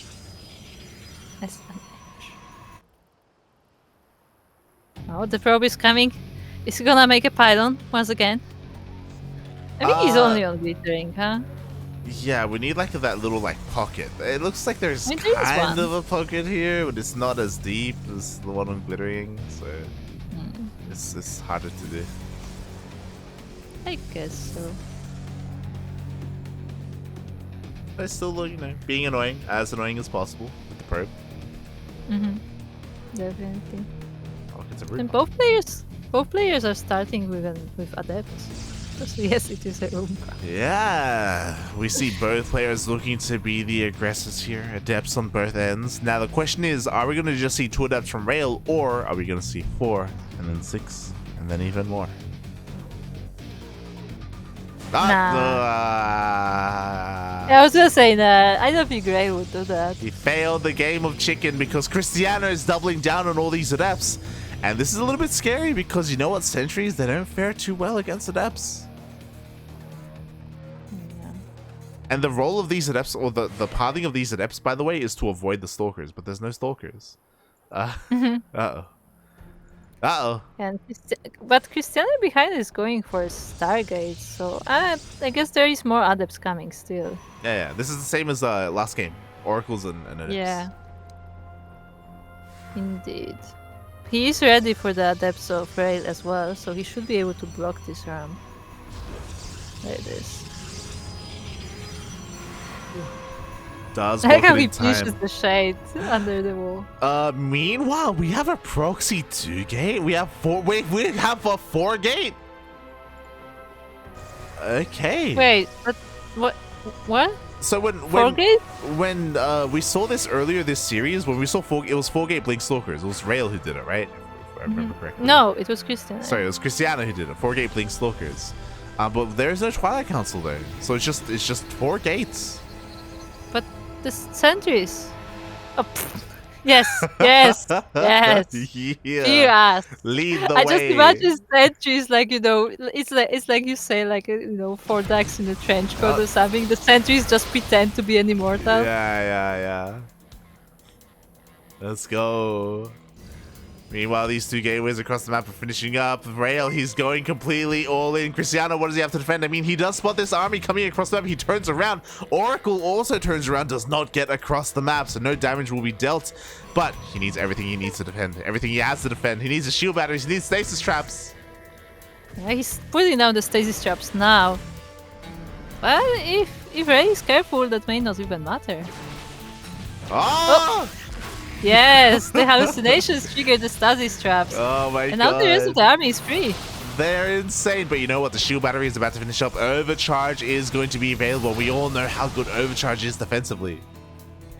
Yeah, more Starkers are coming from the reinforcement points, and yeah, Krystianer is slowly losing units. He is, but a Void Ray is en route as well. We do see Overcharge being popped just to keep everything alive, just to buy a little bit more time for those Void Rays.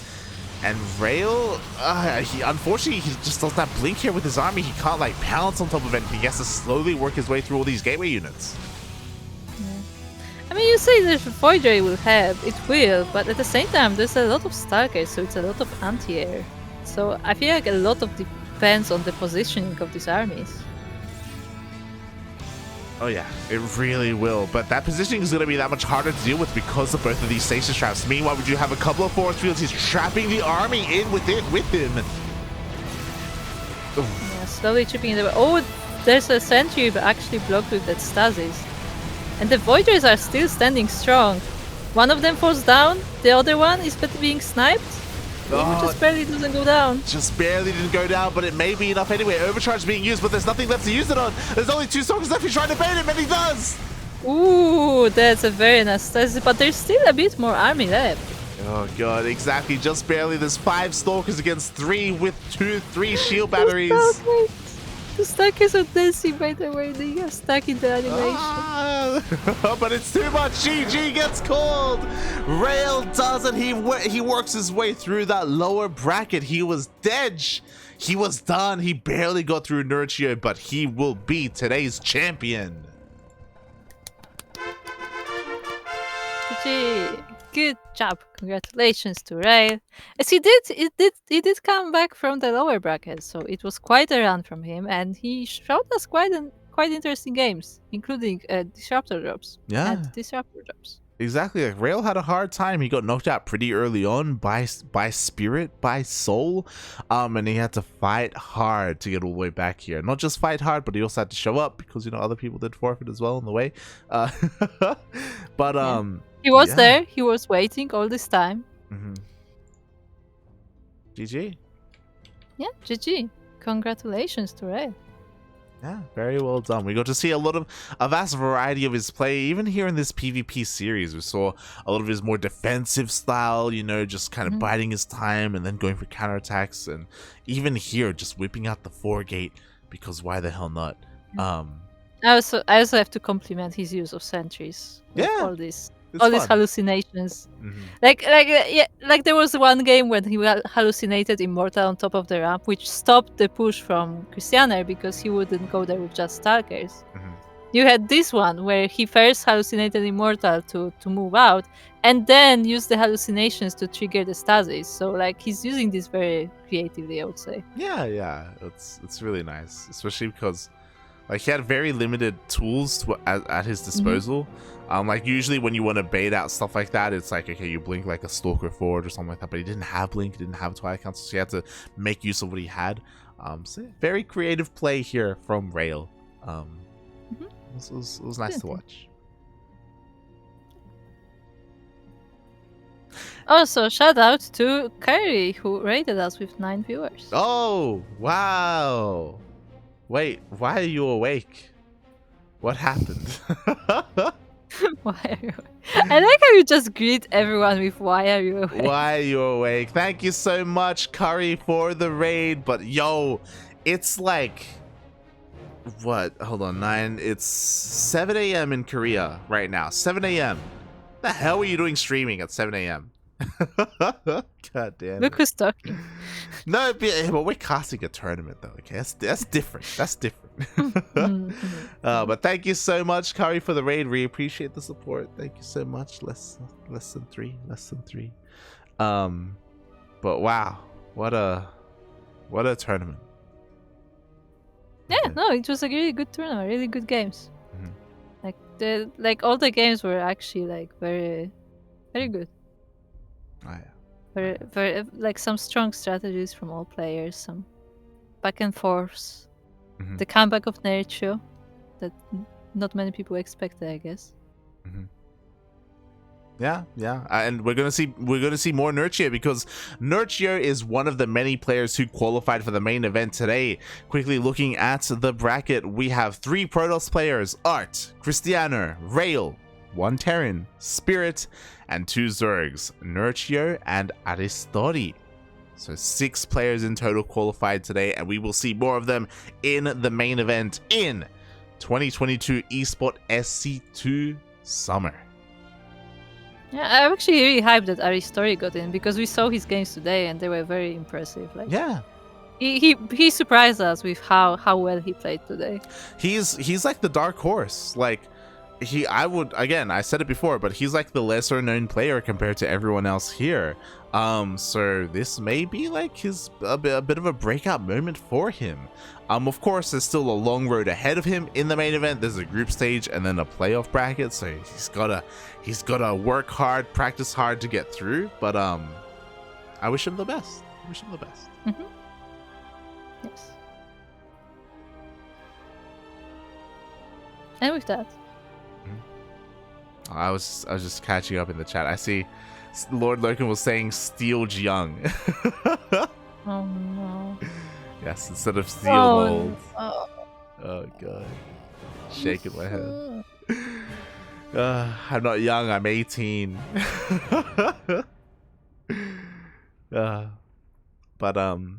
But yeah, thank you so much everyone for watching and for tuning in. We appreciate the support. We hope you enjoyed the tournament, because you're going to be getting many more of these. Again, there's 3 qualifiers in tournament for the 2022 ESPOT SC2 circuit, and we won't cast the second qualifier, but we will cast the third, right? Or is it the other way around? No, the other way. We will cast the second, but not the third. There you go. We will, because cast the third qualifier is actually during another tournament that we cast, or like very close to another tournament we cast. Mhm.